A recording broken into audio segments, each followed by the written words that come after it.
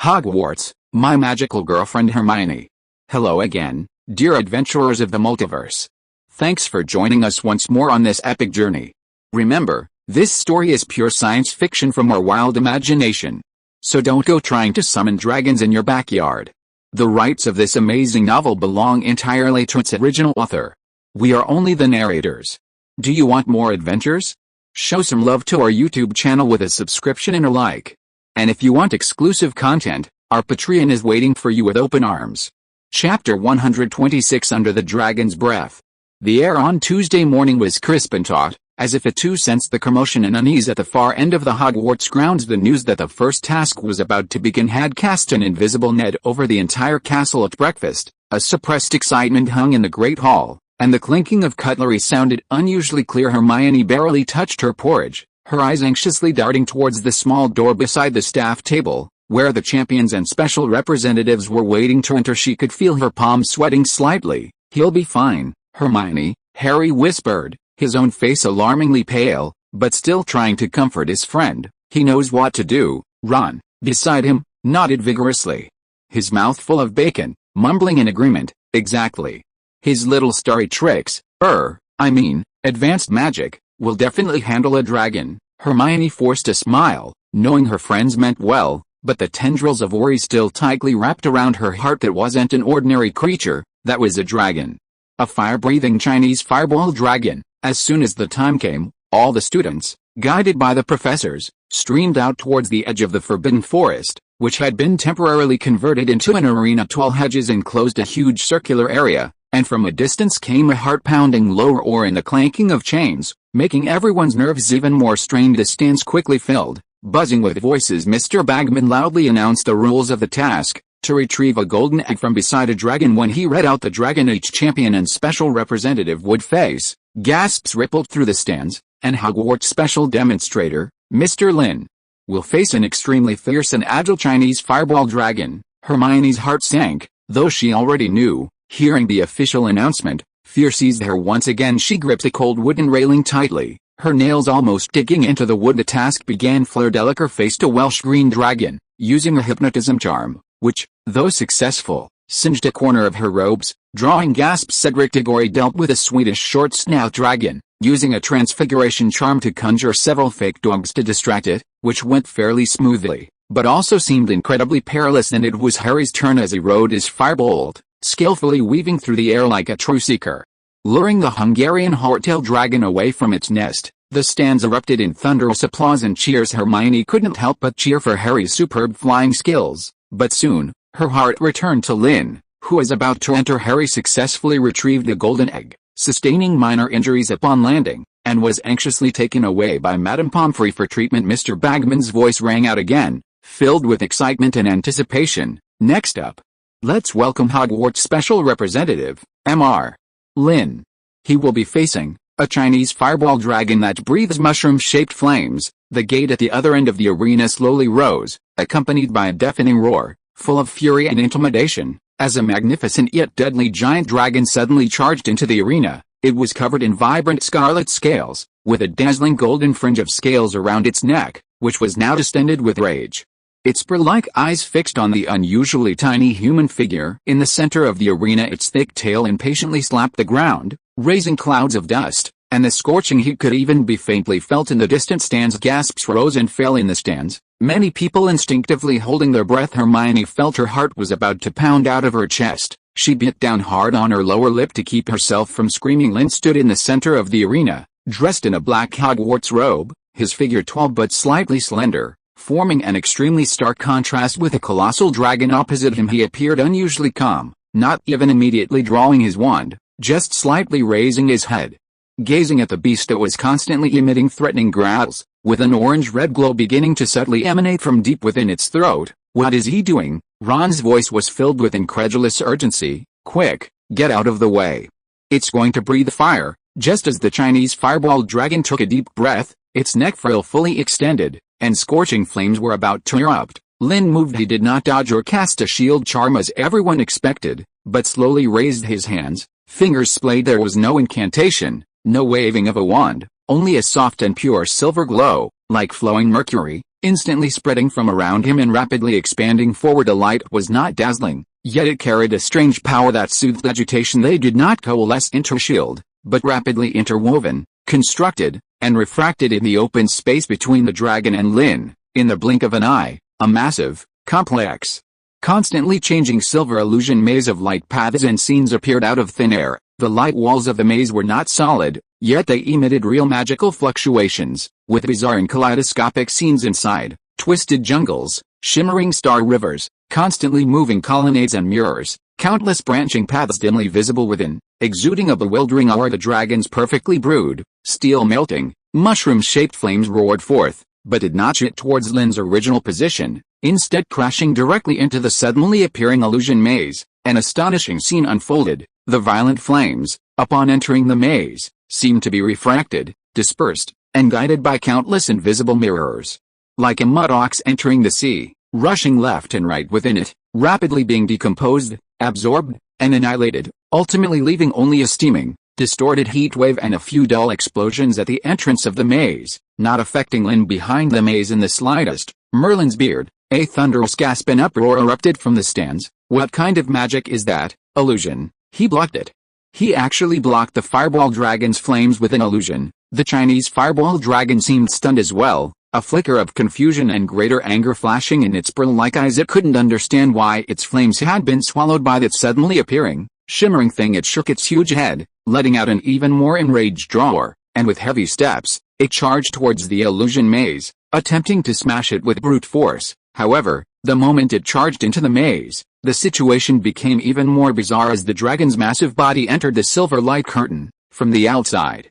Its movements seemed to instantly become sluggish and chaotic inside. It constantly turned its head, sometimes breathing fire at empty air, sometimes sweeping its tail at non-existent obstacles, and sometimes anxiously pacing in circles, as if completely lost, thoroughly trapped by the starry illusion maze. Meanwhile, Lynn still stood in place, his face a few shades paler than before, fine beads of sweat seeping from his temples, maintaining such a massive and intricate illusion clearly taking a huge toll on him. But his gray eyes were exceptionally bright, focused on the dragon within the maze, his fingers trembling almost imperceptibly as he precisely controlled every change in the illusion within the maze.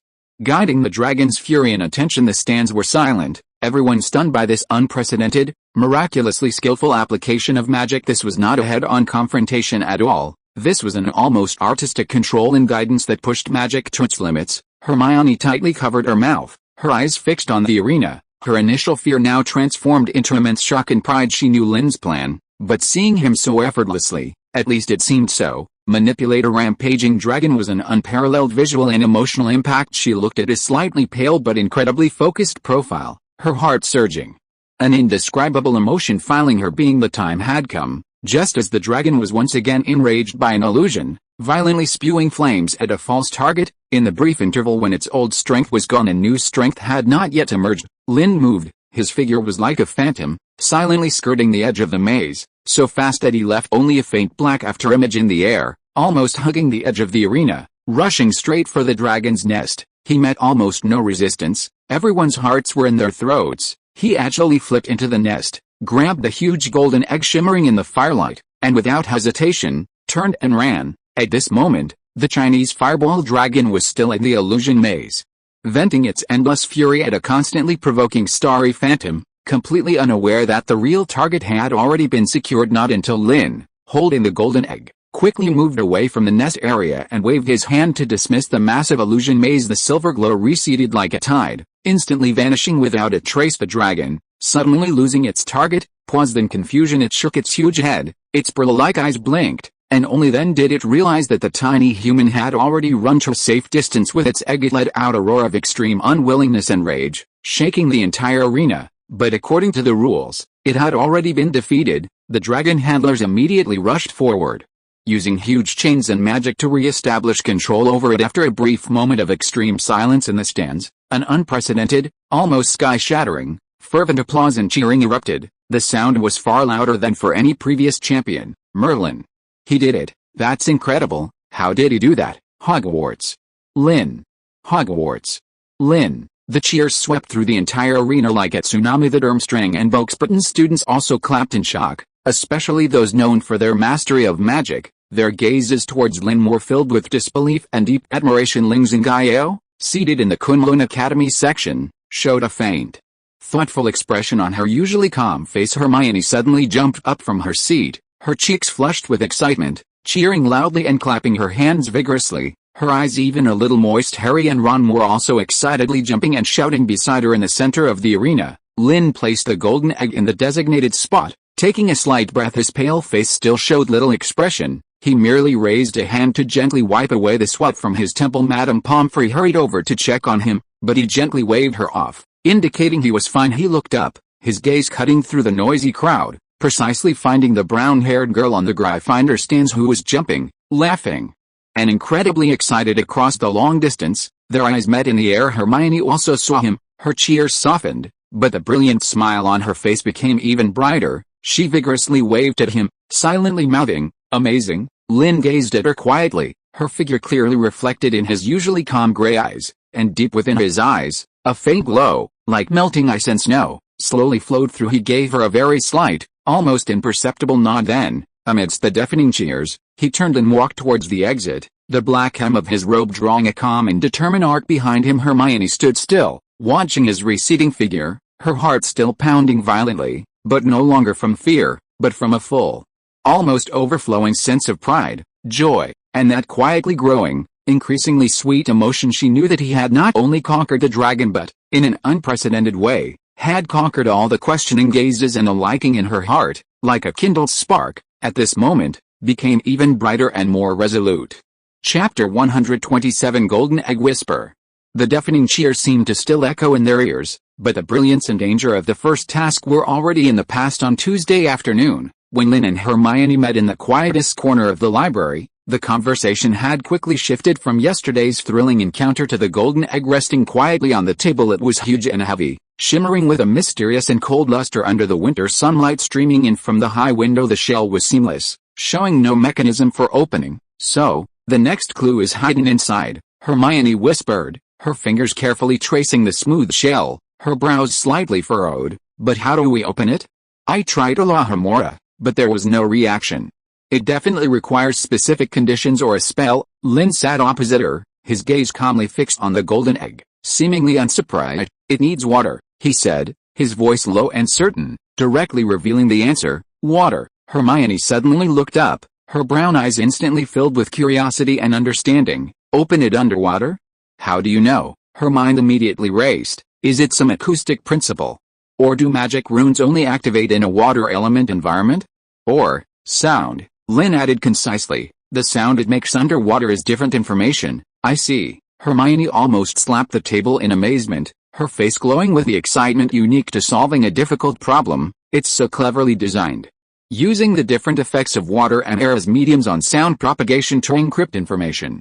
This must be an application of ancient magic." "Lynn, you're just too..." She paused, looking at the person opposite her, and suddenly realized that his foresight seemed to come too easily. The excitement in her eyes faded slightly, replaced by a hint of inquiry and understanding, but the corners of her mouth curved into a soft arc, and her voice softened a bit. "Did you sense something again?" She used such a vague term, cleverly avoiding certain truths that were inconvenient to articulate. Lynn didn't deny it, only giving a faint as an acknowledgement. A fleeting, almost imperceptible softening flickered in his gray eyes, as if he found her unspoken thoughtfulness somewhat agreeable. "Then what are we waiting for?" Hermione immediately stood up, briskly beginning to pack her books and the golden egg. "Let's find a quiet place with water."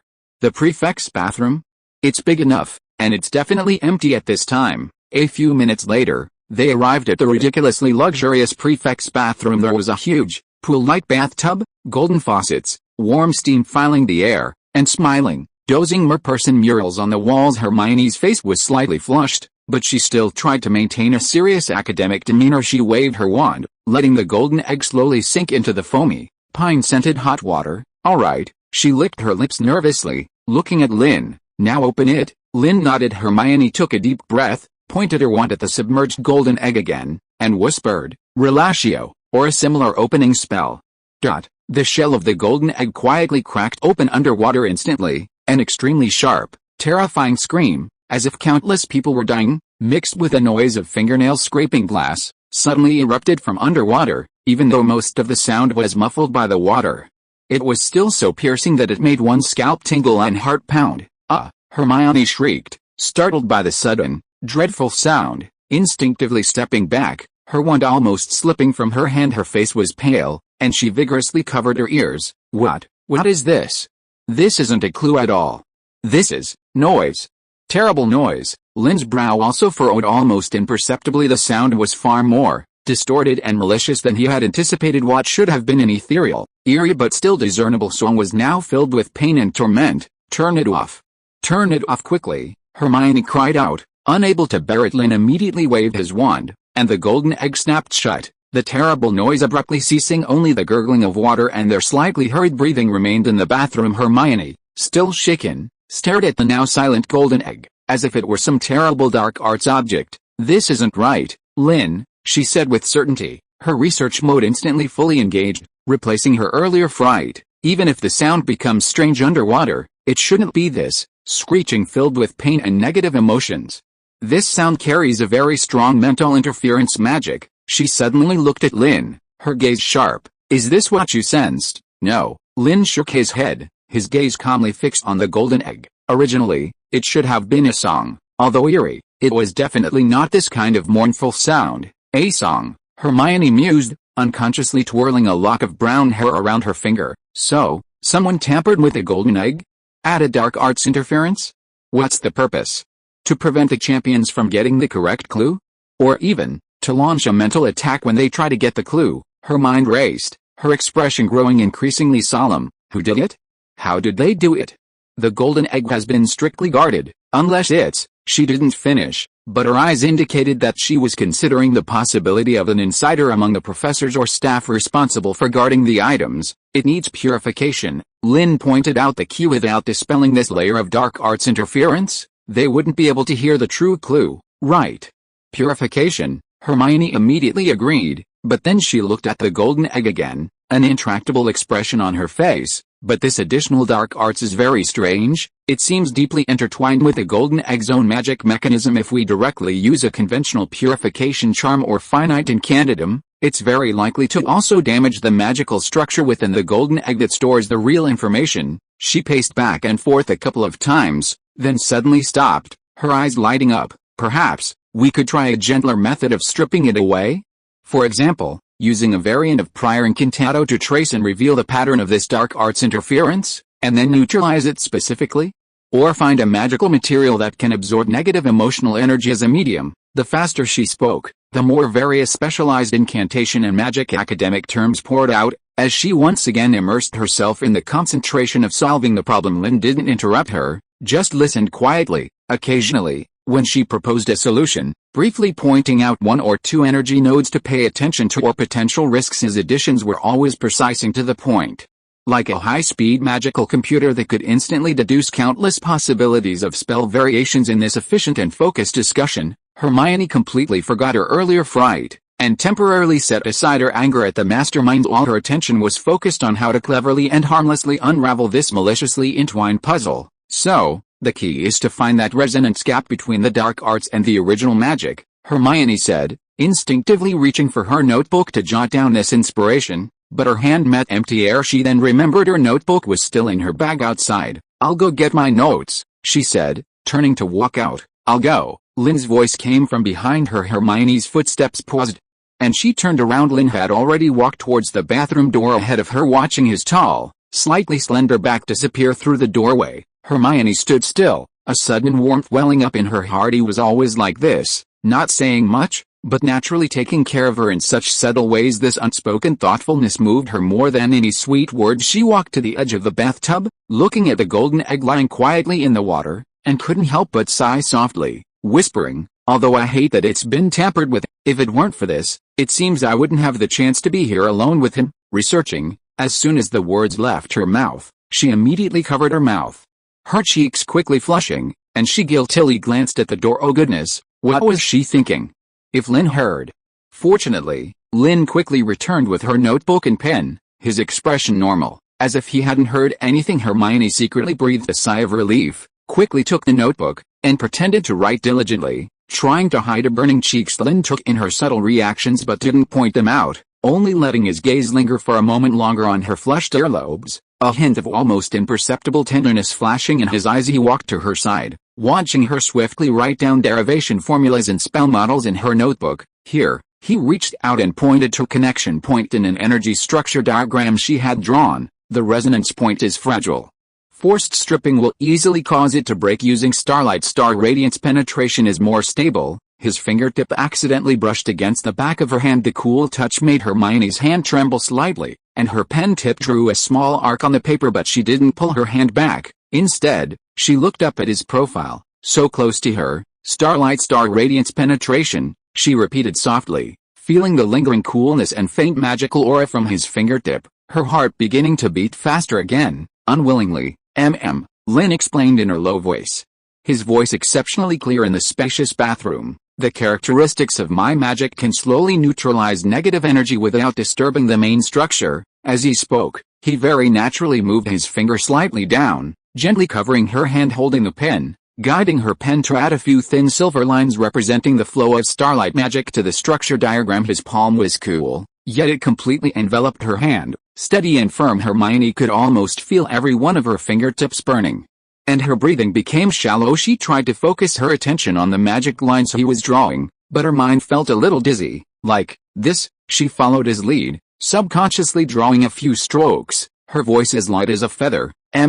Lynn responded softly, his breath brushing her hair. He didn't immediately release her hand. They stood like that, hands overlapping, in the luxurious bathroom filled with warm steam, beside a golden egg containing a terrifying noise, focused on a complex magic problem. Yet the atmosphere inexplicably became somewhat ambiguous and warm. Finally, a loud yawn from a merperson mural broke the brief silence. Lynn slowly released her hand, as if it had been nothing more than a natural teaching guidance. Hermione also immediately withdrew her hand, pretending to seriously look down at the newly added, seemingly shimmering silver lines in her notebook, her heart pounding like a drum.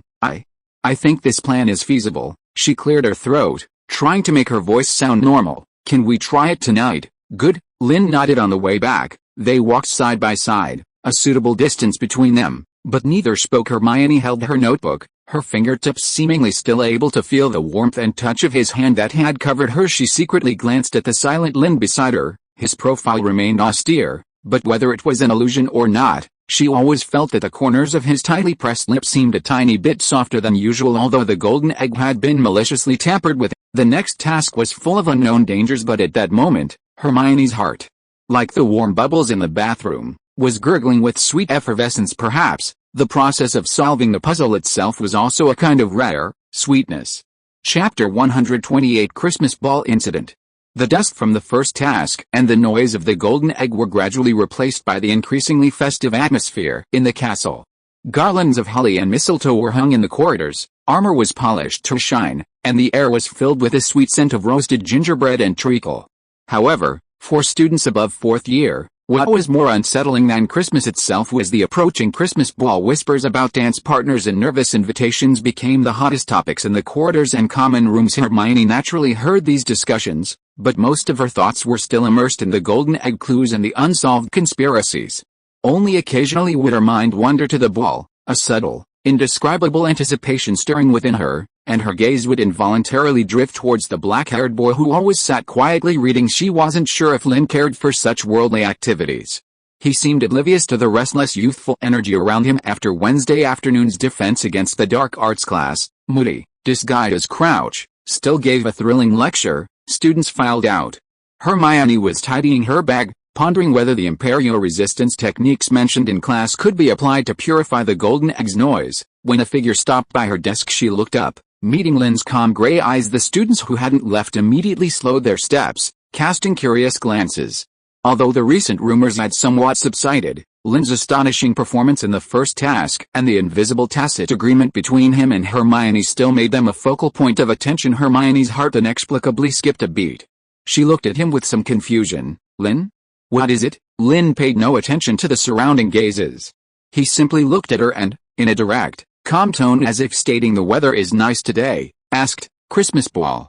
Hermione, would you be my dance partner? His voice wasn't loud, but it clearly reached every eager ear nearby. The air instantly froze. Hermione was completely stunned, her eyes widening slightly, and a blush rapidly spreading across her cheeks.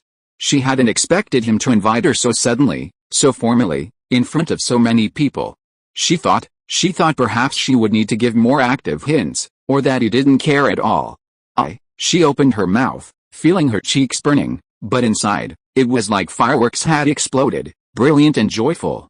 Of course I will, she answered almost eagerly, her voice filled with unconcealed surprise and delight upon hearing her affirmative answer. A fleeting, almost imperceptible glimmer of what resembled relief seemed to flash in Lynn's usually unruffled gray eyes, slight enough for Hermione, who had been watching him, to catch. He nodded almost imperceptibly. Good. Without extra words, the invitation was settled. He naturally reached out and took the heavy bag from her arms, his movements as practiced as if he had done it 1,000 times. Let's go. A few suppressed gasps and good-natured chuckles broke out around him. Hermione's face reddened further, but the corners of her mouth curled upwards uncontrollably, like a stroked cat. She obediently walked beside him, leaving the classroom together amidst envious, surprised, or knowing gazes. Their dance partnership was thus publicly confirmed in a straightforward manner. The news spread like wildfire throughout the castle. Most Gryffindors said, "We knew it all along," while Slytherins couldn't resist a few sour jibes, but more often, there was curiosity and anticipation for this pair. However, the ball's commotion did not end there. The next morning at breakfast, the Great Hall was still bustling. Harry was fretting over not having a dance partner, while Ron was making some rather unhelpful sarcastic remarks. Just then, Ling Zingao, carrying her breakfast plate, walked directly to the Gryffindor table. She was still wearing her dark blue Oriental school robes, her expression calm and unruffled, as if the curious glances around her didn't exist. She stopped in front of Harry, nodded slightly, and in her unique, clear, and direct tone, said, "Mr. Potter. For the Christmas ball, I do not yet have a partner. I hear you also do not have an engagement. Would you be willing to accompany me?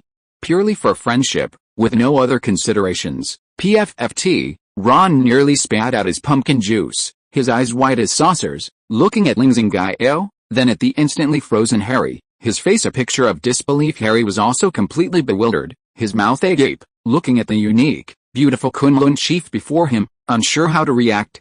He stammered, "Oh, Miss Ling? Of course. I mean, if you don't mind." "I don't mind," Ling Zingao answered crisply. "Then, it's settled.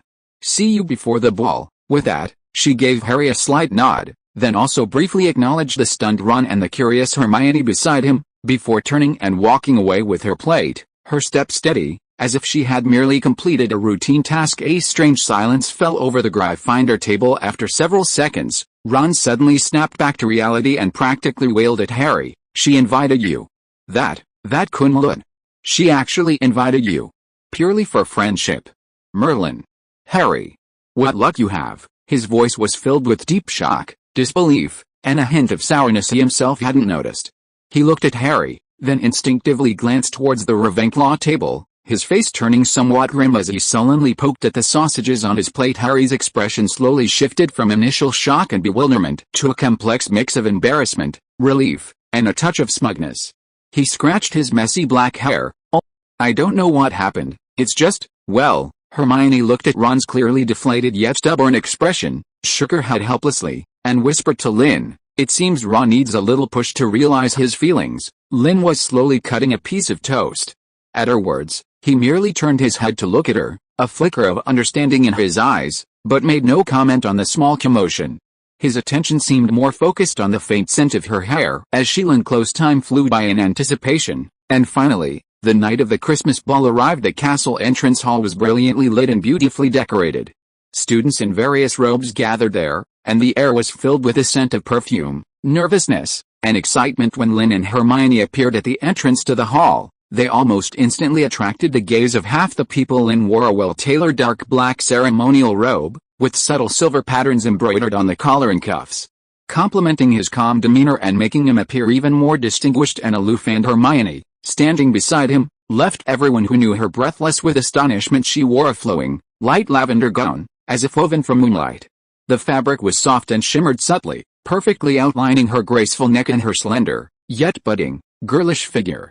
Her usually bushy brown hair was cleverly pinned up, revealing her clear forehead and elegant neck, with only a few playful curls cascading by her ears and neck, adding a touch of softness. Her face held a shy blush, and her brown eyes shone with a special brightness due to nervousness and anticipation. She lowered her head slightly, a little embarrassed, her fingers unconsciously clutching the hem of her dress. When Lynn's gaze fell upon her, it paused almost imperceptibly. In the depths of his gray eyes, starlight seemed to swirl, brighter than usual.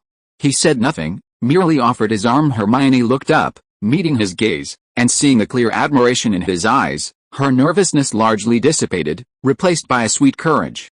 She smiled, extended her hand, and gently linked her arm with his. Their pairing, one coolly elegant, the other radiantly charming, stood together in harmony like figures in a painting. On the other side, Harry, stiff-faced in his new robes, stood awkwardly and at a loss with Ling Zingao, who wore traditional water blue attire embroidered with silver threads and possessed a cool, ethereal demeanor.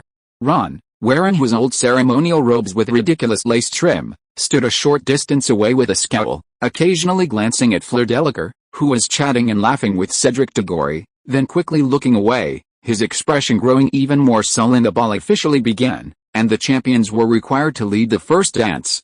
When Professor McGonagall signaled, Lynn naturally led Hermione onto the center of the dance floor. The lights dimmed, and a soft beam fell upon them. The music began. Hermione had initially been a little worried about Lynn's dancing skills, as he didn't seem like someone keen on such things.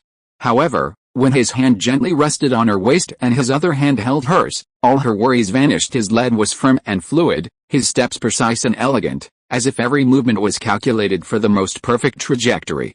Hermione quickly relaxed, followed his rhythm, and became immersed in the music. Then, it was unclear who started it first. Perhaps the music was too enchanting, or the atmosphere too captivating. Extremely subtle, stardust-like silver specks began to naturally emanate from the magical field surrounding Lynn. They weren't dazzling, but they gently encircled the two dancers, as if draping them in a dreamy, light veil. At this moment, conspiracies, the tournament, the noise of the golden egg, everything temporarily faded away. There was only the music, the starlight, and her reflection in his eyes. Their feelings, at this highly anticipated ball, bloomed openly before everyone, in an incredibly natural yet dazzling way. If you are listening to this novel on a channel other than Fanfic World, it means it was downloaded and re-uploaded without effort. We warmly invite you to visit our channel, Fanfic World. There you will find the original version of this story and many other novels of various genres. We look forward to seeing you dive into a world of incredible novels. Chapter 129, Dancing Stars. Hogwarts' Great Hall had never sparkled so brilliantly. The walls were covered in thick silver frost, and hundreds of garlands woven from mistletoe and holly, shimmering with crystallized beads, hung from the ceiling. Tiny magical lights, like real stars, slowly rotated in the dome, casting a soft glow onto the dance floor below. The air was a sweet mixture of pine, roasted apples, honeyed treats, and various expensive perfumes, but even more striking than this luxurious scene were the radiant partners in the center of the dance floor. At first, Hermione still felt a trace of nervousness, worried about her steps or Lynn's seemingly out-of-place cool demeanor. However, when Lynn's hand steadily rested on her waist and his other hand held her cool fingertips, a strange sense of reassurance instantly dispelled all her unease. His lead was not a display of skill, yet it was incredibly precise. Every spin, every advance and retreat flowed like breath, as if they had danced together 1,000 times. Hermione quickly relaxed completely, following his rhythm wholeheartedly, immersed in the melodious and beautiful waltz. Then, a subtle change quietly occurred. Perhaps Lynn was engrossed in the feeling of dancing with her, or perhaps his magic was subtly connected to his emotions. Tiny,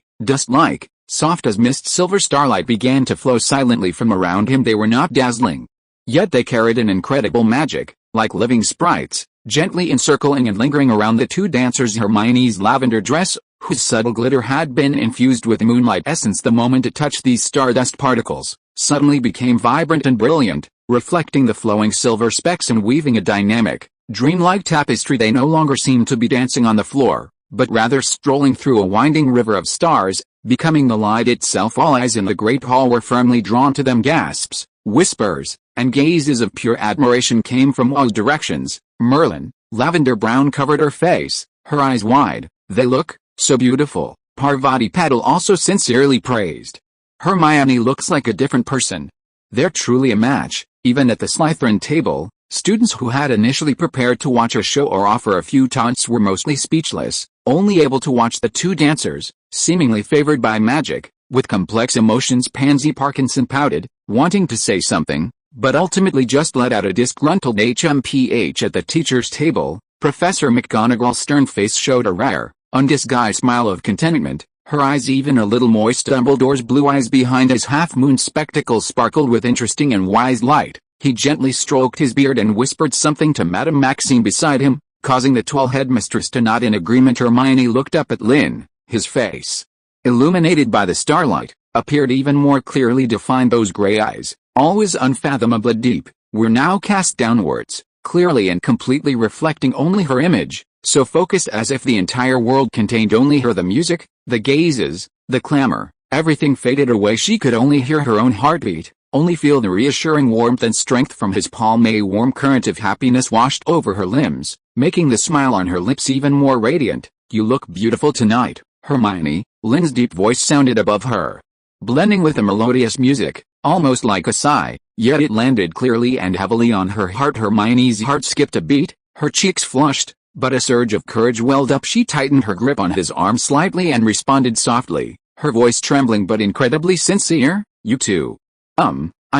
You look very handsome tonight, Lynn." Lynn said nothing more, only the slightest upward curve of his lips, an arc as faint as a ripple on water, yet it had truly been there. He exerted a slight pressure with his arm, guiding her through a fluid and elegant spin, her skirt and the starlight together tracing a dazzlingly beautiful arc. Hermione let out a light, happy giggle, temporarily casting all worries aside. When the lead dance ended, other students flooded onto the dance floor. The atmosphere became even more lively and relaxed. Hermione and Lynn danced 2 more dances before, slightly breathless, they withdrew from the center of the dance floor and walked to a long table laden with drinks. Hermione's cheeks were flushed from exertion and excitement, and her eyes sparkled astonishingly. "Something to drink?" Lynn handed her a glass of sparkling pumpkin juice. "Thank you." Hermione took the glass, her fingertips brushing his by chance. A tiny, electric jolt ran through her, making her ears quietly warm again. She sipped slowly, her gaze involuntarily following the people on the dance floor. She saw Harry and Ling Zingao. Harry was clearly very nervous, his step stiff, and he almost stepped on Ling Zingao's foot several times. Ling Zingao,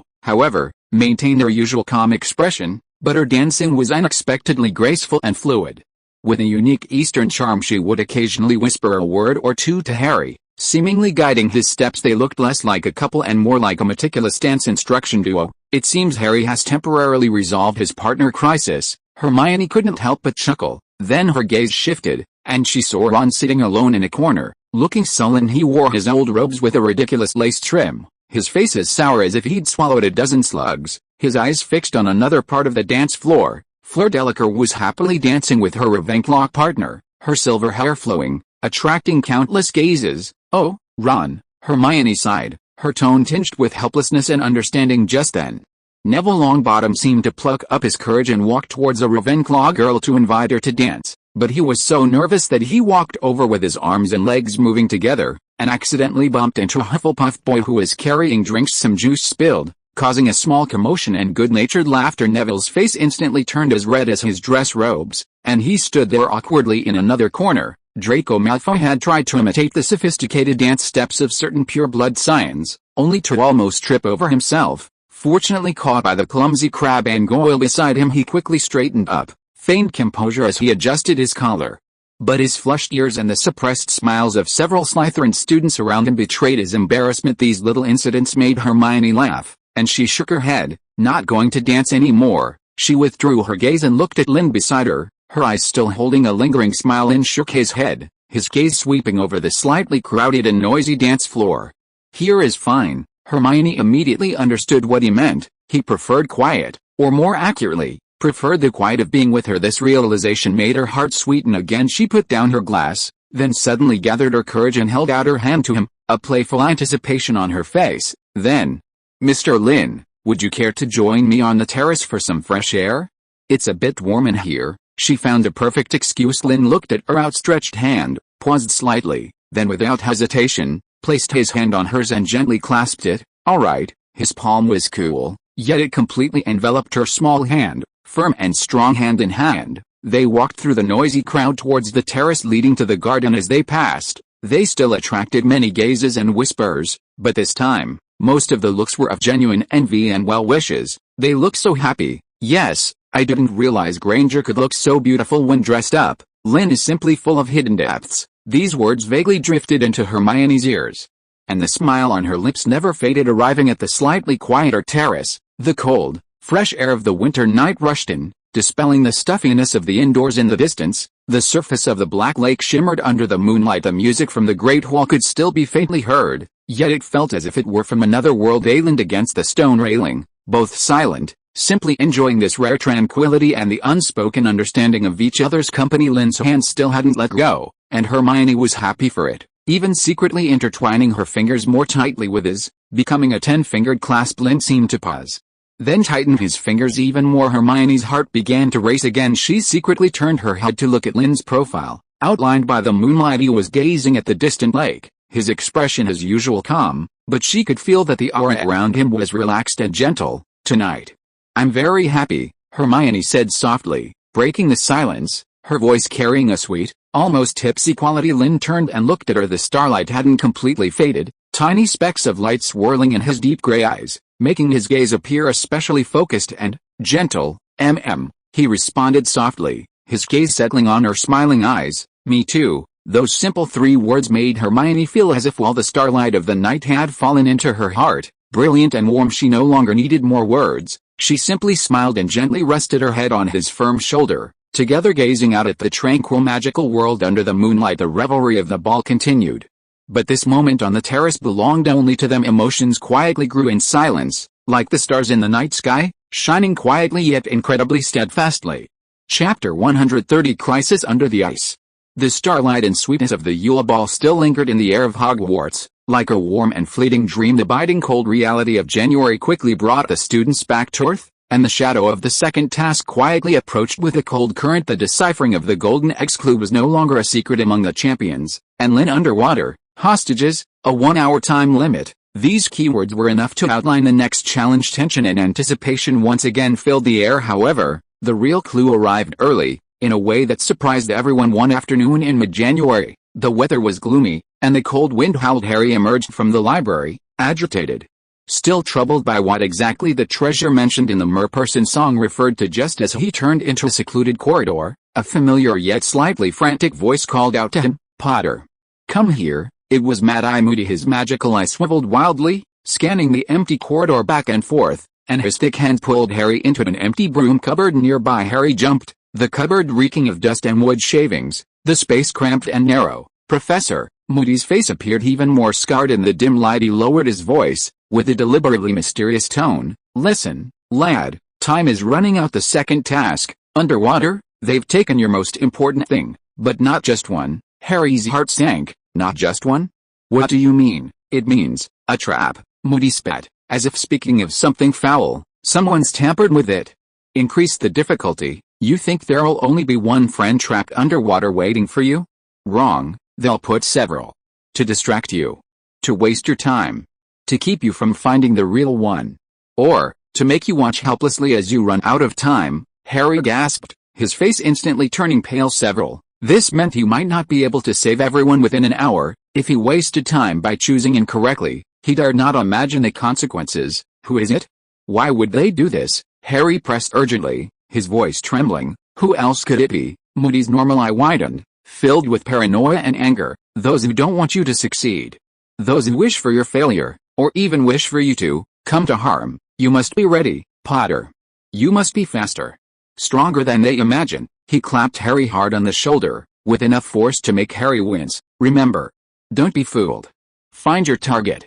At the fastest speed." With that, without waiting for Harry to ask further questions, he abruptly pulled open the broom cupboard door, cautiously looked left and right, then gruffly said, "Go prepare, lad.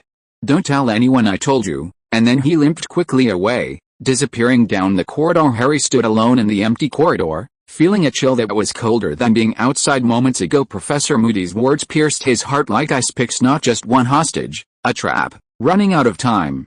He stood there, lost in thought, until Ron and Hermione found him. "Harry? What are you doing here?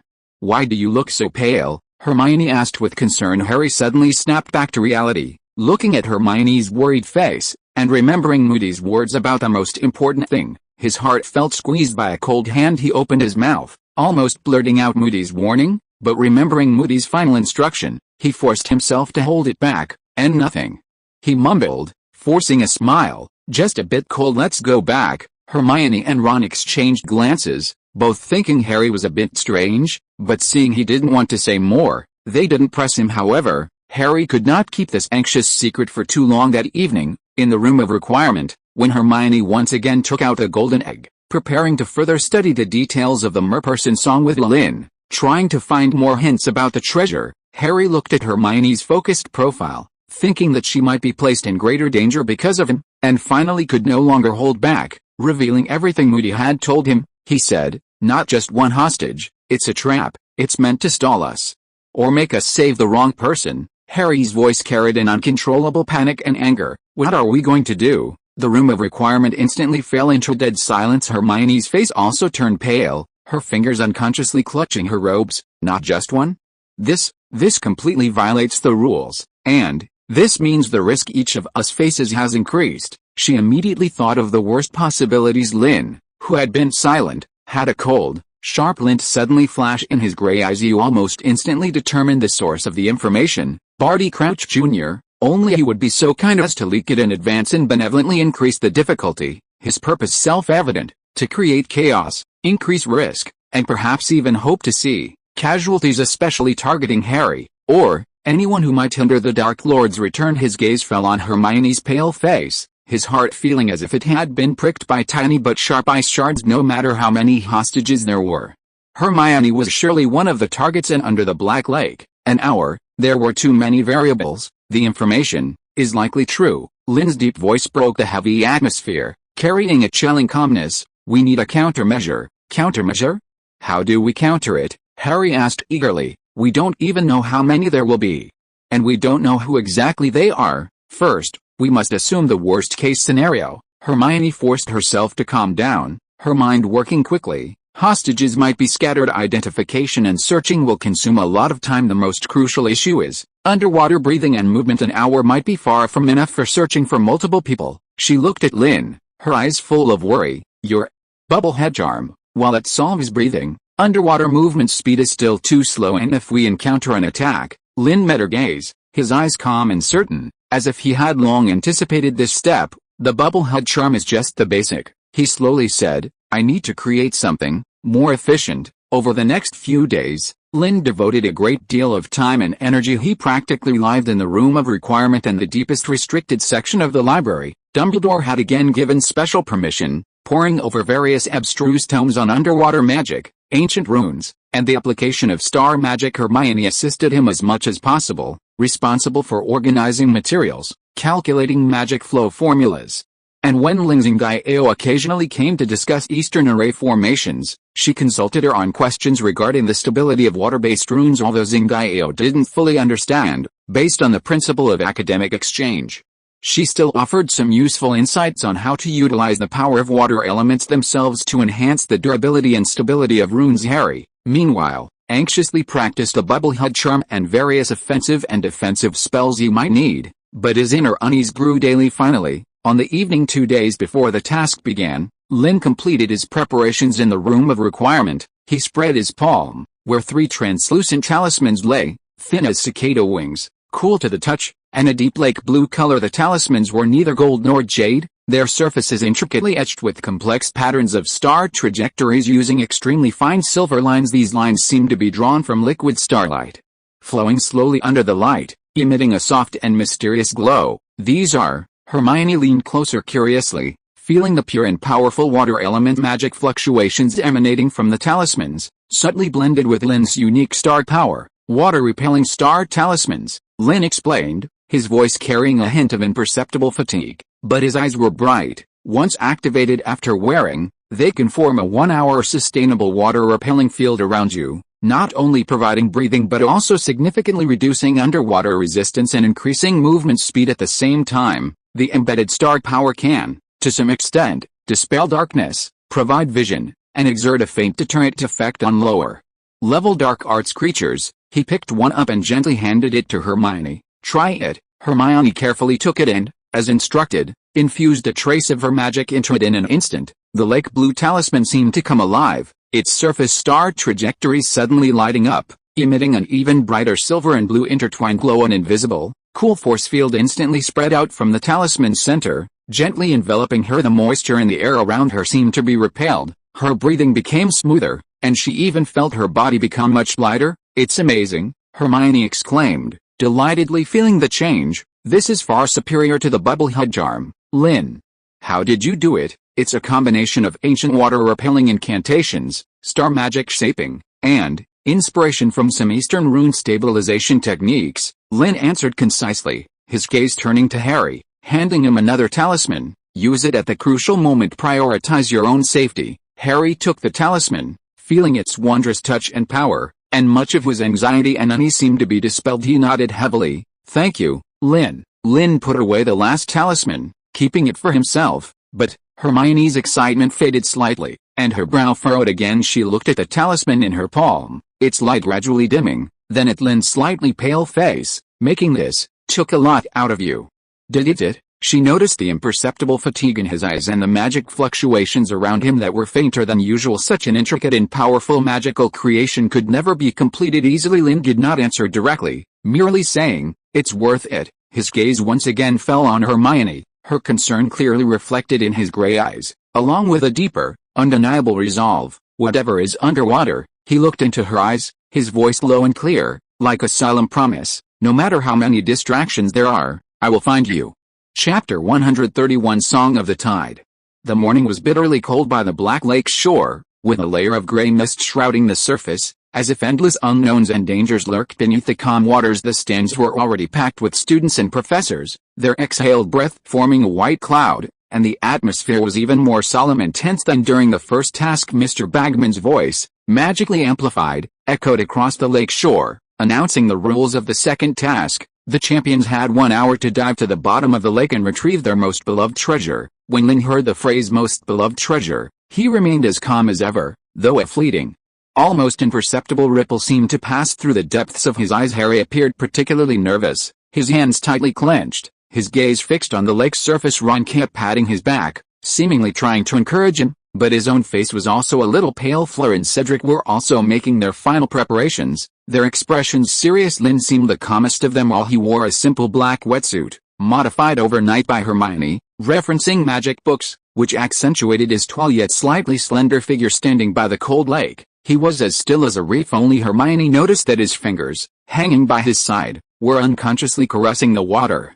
Repelling star charm he kept close to him. The whistle blew. The four champions and Lynn almost simultaneously leapt or walked into the frigid waters of the Black Lake. The biting cold instantly enveloped him, and the light rapidly dimmed. Lynn immediately activated the water-repelling star charm without hesitation. A soft, oval-shaped force field, glowing with a silvery blue shimmer, instantly enveloped him, perfectly pushing away the surrounding lake water to form an independent air bubble. His breathing immediately became smooth, and even more miraculously, most of the water's resistance seemed to vanish, with just a slight movement. He could propel himself forward at a speed far exceeding normal swimming. The faint glow emitted by the star charm also dispelled the surrounding darkness, allowing him to see about 10 meters ahead. He didn't hesitate for a moment, relying on the unique, subtle sensation from the life-sharing contract and mental link with Hermione, as well as star magic's keen perception of specific soul fluctuations, to rapidly dive in one precise direction. The world at the bottom of the lake was bizarre and colorful. Giant waterweeds swayed like a forest, and oddly shaped fish, startled by his arrival, quickly darted into the shadows. The deeper he went, the darker the light became and the greater the water pressure, but the force field formed by the water repelling star charm remained exceptionally stable, only its glow contracting slightly inward after diving for about 5 or 6 minutes, far exceeding the depth reachable by a normal bubble head charm. The surroundings were almost pitch black, with only the star charm's light illuminating a small area ahead. The subtle sensation grew clearer and clearer. Just then, from a dense cluster of huge black waterweeds in front of him, a faint, grating hiss suddenly emanated, as if something was rubbing against the waterweed stems and leaves. Immediately following, several blurry, distorted black shadows, like phantoms, suddenly shot out from the waterweed forest, silently encircling him. They had no fixed form. Seemingly condensed from the inky lake water, their edges constantly writhing and changing. Only vaguely discernible human-like outlines could be made out, yet they had no facial features, only 2 points of ghastly white light flickering where a head should be, emitting cold, venomous, and greedy mental fluctuations wherever they passed. the surrounding lake water seemed to become even more chilling, and even the light was swallowed up a bit. Dark water fiends. Lynn's gaze suddenly turned cold. There was indeed an ambush. These were definitely not native creatures of the Black Lake. They exuded a pure, nauseating aura of dark arts, clearly created or summoned to intercept and harass the champions. Two of the water fiends let out a silent mental shriek, the vibrations piercing through the water and directly into the mind, attempting to induce fear and confusion. The other three suddenly spread their claw-like arms, formed from dark water currents, and fiercely lunged at Lynn's water-repelling force field from different directions. In the stands, spectators watching the underwater situation through the magical water screen let out gasps of surprise. They couldn't see the clear forms of the water fiends, only several dense, rapidly moving black shadows suddenly pouncing on the silvery blue light bubble where Lynn was. What are those things, Merlin? There are monsters in the water. They're attacking. They're attacking him. Hermione's heart instantly leaped into her throat. She abruptly stood up from her seat, her hands tightly covering her mouth, her face ashen. Harry and Ron were also stunned speechless underwater, facing this sudden encirclement. Lynn's eyes were terrifyingly calm. He had long anticipated that it wouldn't be smooth sailing. Just as those dark claws were about to touch the water-repelling force field, Lynn's normally gentle silvery blue light instantly became dazzlingly bright. He didn't stop moving forward, nor did he change direction. He simply raised his hands, his fingers rapidly sweeping before him as if playing a tune. As his fingers moved, the starlight magic swirling around the water repelling force field was instantly activated and shaped. Whoosh! Whoosh!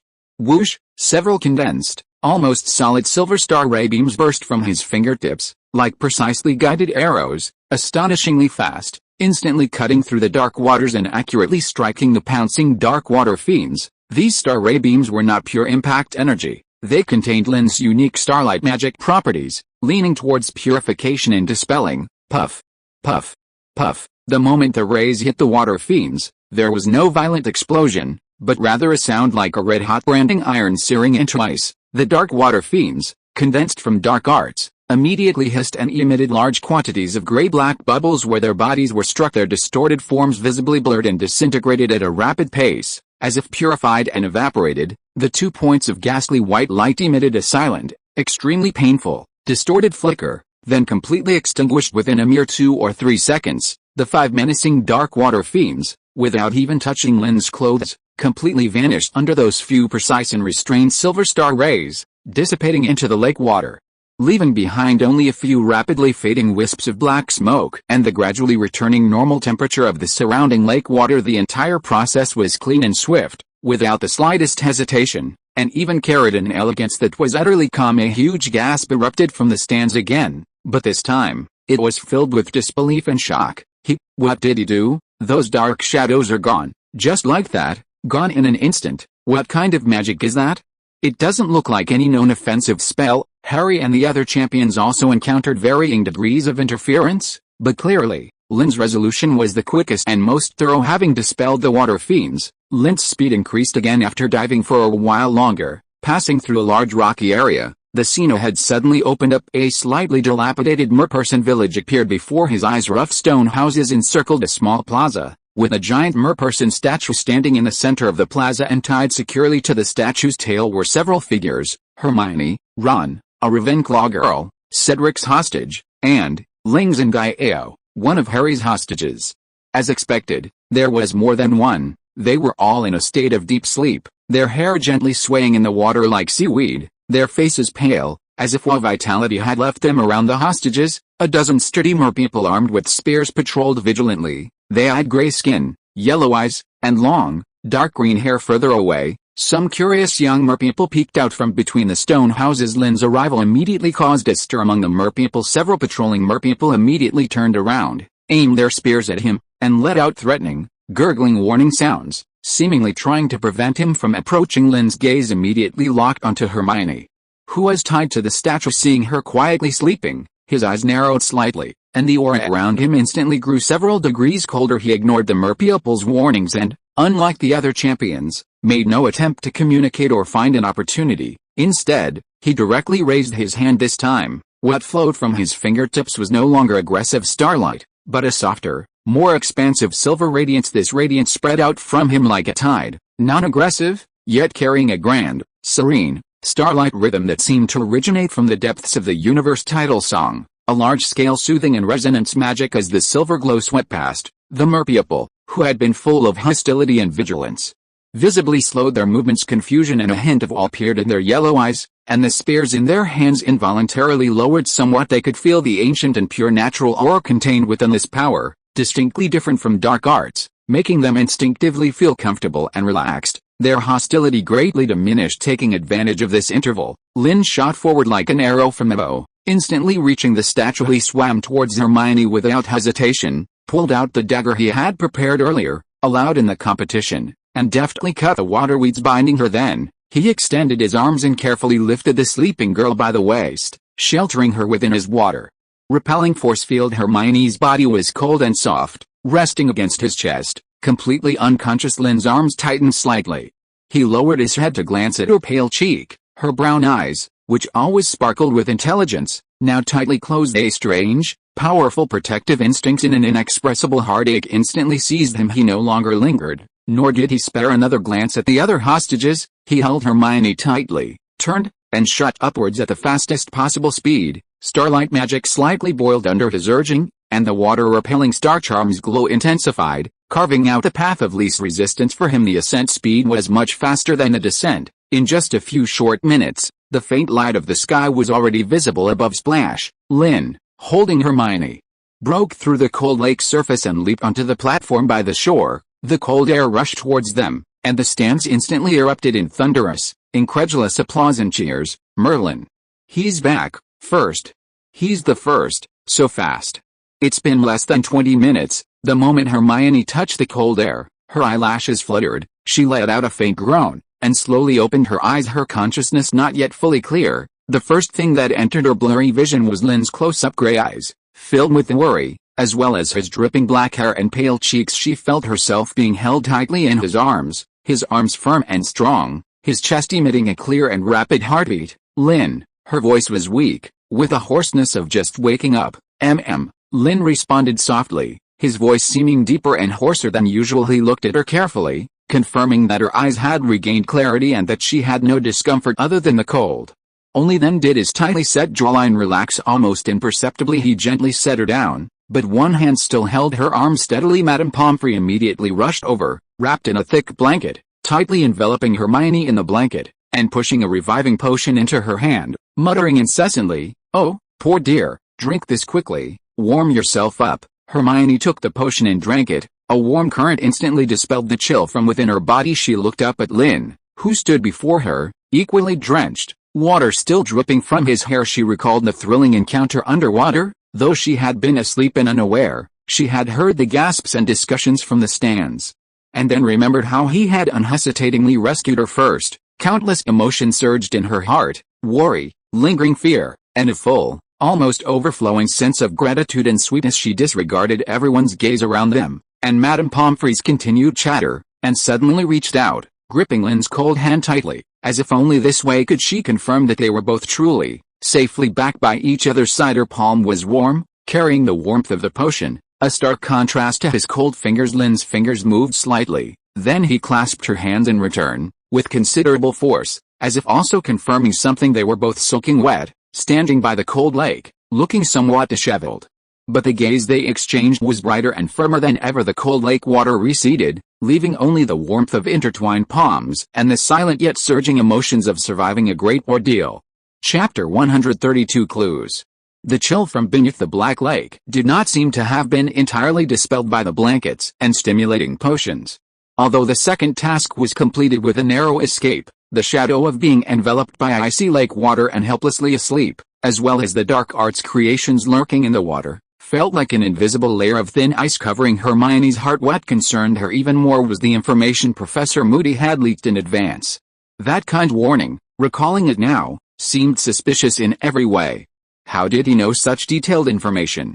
He even knew there was more than one hostage? This far exceeded the scope of knowledge a judge or professor should possess on Thursday's defense against the dark arts class. These doubts began to fester and grow. Moody, disguised as Crouch, still taught in his rough, threatening, and intimidating manner. Today's content was an in-depth analysis and defense against the Imperio, undoubtedly, a highly sensitive and dangerous topic. Imperio, Moody roared in his hoarse voice, his magical eye rolling around, scanning every student in the classroom, as if a Death Eater would jump out and cast a spell at any moment. One of the 3 unforgivable curses. It can turn you into a docile puppet in the caster's hands. If he tells you to jump out the window, you jump out the window. If he tells you to kill, he paused, his magical eye twitching unnaturally, and he corrected himself, it makes you do anything against your will. He limped between the desks, his wooden leg hitting the ground with heavy thump sounds, creating an oppressive atmosphere. Resist it, he suddenly slammed Harry's desk, making Harry jump. It requires extremely strong willpower. You need to stay clear-headed at all times. Remember who you are. Resist the false illusion of happy obedience that's forced into your mind. He began to demonstrate, of course, using a simple confundo on himself to simulate the effect, how to struggle, how to fight back. Most students were scared into silence by his immersive, and somewhat over-the-top, teaching method, listening intently and trying to remember every key point. Hermione was also listening carefully, her quill rapidly taking notes. However, as she listened, her keen academic senses were suddenly piqued when Professor Moody explained how to resist the Imperio. He repeatedly emphasized a technique: concentrate all your mind and build an extremely vivid anchor point in your mind. It could be a person, a place, a memory, something that holds profound meaning for you. Use it to pierce through the false sense of pleasure brought by the spell and pull you back to reality. This theory itself was not problematic. It was mentioned in many advanced defense against the dark arts books, but Moody's examples and phrasing when describing this anchor point were very strange, even overly personalized and emotional. Imagine your most important person is being tortured by the Dark Lord with a crucio. His voice was hoarse, his expression even somewhat distorted by emotion. And you're standing here feeling happy like an idiot. Can you tolerate that? Use that rage, that pain, to tear apart the damned spell, or think of your home consumed by fire, your loved ones lying in pools of blood, and all you want to do is dance. Use that imagery. Let it be your weapon. His examples were full of extreme violence, pain, and intense negative emotions. As if only ultimate suffering and hatred could serve as effective anchor points, Hermione's brow furrowed deeper. This was quite different from all the authoritative theories she had read. Those books emphasized at the core of an anchor point was self-identity and strong emotional connection, which could be love, responsibility, commitment, or happy memories, not necessarily pain and anger. In fact, overly extreme negative emotions could make one lose control and be more easily manipulated. Moody's emphasis was more like the personal experience sharing of a former Auror who had lived through an era of extreme terror, with a mind full of trauma and paranoia, rather than a universal, scientific approach to magic teaching. Moreover, when he spoke of these things, his normal eye would occasionally flash with a nearly fanatical gleam, somewhat inconsistent with his usual cynical tough guy image. A thought, like a cold snake, quietly slid into Hermione's mind. Would a real Alastor Moody, known for his vigilance and suspicion, share his most vulnerable, most emotional method of resistance so unreservedly, even somewhat provocatively, with a group of fourth-year students? Especially if this method might deviate from orthodox theory. During the break, Hermione immediately went over to Lynn, lowered her voice, and quickly voiced her concerns. His way of speaking is too extreme, Lynn. And that emotion, it's very unstable, not like the Moody described in books. I just feel something's not right, she whispered, her eyes full of confusion and a hint of unease. Lynn listened quietly, a faint, sharp glint flashing deep within his gray eyes. He knew the reason, of course, but couldn't directly reveal it. He needed to guide Hermione to discover it herself. Very sharp observation, he responded in a low voice, his gaze seemingly casually sweeping over Moody, who was refilling his flask at the front of the class. Some of his magic details also differ from what's recorded. Magic details? Hermione immediately seized on the key point, her eyes lighting up. In what ways? Magic fluctuations. Lynn's voice was even lower, almost a whisper.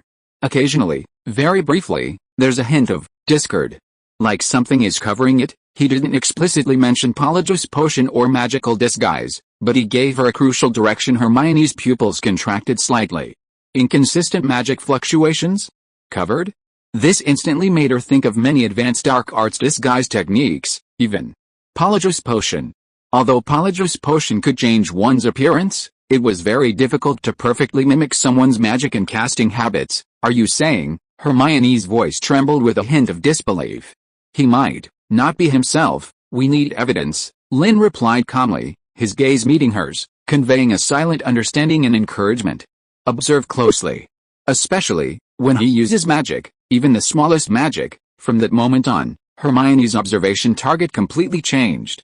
She was no longer merely a student recording knowledge, but had become a secret investigator. She used every opportunity to observe Moody. She found that Moody indeed almost never personally demonstrated offensive or defensive spells, except for using some harmless minor spells on himself.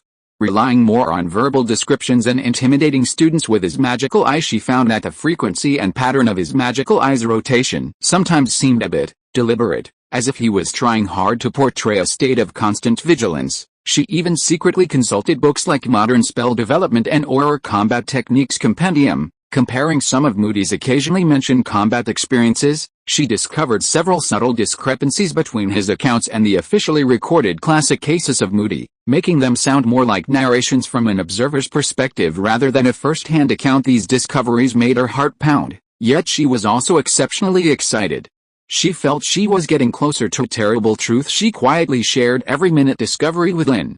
The two often huddled together in the most secluded corners of the library or in the room of requirement, exchanging information in the lowest whispers. When he demonstrated a shield charm today, his wand movement was half an inch larger than Moody's usual technique recorded in Standard Book of Spells, Grade 4. His account of Rowell's process had 3-time discrepancies with the records archived in the Daily Prophet. The frequency of him refiling his flask seems a bit too high. Lynn would calmly help her analyze the credibility of these clues, pointing out which might just be individual differences or memory biases, and which were truly worth investigating further. He was like a silent and reliable lighthouse, guiding her when she was troubled by the myriad clues. This feeling of sharing a secret and investigating side by side subtly brought the two closer. Sometimes, in the pauses of their discussion, Hermione would look up and see Lynn's focused profile so close, feel his shallow breathing, and her heart would involuntarily beat faster. She would suddenly forget those terrifying conjectures, only feeling that solving the mystery with him was, in itself, a strangely sweet thing. And Lynn, too, when her eyes lit up with excitement over a discovery and she eagerly shared it in a low voice, his gaze would linger on her face for a moment longer. In his usually calm gray eyes, a hint of almost imperceptible softness and admiration would flash. He would even reach out and gently pull the quill from between her teeth when she unconsciously bit the end of it from deep thought, handing her a small dish of warm lemon sorbet tarts that a house elf had just delivered. "Energy boost," he would say in his concise way. Hermione would blush as she took it, nibbling at the sweet tart, feeling the warmth spread from her stomach all the way to her heart, temporarily dispelling all her tension and unease. The investigation was dangerous and unsettling, but in the process, they relied on and trusted each other. That unspoken understanding and quietly growing affection became a warm starlight, illuminating the dark clouds of suspicion. Hermione knew they had to be even more careful and find irrefutable evidence. But she also knew that no matter what lay ahead, she was no longer alone. She glanced at Lynn, who was deep in thought beside her, and quietly withdrew her hand under the table, gently touching the back of his hand resting on his knee. Lynn's fingers moved slightly, then turned over, gently clasping her fingertips. There were no words, only the warmth and strength transmitted through their fingertips. The path of secret investigation was fraught with peril, but with their hands intertwined, they had no fear. Chapter 133 Father's Atonement. The investigation into Barty Crouch Jr., disguised as Moody, had reached a stalemate. The subtle inconsistencies Hermione and Lynn had collected, while enough to raise their suspicions, did not constitute any substantial evidence. They couldn't report to Dumbledore with reasons as trivial and speculative as his wand movements were half an inch too wide or discrepancies in memory details. It was in this deadlock and subtle anxiety that a sudden incident, like a boulder thrown into a deep pool, shattered the temporary calm, but also stirred the waters even muddier. It was a Saturday morning, the sky gray and the chill still lingering. Hagrid, as usual, had risen early to patrol the edge of the Forbidden Forest, checking on his little darlings, which others might consider giants. As he walked to a secluded patch of woodland not far from the Booksburton's carriage, his huge figure suddenly froze. What's that? Ahead, beneath a thick beech tree, a figure appeared to be huddled. Hagrid immediately became alert, gripping his ever-present pink umbrella, which was actually his wand, and strode over. As he got closer, he gasped. It was a man, dressed in tattered, mud and leaf-stained black wizard robes, with messy gray hair and a scruffy beard. He was curled up, trembling violently, as if enduring immense pain or cold. There were numerous small scratches on his face and hands, His lips were cracked, and his breathing was faint and shallow. What shocked Hagrid the most was that he recognized the man, Mr. Crouch. Hagrid roared in disbelief, quickly kneeling down. Merlin's beard. How did you get here? What happened to you? Lying near death beneath the tree was none other than the head of the Department of International Magical Cooperation, Barty Crouch.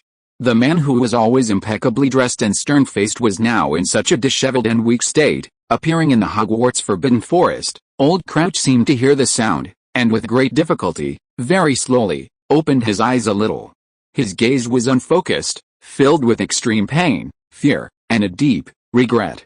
He mumbled with his lips, uttering extremely faint, broken words, escaped, finally, wrong, all wrong, my son, he serves the Dark Lord whose name must not be spoken. The last few words almost drained all his strength, accompanied by a violent cough. His body suddenly convulsed, his eyes snapped open, and the last terrifying glint of light burst forth within them. He desperately clutched Hagrid's thick arm, though his grip was pitifully weak. Stop him, at Hogwarts. After saying this, the light in his eyes quickly dimmed, and the hand clutching Hagrid's arm fell limply. His head lolled to the side, and he completely lost consciousness, only his chest still showing a very faint rise and fall. Hagrid was completely flustered, his huge body trembling slightly from shock and worry. He dared not delay. Carefully and as gently as possible, he picked up the frighteningly light old Crouch, as if carrying a fragile doll. He took large strides, frantically running towards the hospital wing in the castle, shouting with his rough voice as he ran, Madame Pomfrey! Professor Dumbledore! Come quickly, someone needs help. The huge commotion immediately attracted attention. The news spread like wildfire among the professors and some students. Did you hear? Director Crouch is dying in the Forbidden Forest, Merlin. What happened? Hagrid found him. And he supposedly said some nonsense. When Hermione and Lynn heard the breathless news from Ron in the common room, they both immediately stood up, exchanged glances, and saw shock and a hint of I knew it solemnity in each other's eyes. They immediately rushed to the hospital wing, but it had already been sealed off by the professors. They could only wait anxiously in the corridor outside, like the other students who had rushed there, listening to the faint sounds of Madame Pomfrey's hurried footsteps in low voices. Dumbledore, McGonagall, and Snape all seemed to be inside. After a long and anxious half-hour, the hospital wing door was finally opened. Professor Dumbledore emerged, his face more serious and weary than ever before, complex light glinting in his blue eyes behind his half-moon spectacles. Professor McGonagall followed behind him, covering her mouth with a handkerchief, her eyes a little red. Snape, his face as dark as if it could drip water, quickly left, his black robes billowing. Professor, Mr. Crouch, Hermione couldn't help but step forward, asking anxiously. Dumbledore shook his head heavily. We did our best. Mr. Crouch's body and mind suffered immense trauma and exhaustion. It's a miracle he held on this long. He just passed away. A collective gasp and suppressed exclamations echoed in the corridor. Passed away? The powerful, cold, and always aloof Barty Crouch had actually died so silently in the Hogwarts hospital wing. Did he say anything? Harry couldn't help but ask, remembering Mr. Crouch's previous strange behavior. Dumbledore's gaze swept over Harry, then thoughtfully glanced at Hermione and Lynn beside him. After a moment of contemplation, he slowly said, Mr. Crouch did, in his final moments, leave some fragmented information about his son, and, he claimed, his son is currently at Hogwarts, serving Lord Voldemort. What, Barty Crouch Jr.? Isn't he dead, at Hogwarts? How is that possible? The students immediately erupted into a clamor of discussion, their faces filled with fear and disbelief. Hermione's heart pounded. She looked sharply at Lynn. Lynn was also looking at her, his gray eyes calm, but he gave her a very slight nod indeed. Their suspicions were correct. The person impersonating Moody was very likely Barty Crouch Jr. And old Crouch's escape and death undoubtedly confirmed this. However, Dumbledore's next words were like a bucket of cold water. However, Dumbledore's voice rose slightly, quieting the discussions. This information is too vague, lacking in detail. Mr. Crouch did not specify in what capacity his son was lurking at Hogwarts, nor did he provide any conclusive evidence.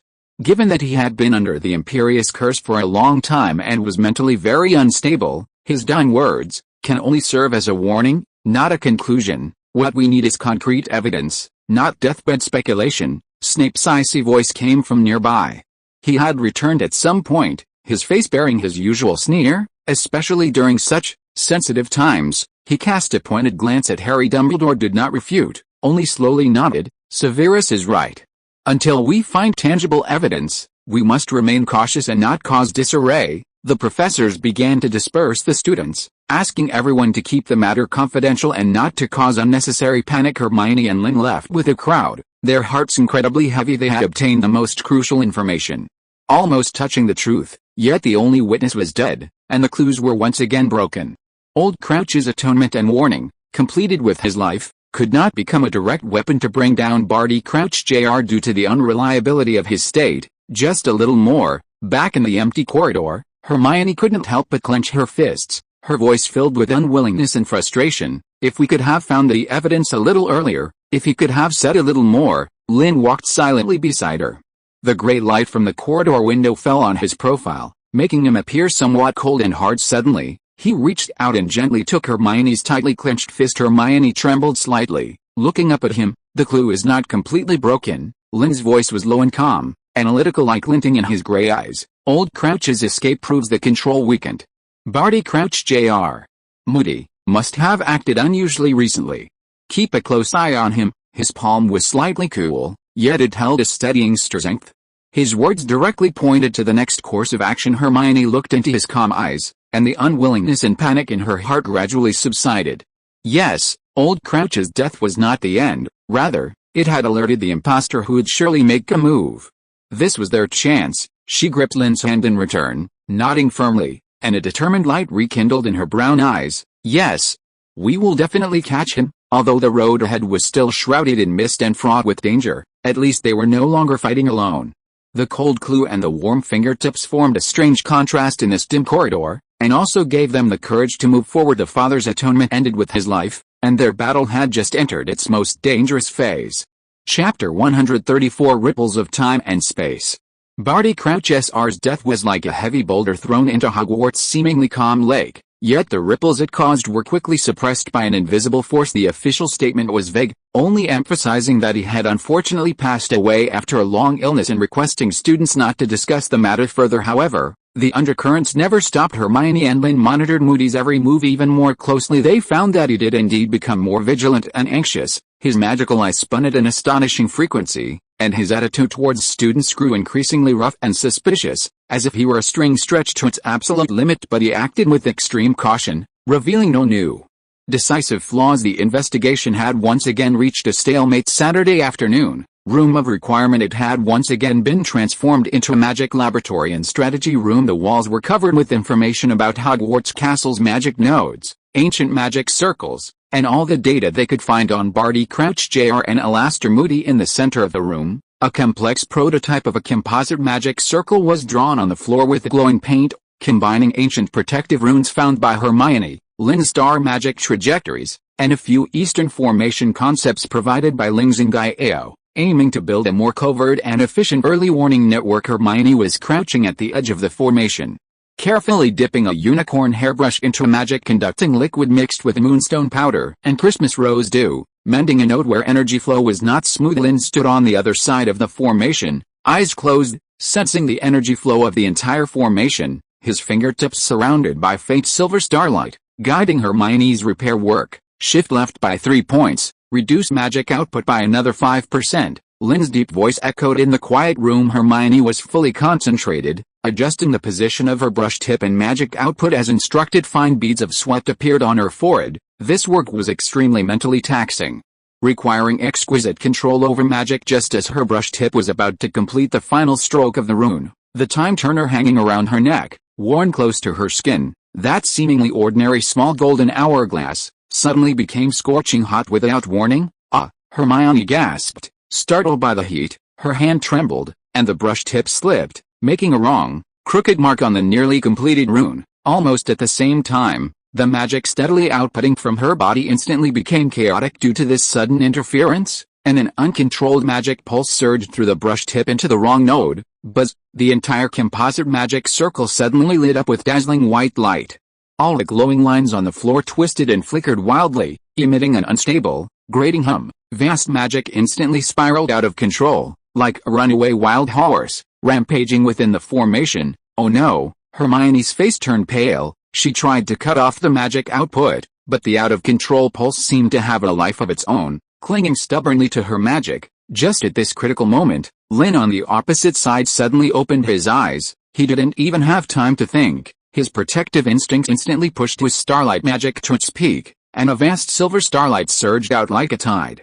Not to forcefully suppress, but to try to envelop, guide, and stabilize the violent, out-of-control formation energy in a softer way. Two powerful and distinct types of magic, both in violent fluctuation at this moment, inevitably collided and intertwined fiercely. Hermione's magic originated from the temporal fluctuations caused by the time turner. Chaotic and jumpy Lynn's magic originated from the stars, vast and orderly, carrying a will to protect the moment they collided. Rip. It was as if an invisible curtain was suddenly torn apart, centered around the two of them. The space of the entire room of requirements suddenly twisted and folded. The surrounding walls, bookshelves, and blueprints seemed to turn into images in a funhouse mirror. Infinitely stretched and compressed, the light became bizarre, and the color saturation soared to its peak, then instantly faded to grayscale. Hermione and Lynn simultaneously felt an intense dizziness and a tearing sensation, as if their souls were being pulled out of their bodies. Immediately after, countless fragmented, distorted, rapidly flashing images, like a breaching flood, violently rushed into their minds. A gloomy, terrifying graveyard, crooked gravestones, huge angel statues, a pale, baby-like monster wailing sharply in Wormtail's hand, a huge stone cauldron, with thick, foul-smelling liquid bubbling inside, bone of the father, unknowingly given. Wormtail's dagger flashed with a cold light. And a painful grunt, flesh of the servant, willingly given. The baby-like monster was thrown into the bubbling potion. Dazzling green light shot into the sky. A tall, slender, pale, snake-like figure slowly rose in the green light. Those scarlet, slit-like eyes suddenly opened, filled with endless evil and madness. A sharp, cold, high-pitched laugh pierced deep into their souls. The vision was violent and brief, like fragments of the most terrifying nightmare, forcibly shoved deep into their consciousness. Ugh! Hermione groaned in pain, clutching her head, feeling as if her brain was being pricked by countless needles. Those terrible images and sounds made her body cold, and she couldn't stop trembling. Lynn also grunted, his body swaying, his face instantly turning ashen, but he forcibly stabilized himself, his gray eyes filled with unprecedented shock and cold sharpness. Those images, were they the future? Lord Voldemort, resurrected? The ripples in space-time suddenly subsided. The out-of-control magic circle dimmed as its energy ran out, all light vanishing, leaving only some scorched marks on the floor. The room of requirement returned to its original state, as if the thrilling events of moments ago had never happened. Only the lingering, faint smell of ozone in the air, and their rapid heartbeats and pale faces, proved the brief but terrifying experience they had just endured. A deathly silence enveloped the room. Hermione was still trembling slightly. She slowly raised her head, her brown eyes filled with fear and disbelief, her voice shaking uncontrollably. Lynn, what was that just now? What did we see? That was. She couldn't utter the name. The fear brought by the vision almost drowned her. Lynn took a deep breath, forcibly suppressing the surging blood in the turbulent waves in his heart. He quickly walked to Hermione, crouched down, and reached out to hold her trembling shoulders. His palms were still slightly cool, but they carried a calming strength. It was the future. Lynn's voice was low and hoarse, yet exceptionally clear and certain. Fragments of Lord Voldemort's resurrection. Although she had already guessed, hearing Lynn confirm it still made Hermione gasp, and her body trembled even more violently. Those images were too real, too terrifying, especially those scarlet eyes. The time turner, and my magic, resonated. Lynn quickly analyzed, his gaze sweeping over the now cool time turner around Hermione's neck, accidentally tearing open a corner of space-time. He looked at Hermione's bloodless face, her eyes, which always sparkled with wisdom and enthusiasm for learning, now only filled with terror, and his heart tightened almost instinctively. He did something he had never done before. He extended his arms and gently, yet firmly, pulled the cold Hermione into his embrace. Hermione's body stiffened instantly, her mind going blank. All fear seemed to be paused, leaving only Lynn's cool scent filing her senses, and the slightly fast but solid and powerful heartbeat from his chest. His embrace was not passionate, even a little awkward and stiff, but it carried an undeniable sense of protection and comfort. Don't be afraid. Lynn's deep voice sounded above her head, a little hoarse, but with a reassuring power. It's just fragments of the future. It's not unchangeable. Hermione's stiff body slowly relaxed, her cheek pressed against the cool fabric of his robe. The terrifying vision that had made her tremble seemed to be gradually dispelled by this real touch and heartbeat. A sense of fragility after a near-death experience and immense dependence surged into her heart. She hesitated for a moment, then carefully reached out and hugged his lean waist, burying her face deeper into his embrace, as if only then could she draw the warmth and strength to fight off the fear. The two of them remained in a quiet embrace in the room, which still smelled faintly of burnt magic. There was no passion, only the instinct to seek comfort and support after a crisis, and an indescribable, close connection after having shared a huge secret. After a while, Hermione's emotion slowly calmed down. But her voice still carried a slight nasal tone. We must tell Professor Dumbledore what we saw." Lynn responded softly, but did not immediately let go of her. He held her quietly for another moment before slowly releasing her. Hermione looked up, her face still tear-streaked, but her eyes had become firm again. The vision was terrifying, but it also provided the most crucial, most direct warning. They were no longer blindly guessing. "Let's go." Hermione pulled Lynn's hand, her voice urgent. Lynn clasped her hand back and nodded, holding hands tightly. They quickly left the room of requirement and walked briskly towards the principal's office. Their hearts were incredibly heavy. For the future they had seen was dark and terrifying, but their clasped hands conveyed each other's warmth and strength. They had jointly glimpsed a dark future, and they would surely work together to try and change it. Chapter 135. The Third Project. The trepidation brought by the temporal ripples had not yet fully subsided when the third task, like a colossal shadow, heavily pressed down upon Hogwarts. The weather should have been warm and bright, but the presence of the maze imbued it with a cold scent of rust and dark magic. The maze sprawled over the old Quidditch pitch, with tall, dense hedges seemingly sprouting overnight, reaching 20 feet high. Their branches were tangled and intertwined, so thick that not a sliver of light could penetrate. From a distance, it resembled a dark green, silent, and hungry behemoth, exuding an ominous stillness. Faint, low roars, rustling, scuttling sounds, and a subtle, unsettling whimpering could be heard in the air. Mr. Bagman's voice was still booming, yet it barely concealed a hint of tension. He announced the final rules. The champions needed to enter the maze and find the Triwizard Cup located at its center. The first to touch the cup would be the ultimate winner, but be extremely careful, Bagman emphasized, his gaze sweeping over the four champions in Lynn. The maze's interior is not only complex in its pathways but also filled with, well, various challenges we've placed. It will be far from easy. Hermione stood in the waiting area, her fingers icy cold. She clutched Lynn's robe sleeve tightly, her brown eyes filled with an unprecedented anxiety. While previous tasks had been dangerous, at least she could see her opponents and knew where the danger came from. This maze, however, was like a giant black box, hiding unknown, deliberately amplified horrors. "This maze, something feels wrong," she whispered, her voice extremely low. "Its magic fluctuations are too chaotic, filled with malice. Much stronger than we anticipated." "Moody must have." "I know," Lynn interrupted her, his voice steady. His gray eyes sharply scanned the silent behemoth, as if he could pierce through layers of hedges to see the tampered traps and surging dark arts creatures within. His target was never just Harry. He turned to Hermione, his gaze deep and focused. "Remember our agreement. Whatever happens, protect yourself. Inside the maze, the bond of our contract might be interfered with, but I will find you." This was not a question, but a statement, imbued with undeniable resolve. Hermione's heart tightened with fear, yet was strangely calmed by his words. She nodded vigorously, released his sleeve, then quickly and firmly squeezed his hand. "You too.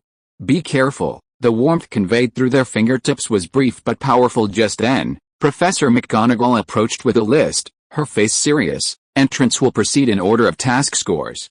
Diggory, Delacour, Potter, Lynn, enter at intervals." Cedric took a deep breath and was the first to walk into the murky entrance, his figure instantly swallowed.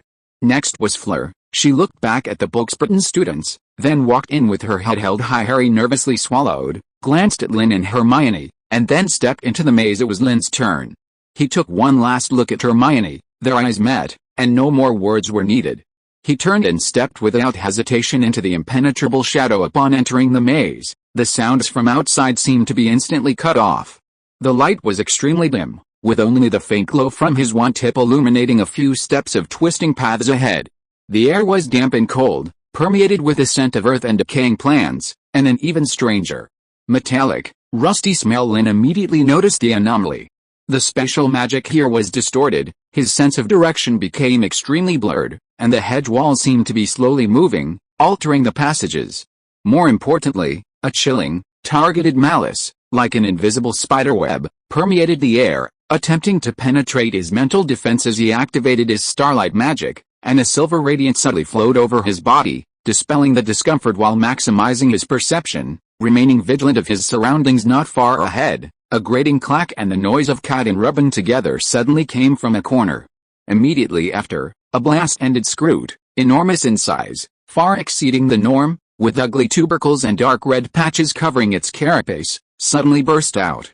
One of its giant pincers emitted hot white smoke, while the other furiously smashed the ground, leaving charred marks, and it spat corrosive mucus from its mouth. This was clearly a variant enhanced by the dark arts. Lynn's eyes turned cold, without the slightest hesitation. His wand tapped lightly, not to attack, but to guide the starlight magic to quickly outline a shape on the ground ahead. A simple, chillingly cold deceleration field instantly formed. The berserk blast-ended scroot, upon rushing into the field's range, its movement suddenly became sluggish and sticky, as if it had fallen into an invisible quagmire, and its angry hissing also became muffled and slow. Lynn didn't even spare it another glance. His figure, like a phantom, easily bypassed a temporarily trapped monster and continued deeper. A head-on confrontation was meaningless. His goal was the center. It was Hermione deep within the maze. Challenges came one after another. The chill brought by Dementors, though illusions, their cold despairing aura was extremely realistic, was naturally dispelled by the starlight star radiance flowing around Lynn, imbued with the will of protection. The poisonous fanged geraniums that suddenly burrowed out from underground, attempting to entangle his ankles, were instantly disintegrated by a precise freezing charm. The terrifying forms conjured by boggarts, even attempting to transform into an injured Hermione, twisted and dissipated under his cold gaze and a silent ridiculous. He moved like the most precise instrument, always resolving crises with the least expenditure and most efficient methods, his steps barely pausing for long. However, he clearly felt that the closer he got to the center, the higher the intensity and frequency of the traps, and the more intense and familiar the dark arts aura within them became. It was the work of Crouch.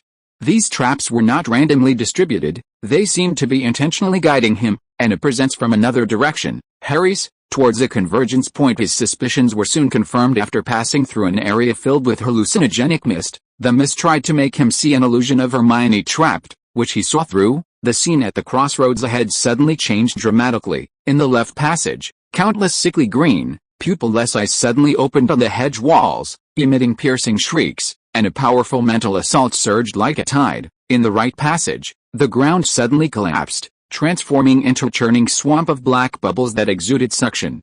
With countless shadowy claws reaching out from it, grasping at the air, and the path directly ahead. Though seemingly calm, Lynn's starlight perception clearly detected an extremely heightened magical barrier, almost integrated with space. Once triggered, the consequences would be unimaginable. All three paths had been reinforced into dead ends. At the same time, he heard a familiar shout of startled anger from the distance in the left passage. It was Harry. He seemed to be retreating towards this junction, forced by the mental attack in some physical creature, a trap. This was a meticulously laid trap, designed to corner both him and Harry here. Lynn's eyes instantly turned bone-chillingly cold. Crouch's objective was all too clear, either make them exhaust their magic here, or trigger an even more terrifying chain reaction. He could not retreat, nor could he allow Harry to be forced into a dead end in the nick of time. Lynn made a decision. He abruptly plunged his wand into the ground, and the starlight magic around him erupted with unprecedented intensity. Starlight. Pathfinding. It was neither an attack nor a defense, but reconstruction. Silver light radiated forward in a fan shape from him, not forcibly destroying the hedges, but exquisitely and temporarily interfering with the spatial magic structure of the area. The passage directly ahead, filled with deadly barriers, saw the hedges on both sides emit a strained, grating groan as they were forcibly, slowly squeezed and bent outwards, creating a narrow, temporary gap beside the original path, just wide enough for one person to pass. The gap was extremely unstable, its edges of branches and leaves wriggled frantically, trying to close, and starlight flickered within it, clearly unable to maintain itself for long. Potter. This way. Lynn's voice was unusually calm, cutting through Harry's cries of alarm and the monster's roars. Harry was desperately fending off a giant spider, another enhanced species, and mental attacks. Hearing Lynn's voice, he sharply turned his head, saw the suddenly appearing, star-flickering narrow passage, and the calm figure at its entrance. With almost no hesitation, he used a blasting curse to temporarily repel the spider, then turned and rushed towards Lynn's direction. The very next second after Harry rushed into that temporary passage, boom, a tremendous explosion erupted from the crossroads where they had just been. The magical traps on both the left and right sides, seemingly due to energy imbalance or deliberate detonation, violently collided, causing a fierce explosion. A powerful magical shockwave mixed with green flames and black sludge rapidly spread out. The temporary passage Lynn had constructed instantly twisted violently and collapsed under this furious impact. The blast of the explosion violently pushed the unsuspecting Harry forward, sending him tumbling several times to the ground. Lynn was also affected by the shockwave as the passage collapsed, but he had retreated half a step earlier. At the same time, his wand quickly traced an arc, and a solid silver shield instantly appeared before him. Bang! The shield vibrated violently, cracks spreading, but it successfully absorbed most of the impact. Lynn was jolted back 2 steps, his blood surging, and the hand holding his wand felt slightly numb. Smoke and dust filled the air, and broken branches and leaves flew everywhere as the dust settled slightly. Harry coughed as he scrambled up from the ground, still shaken as he looked behind him. The original crossroads had completely vanished, blocked and sealed by the magical turbulence and twisted plant debris created by the explosion. If he had been a second later, he sharply turned his head, looking at Lynn ahead, his face still showing lingering fear and shock. That was just now a trap, Lynn said succinctly, his voice a little hoarse. He quickly checked himself. Apart from significant magical expenditure, he was unharmed. His gaze swept over Harry, confirming he was only disheveled, not injured. Aimed at both you and me, Harry understood instantly, his face turning pale, moody. Lynn didn't answer, merely scanning the new surroundings with sharp eyes. The explosion seemed to have pushed them into another area. The maze had been altered again, and the path ahead was still unknown. Stay close. Lynn put away his wand, his voice returning to its usual calmness, but the chill in his eyes deepened. The maze is more dangerous than imagined. He said no more, turning and choosing a path that seemed to have slightly weaker energy fluctuations, continuing onward. Harry took a deep breath, suppressing the fear and questions in his heart, and followed closely after the near-death experience. An invisible, temporary alliance of understanding quietly formed between the two. They both knew that in this maze, twisted by malice, alone, the hope of survival was even more remote. Outside the maze, Hermione stared intently at the entrance, her palms already deeply marked by her nails, her unease reaching its peak. She had clearly felt an unusually violent and sinister magical explosion from deep within the maze. Lynn, you must be safe. She silently prayed in her heart, their shared secret and the quietly growing affection transformed into the heaviest worry at that moment. If you are listening to this novel on a channel other than Fanfic World, it means it was downloaded and re-uploaded without effort. We warmly invite you to visit our channel, Fanfic World. There you will find the original version of this story and many other novels of various genres. We look forward to seeing you dive into a world of incredible novels. Chapter 136 Star Trek Lost. The aftershocks of the explosion gradually subsided, leaving behind only swirling dust and even more twisted and eerie labyrinth passages. Harry, still shaken, followed behind Lynn, his heart still pounding. The near-death impact he had just experienced gave him the most direct understanding of the maze's malice. Lynn's steps did not falter due to the explosion. He remained steady, but his gray eyes were sharper than usual, scanning every fork in the path and every seemingly calm shadow like a hawk. He could feel that after the explosion, the maze's magic field had become more chaotic and hostile. The hedges seemed to have come alive, emitting extremely subtle, unsettling rustling sounds as he passed. Where do we go now? Harry panted, unable to help but ask in a low voice. The surroundings looked almost identical. The dense, towering hedge walls blocked all sense of direction, making him feel like a headless fly. Lynn didn't answer immediately. He stopped, closed his eyes, and tried to use starlight magic for perception and positioning.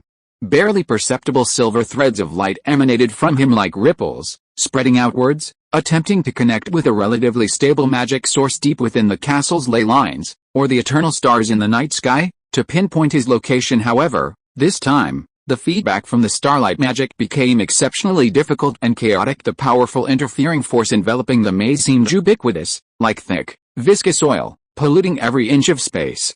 Lynn's released perceptive magic was like hitting invisible, constantly moving walls, being twisted, refracted, absorbed. The information returned was fragmented and full of static, making it impossible to form effective spatial positioning. Even the subtle connection between him and the castle, and with the starry sky, became extremely weak and unstable. The interference is very strong. Lynn opened his eyes, his brow slightly furrowed, a hint of imperceptible gravity in his voice. Starlight positioning is very ineffective. Harry's heart sank. Even Lynn's miraculous magic was being hindered. Just then, Lynn suddenly felt an extremely faint but unusually clear throb from the life-sharing contract mark on his chest. It wasn't pain or discomfort, but a gentle, anxious, and calling-like fluctuation, as if an invisible thread had been gently plucked, with the other end connected to someone he also cared deeply about. It was Hermione. Lynn immediately focused all his attention, immersing his mind into that unique contract link. Although the maze's interference also tried to distort this connection, preventing it from transmitting specific clear images or sounds, the contract originated from a soul-level resonance, more fundamental and profound than the starlight magic's connection with the external environment, and could not be completely severed. He blocked out all distractions, fully capturing that faint but resilient link. Vague, ineffable feelings transmitted through the link: worry, urgency, a directional pull, and a warm and familiar sense of resonance, as if located in the southwest direction. Although he couldn't converse or see, Lynn instantly understood Hermione's intention. She was trying to guide him. She must also be outside the maze, sensing his state in her own way, and attempting to light a faint lighthouse for him in this chaos through the contract's connection. Lynn didn't hesitate for a moment. He immediately abandoned the idea of relying on his own perception for positioning, placing his complete trust in this guidance from his soulmate. This way, his voice was low but firm, and he unhesitatingly chose a path to the left that looked deeper and more dangerous. Harry was stunned, somewhat incredulous. This way? Are you sure? The magic of this path feels. He could also vaguely sense the ominous aura emanating from that passage. Sure, Lynn's answer held no wavering. He had already stepped in. Stay close. Harry gritted his teeth, chose to trust Lynn's judgment, and immediately followed the light. In the passage grew dimmer, and eerie hissing sounds came from all directions, as if countless eyes were peeking from the shadows. Not far ahead, the ground suddenly collapsed, revealing a deep pit filled with spikes.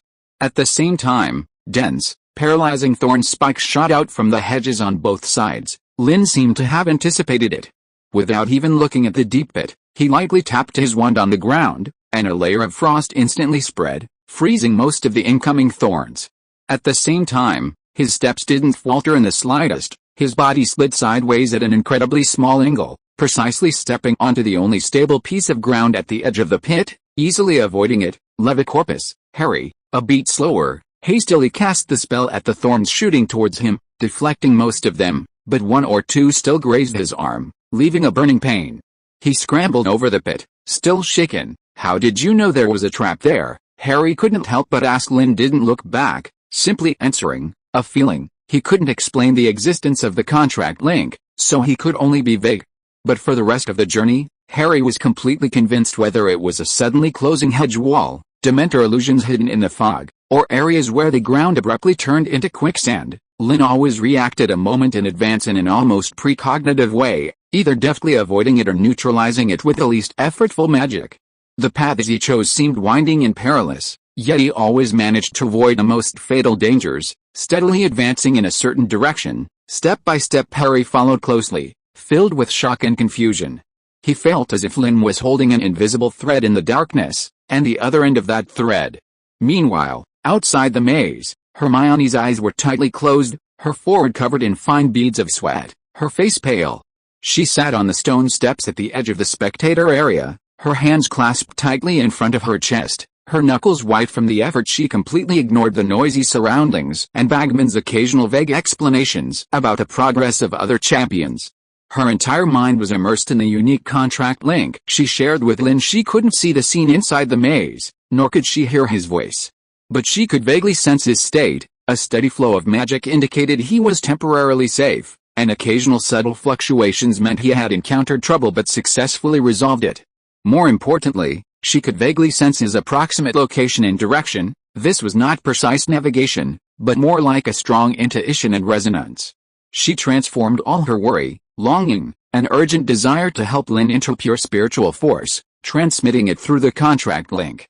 like a beacon constantly emitting signals, striving to point him in the direction of the main Hogwarts castle. She assumed the center of the maze roughly corresponded to the center of the pitch. This attempt was extremely mentally taxing. She felt her temples throbbing and her brain as exhausted as if it had been hollowed out. But she gritted her teeth, persevering, not daring to relax for a moment. She knew he would feel it. Their unspoken understanding had long surpassed ordinary words. Inside the maze, Lynn stopped again. 3 forks appeared ahead, each emanating a strong dark arts aura and hallucinogenic mist, making it almost impossible to judge their merits in a conventional way. He closed his eyes, once again immersing his consciousness into the contract link. This time, the feeling from the other end of the link was a little clearer. That warm sense of resonance clearly pointed to the middle path. But the middle path emanated the strongest sense of danger. Lynn hesitated for less than half a second. He chose to trust Hermione's guidance. Go straight ahead, he said in a deep voice, leading the way into the thick, almost impenetrable mist. Harry steeled himself and followed. As soon as they entered the mist, terrifying illusions instantly assailed them. Harry saw Dementors, he saw Lord Voldemort, and he even saw Cedric and Cho Chang lying on the ground.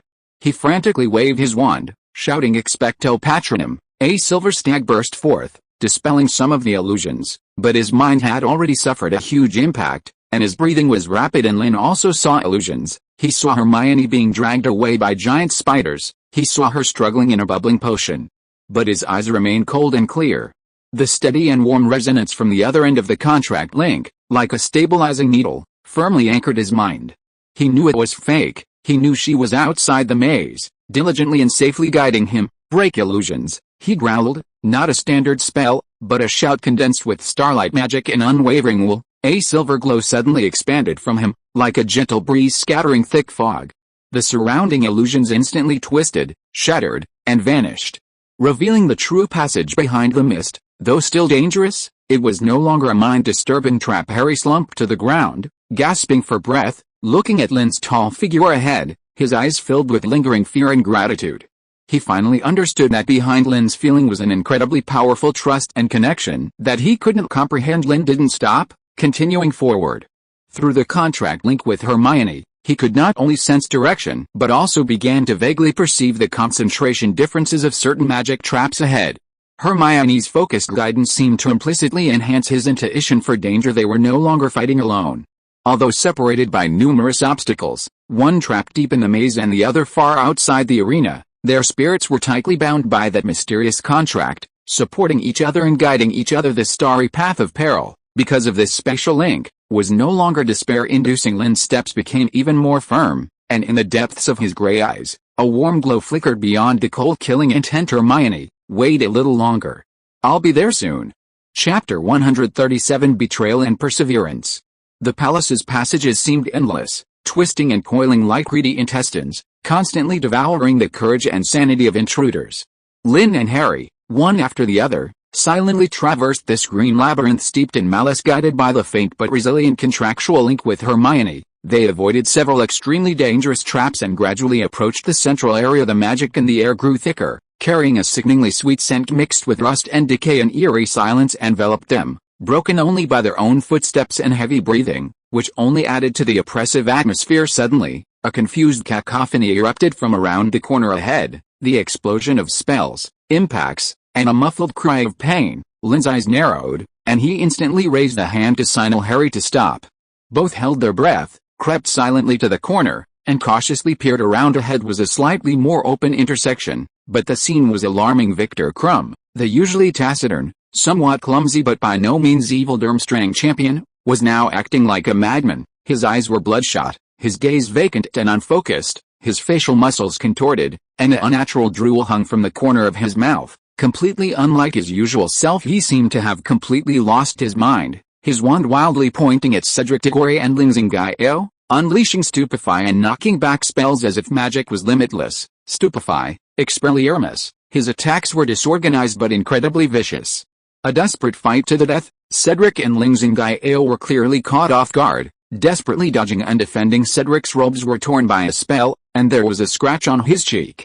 He struggled to maintain a shield charm while trying to shout, "Crumb! Stop! What's wrong with you? Look closely. It's us." Lingzingaio was in a worse state. She seemed to have been grazed on her left arm by a knocking back spell while protecting Cedric. It now hung unnaturally, her face pale, cold sweat beading on her forehead. She gritted her teeth, moving nimbly within the limited dodging space, trying to disrupt Crim's rhythm with silent spells, but with little effect. Her Eastern magic seemed more adept at formations and defense, finding it difficult to cope with such sudden, frenzied close-quarters assaults. "He's not right," Cedric shouted to Lin Zingao, deflecting a spell aimed at her with difficulty. "It's like he's being controlled, it's the Imperio." Lin Zingao dodged behind a slightly protruding tree root, her voice tinged with pain and certainty. "A very powerful Imperio. His will is almost completely suppressed. We have to subdue him," Cedric shouted, but he was hesitant to use full force, fearing he might seriously injure a fellow student. Just then, Crum let out a beast-like roar, his wand suddenly pointing at the ground. Reducto. The powerful blasting curse was not aimed at them, but directly at the ground between Cedric and Lin Zingao. Boomed and shattered plant roots flew everywhere. The powerful shockwave blasted the two apart, sending them flying in opposite directions. Cedric crashed heavily into the hedge wall behind him, grunted, and his wand flew from his hand. Lin Zingao was flung by the blast, and as she landed, she twisted her body to protect her injured arm, slipped, and was about to fall into a suddenly open pit nearby, filled with sharp magical thorns. "Zingao?" Cedric's eyes were bloodshot. But he was too late to help. A cruel satisfaction, like one executing an order, flashed in Crum's vacant eyes, and he raised his wand again, aiming at Lin Zingao, who had lost her balance and had nothing to brace herself against. At this critical moment, a figure shot out from the shadows of the corner like a ghost. So fast it left only a faint black afterimage in the air. It was Lynn. He didn't even cast a spell, he merely raised his hand while moving at high speed, not his wand, but his palm. Within his palm, pure and vast starlight magic instantly condensed and erupted. The light was not dazzling, but it carried a tranquil power that cleansed filth and calmed madness, like the clearest starlight pouring down from the night sky, covering the maddened Crum with pinpoint accuracy. Starlight purification. Lynn's low voice seemed to carry a strange rhythm, merging with the silver light. The moment the light touched him, Crum's body stiffened, as if under a freezing charm. The crazed, contorted expression on his face froze, his bloodshot eyes rolled violently, and deep within his pupils, two forces seemed to be fiercely battling. He let out an extremely painful, inhuman howl, his body shaking violently. And wisps of thin but clearly visible black smoke, tinged with an ominous crimson, were forcibly expelled, dispersed, and purified from his 7 orifices by the pure silver light. That was the Imperio magic clinging to his soul, forcibly controlling his will. The entire process took no more than 2 or 3 seconds. The silver light receded, the bloodshot redness and emptiness in Crum's eyes completely vanished, replaced by extreme confusion, weakness, and deep fear. His body went limp, and he collapsed to his knees with a thud, his wand clattering to the ground. He braced himself with his hands, retching violently, as if trying to expel all the filth from his body. What did I do?" He looked up, his face ashen. Seeing the destroyed scene, the injured Cedric, and the nearly dead Lin Zingao, his voice trembling, filled with lingering fear and incredulous horror almost at the same time, Harry also rushed out from the corner, quickly helping the fallen Cedric to his feet and retrieving his wand. Lynn, meanwhile, had appeared as if by apparition at the edge of the trap pit, precisely grabbing Lin Zingao's wrist just as she was about to fall, and with a slight pull, effortlessly brought her back to safety. Lin Zingao was still shaken, her breathing ragged, as she looked up at the person who had saved her. What met her eyes was Lynn's still expressionless but somehow reassuring profile, and his calm, gray eyes. As still as water. "Thank you," she steadied herself, thanking him briefly, her voice still carrying a subtle tremor, but her gaze had quickly returned to its usual calm. She quickly checked her injured left arm, frowning slightly, and slid a pale green talisman from her sleeve, pressing it onto the wound. A cool sensation spread, and the pain lessened slightly. Lynn nodded slightly in response, his gaze sweeping over the scene, confirming the threat was neutralized. Cedric stood up with Harry's help, coughing twice while clutching his chest, his eyes filled with gratitude and shock as he looked at Lynn. "Merlin. Lynn, what was that just now? You broke the Imperio." Directly, purified it. He had never seen such a way to remove the Imperio. It usually required extremely strong willpower to resist from within. Lynn offered no further explanation, simply stating, the curse on him was strong. It wasn't due to a weak will. At this point, Crum, still on his knees, finally caught his breath. He clutched his head in pain, his voice hoarse and filled with remorse. "I don't know. I don't remember anything. It was like a very, very bad dream. A voice kept ordering me to attack, to stop you all." He looked up at Cedric and Lynn Li, his eyes full of guilt. "I'm sorry. I'm really sorry." Cedric sighed, walked over, and patted his shoulder. "It's not your fault, Victor. Someone ambushed you." His gaze sharpened, and he exchanged glances with the others. Everyone knew the dark hand in this maze was no longer hiding its malice. The immediate crisis was averted, but the atmosphere remained tense. The 5 champions, plus Lynn, had converged at the Siri intersection, all bearing injuries, their expressions grim. "We must move together," Cedric proposed decisively, looking at Lynn and Harry, then at the weakened Krum and the injured Lynn Li.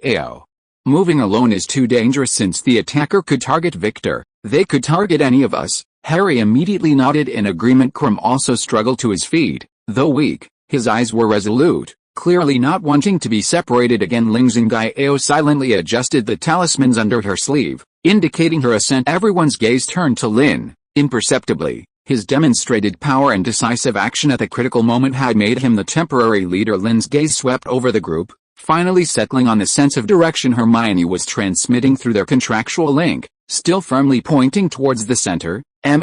He nodded succinctly. "Objective, center." He said no more, choosing a passage first and walking into it. That path was the direction Hermione had indicated. Cedric helped Krum up, Harry vigilantly brought up the rear, and Lynn Li silently followed Lynn's side, clutching new talismans in her hand. A temporary, battered yet unified team once again ventured deeper into the maze. The shadow of betrayal had already revealed itself, and a steadfast alliance was quietly forming in the crisis. Lynn walked at the front, a cold glint in the depths of his gray eyes. "Crouch, your tricks, it's time for them to end." Chapter 138 Trophy Gate.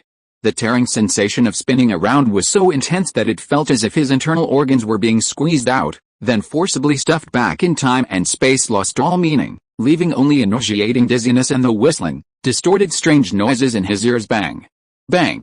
Bang! 3 dull thuds sounded almost simultaneously, accompanied by pained groans. Lynn fell heavily onto the cold, hard ground, the impact blackening his vision, his chest churning with a surge of blood and ki, and the capri, sweet taste of rust welling up in his throat. He suppressed the dizziness and discomfort, immediately rolled over to half-kneeling position, his wand instantly appearing in his hand as he vigilantly scanned his surroundings. What met his eyes was a desolate and deathly silent scene. Cold, damp air, carrying the fishy smell of earth and humus, penetrated his nostrils. Crooked, broken tombstones, like the fractured teeth of a devil, stood haphazardly among the weeds in the distance. A giant yew tree cast a twisted, grotesque shadow, and beneath it, a luxurious but filthy marble coffin was vaguely visible further away. A huge, angelic statue, its face eroded by time, had only 2 hollow eye sockets remaining, coldly overlooking this ominous land. A graveyard. It was exactly like the future fragments he had accidentally glimpsed through the time turner. "Oh, where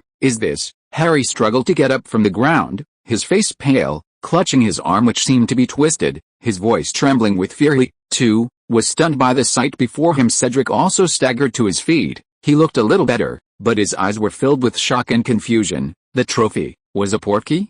Where did it take us? He subconsciously looked at his hand, as if he could still feel the cold touch of the cup handle. Lynn did not answer their questions. His senses were already heightened to the extreme, his cold gaze sweeping over every tombstone, every shadow like the most precise radar. Starlight magic silently flowed within him, sensing every abnormal magical fluctuation in the air. Danger. Extreme danger lurked here.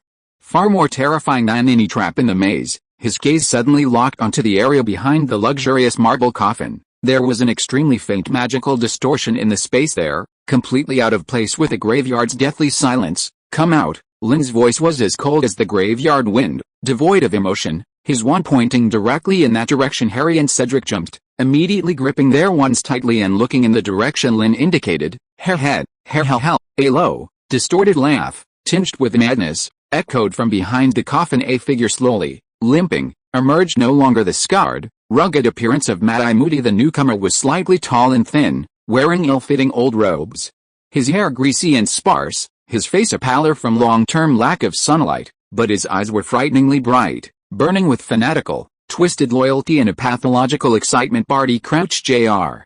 He finally revealed his true face, sharp, truly sharp. Barty Crouch Jr. praised in a slick voice, like a venomous snake flicking its tongue. His gaze, however, was fixed on Harry, full of greed and desire, as if admiring a perfect sacrifice about to be offered to his master, as expected of the existence my master specifically mentioned needing to be cautious with. His peripheral vision swept over Lynn, carrying a hint of apprehension and deeper malice. "Crouch," Cedric exclaimed in shock, his face filled with disbelief. "Didn't you die?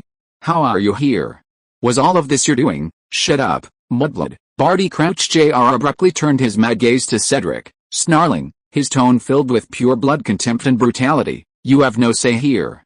Your purpose has been fulfilled." He greedily inhaled the cold air, a look of rapture on his face. "Freedom, how sweet, finally able to personally offer to my master." His words were not finished when another change occurred. Stupefy, Expelliarmus. Harry and Cedric roared their attacks almost simultaneously.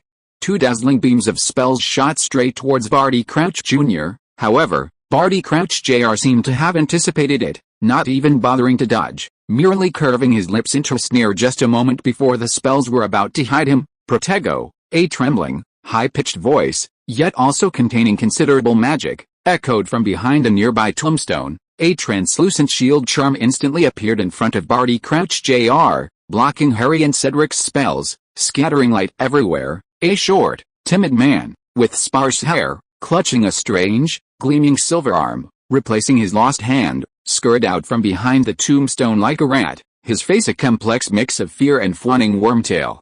"Peter Pettigrew, well done, Wormtail," Barty Crouch Jr. praised idly, as if commending a dog that had followed an order to serve. "My master," Wormtail stammered in response, not daring to look at anyone. "You're together," Harry shouted in anger, his fury temporarily overcoming his fear. "Fool," Barty Crouch Jr. scoffed, seemingly losing his patience for games. He suddenly waved his wand, his movements astonishingly fast. Crucio, a dazzling, heart-stopping red light did not shoot towards Harry or Lynn, but directly at Cedric, who seemed less threatening. Cedric had not expected the opponent to use an unforgivable curse directly. He tried to dodge in a hurry, but it was too late. "Protego," Lynn's reaction was as fast as lightning. His shield charm instantly cast, attempting to intercept, but Barty Crouch Jr.'s magic was insidious and cunning. The red light of the Crucio collided with Lynn's shield charm, and although it deflected its direction, it still grazed Cedric's shoulder. "Ah!" Cedric let out a shrill scream, as if branded by a red-hot iron, his entire body convulsing violently, instantly losing balance and falling to the ground, his wand flying out of his hand, curling up in pain, completely losing his fighting ability for a short time. "Cedric," Harry was shocked and furious, wanting to rush over. "Don't move, Potter." Barty Crouch Jr.'s wand was already pointed at Harry, a cruel sneer on his face. "Or do you want to taste the Crucio now?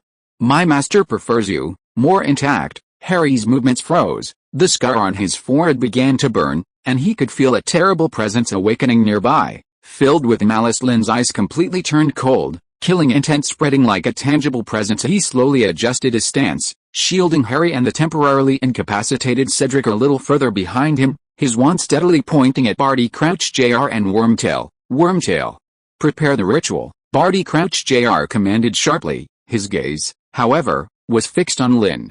Not daring to be careless in the slightest, he knew that this silent, black-haired youth was the biggest variable here. "Yes, yes," Wormtail, as if pardoned, scrambled to the side of the luxurious marble coffin, trembling as he pulled out a huge cauldron, seemingly made of pure gold, from his robes, and began to shakily throw various strange and disgusting materials into it. Large venom sacs from poisonous snakes, something resembling infant hair, powder shimmering with ominous black light.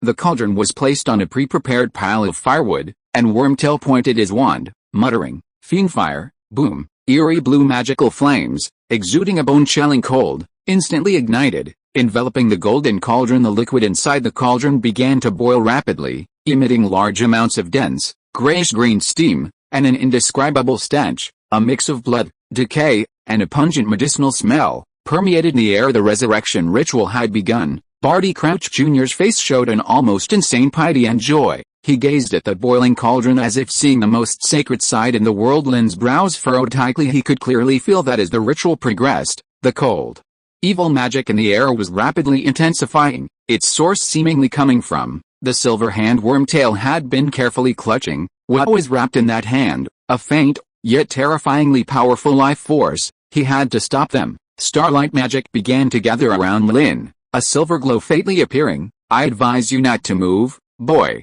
Barty Crouch Jr. said sinisterly, as if he had eyes in the back of his head. His wand still pointed at Harry, but most of his attention was clearly on Lynn. "Unless you want the boy who lived to taste the crucio immediately, or do you want to see whose magic is faster? Yours or my spell? To be afraid to act for a fear of injuring others." Lynn's movements paused slightly. Harry's life was being used as a bargaining chip by the opponent, and Cedric lay seriously injured. The situation was dire in the cold graveyard air. Only the gurgle of the boiling cauldron liquid, Wormtail's trembling incantations, Cedric's pained groans, and the increasingly intense, almost suffocating dark magic remained. A deadly trap had been laid. Chapter 139 Cemetery Deadlock. The tearing sensation of spinning around was so intense that it felt as if his internal organs were being squeezed out, then forcibly stuffed back in time and space, lost all meaning, leaving only a nauseating dizziness and the whistling, distorted strange noises in his ears. Bang! Bang! Bang! 3 dull thuds sounded almost simultaneously, accompanied by pained groans. Lynn fell heavily onto the cold, hard ground, the impact blackening his vision, his chest churning with a surge of blood and ki, and the capri, sweet taste of rust welling up in his throat. He suppressed the dizziness and discomfort, immediately rolled over to half-kneeling position, his wand instantly appearing in his hand as he vigilantly scanned his surroundings. What met his eyes was a desolate and deathly silent scene. Cold, damp air, carrying the fishy smell of earth and humus, penetrated his nostrils. Crooked, broken tombstones, like the fractured teeth of a devil, stood haphazardly among the weeds in the distance. A giant yew tree cast a twisted, grotesque shadow, and beneath it, a luxurious but filthy marble coffin was vaguely visible further away. A huge, angelic statue, its face eroded by time, had only 2 hollow eye sockets remaining, coldly overlooking this ominous land. A graveyard. It was exactly like the future fragments he had accidentally glimpsed through the time turner. "Oh, where is this?" Harry struggled to get up from the ground, his face pale, clutching his arm which seemed to be twisted, his voice trembling with fear. He, too, was stunned by the sight before him. Cedric also staggered to his feet. He looked a little better, but his eyes were filled with shock and confusion. The trophy was a portkey? Where did it take us? He subconsciously looked at his hand, as if he could still feel the cold touch of the cup handle. Lynn did not answer their questions. His senses were already heightened to the extreme, his cold gaze sweeping over every tombstone, every shadow like the most precise radar. Starlight magic silently flowed within him, sensing every abnormal magical fluctuation in the air. Danger. Extreme danger lurked here. Far more terrifying than any trap in the maze. His gaze suddenly locked onto the area behind the luxurious marble coffin. There was an extremely faint magical distortion in the space there, completely out of place with the graveyard's deathly silence. "Come out." Lynn's voice was as cold as the graveyard wind, devoid of emotion, his wand pointing directly in that direction. Harry and Cedric jumped, immediately gripping their wands tightly and looking in the direction Lynn indicated. Hair. A low, distorted laugh, tinged with madness, echoed from behind the coffin. A figure slowly, limping, emerged. No longer the scarred, rugged appearance of Mad-Eye Moody. The newcomer was slightly tall and thin, wearing ill-fitting old robes. His hair greasy and sparse, his face a pallor from long-term lack of sunlight, but his eyes were frighteningly bright, burning with fanatical, twisted loyalty and a pathological excitement. Barty Crouch Jr. He finally revealed his true face. "Sharp, truly sharp," Barty Crouch Jr. praised in a slick voice, like a venomous snake flicking its tongue. His gaze, however, was fixed on Harry, full of greed and desire, as if admiring a perfect sacrifice about to be offered to his master, as expected of the existence my master specifically mentioned needing to be cautious with. His peripheral vision swept over Lynn, carrying a hint of apprehension and deeper malice. "Crouch," Cedric exclaimed in shock, his face filled with disbelief. "Didn't you die? How are you here? Was all of this your doing?" "Shut up, mudblood." Barty Crouch Jr. abruptly turned his mad gaze to Cedric, snarling, his tone filled with pure blood contempt and brutality. "You have no say here. Your purpose has been fulfilled." He greedily inhaled the cold air, a look of rapture on his face. "Freedom, how sweet, finally able to personally offer to my master." His words were not finished when another change occurred. "Stupefy, Expelliarmus." Harry and Cedric roared their attacks almost simultaneously. 2 dazzling beams of spells shot straight towards Barty Crouch Jr. However, Barty Crouch Jr. seemed to have anticipated it, not even bothering to dodge. merely curving his lips into a sneer just a moment before the spells were about to hide him. Protego, a trembling, high-pitched voice, yet also containing considerable magic, echoed from behind a nearby tombstone. A translucent shield charm instantly appeared in front of Barty Crouch Jr., blocking Harry and Cedric's spells, scattering light everywhere. A short, timid man, with sparse hair, clutching a strange, gleaming silver arm, replacing his lost hand, scurried out from behind the tombstone like a rat, his face a complex mix of fear and fawning. Wormtail. Peter Pettigrew, well done, Wormtail, Barty Crouch Jr. praised idly, as if commending a dog that had followed an order, to serve. My master, Wormtail stammered in response, not daring to look at anyone. You're together, Harry shouted in anger, his fury temporarily overcoming his fear. Fool, Barty Crouch Jr. scoffed, seemingly losing his patience for games. He suddenly waved his wand, his movements astonishingly fast. Crucio, a dazzling, heart-stopping red light did not shoot towards Harry or Lynn, but directly at Cedric, who seemed less threatening. Cedric had not expected the opponent to use an unforgivable curse directly. He tried to dodge in a hurry, but it was too late. Protego, Lynn's reaction was as fast as lightning. His shield charm instantly cast, attempting to intercept, but Barty Crouch Jr.'s magic was insidious and cunning. The red light of the Crucio collided with Lynn's shield charm, and although it deflected its direction, it still grazed Cedric's shoulder. Cedric let out a shrill scream, as if branded by a red-hot iron, his entire body convulsing violently, instantly losing balance and falling to the ground, his wand flying out of his hand, curling up in pain, completely losing his fighting ability for a short time. Cedric. Harry was shocked and furious, wanting to rush over. Don't move, Potter. Barty Crouch Jr.'s wand was already pointed at Harry, a cruel sneer on his face. Or do you want to taste the Crucio now? My master prefers you more intact. Harry's movements froze, the scar on his forehead began to burn, and he could feel a terrible presence awakening nearby. Filled with malice, Lynn's eyes completely turned cold, killing intent spreading like a tangible presence. He slowly adjusted his stance, shielding Harry and the temporarily incapacitated Cedric a little further behind him, his wand steadily pointing at Barty Crouch Jr. and Wormtail. Wormtail. Prepare the ritual, Barty Crouch Jr. commanded sharply. His gaze, however, was fixed on Lynn. Not daring to be careless in the slightest, he knew that this silent, black-haired youth was the biggest variable here. Yes, Wormtail, as if pardoned, scrambled to the side of the luxurious marble coffin, trembling as he pulled out a huge cauldron, seemingly made of pure gold, from his robes, and began to shakily throw various strange and disgusting materials into it. Large venom sacs from poisonous snakes, something resembling infant hair, powder shimmering with ominous black light. The cauldron was placed on a pre-prepared pile of firewood, and Wormtail pointed his wand, muttering, "Fiendfire." Boom! Eerie blue magical flames, exuding a bone-chilling cold, instantly ignited, enveloping the golden cauldron. The liquid inside the cauldron began to boil rapidly, emitting large amounts of dense, grayish-green steam, and an indescribable stench. A mix of blood, decay, and a pungent medicinal smell permeated the air. The resurrection ritual had begun. Barty Crouch Jr.'s face showed an almost insane piety and joy. He gazed at the boiling cauldron as if seeing the most sacred side in the world. Lynn's brows furrowed tightly. He could clearly feel that as the ritual progressed, the cold, evil magic in the air was rapidly intensifying, its source seemingly coming from the silver hand Wormtail had been carefully clutching. What was wrapped in that hand? A faint, yet terrifyingly powerful life force. He had to stop them. Starlight magic began to gather around Lynn, a silver glow faintly appearing. I advise you not to move, boy, Barty Crouch Jr. said sinisterly, as if he had eyes in the back of his head.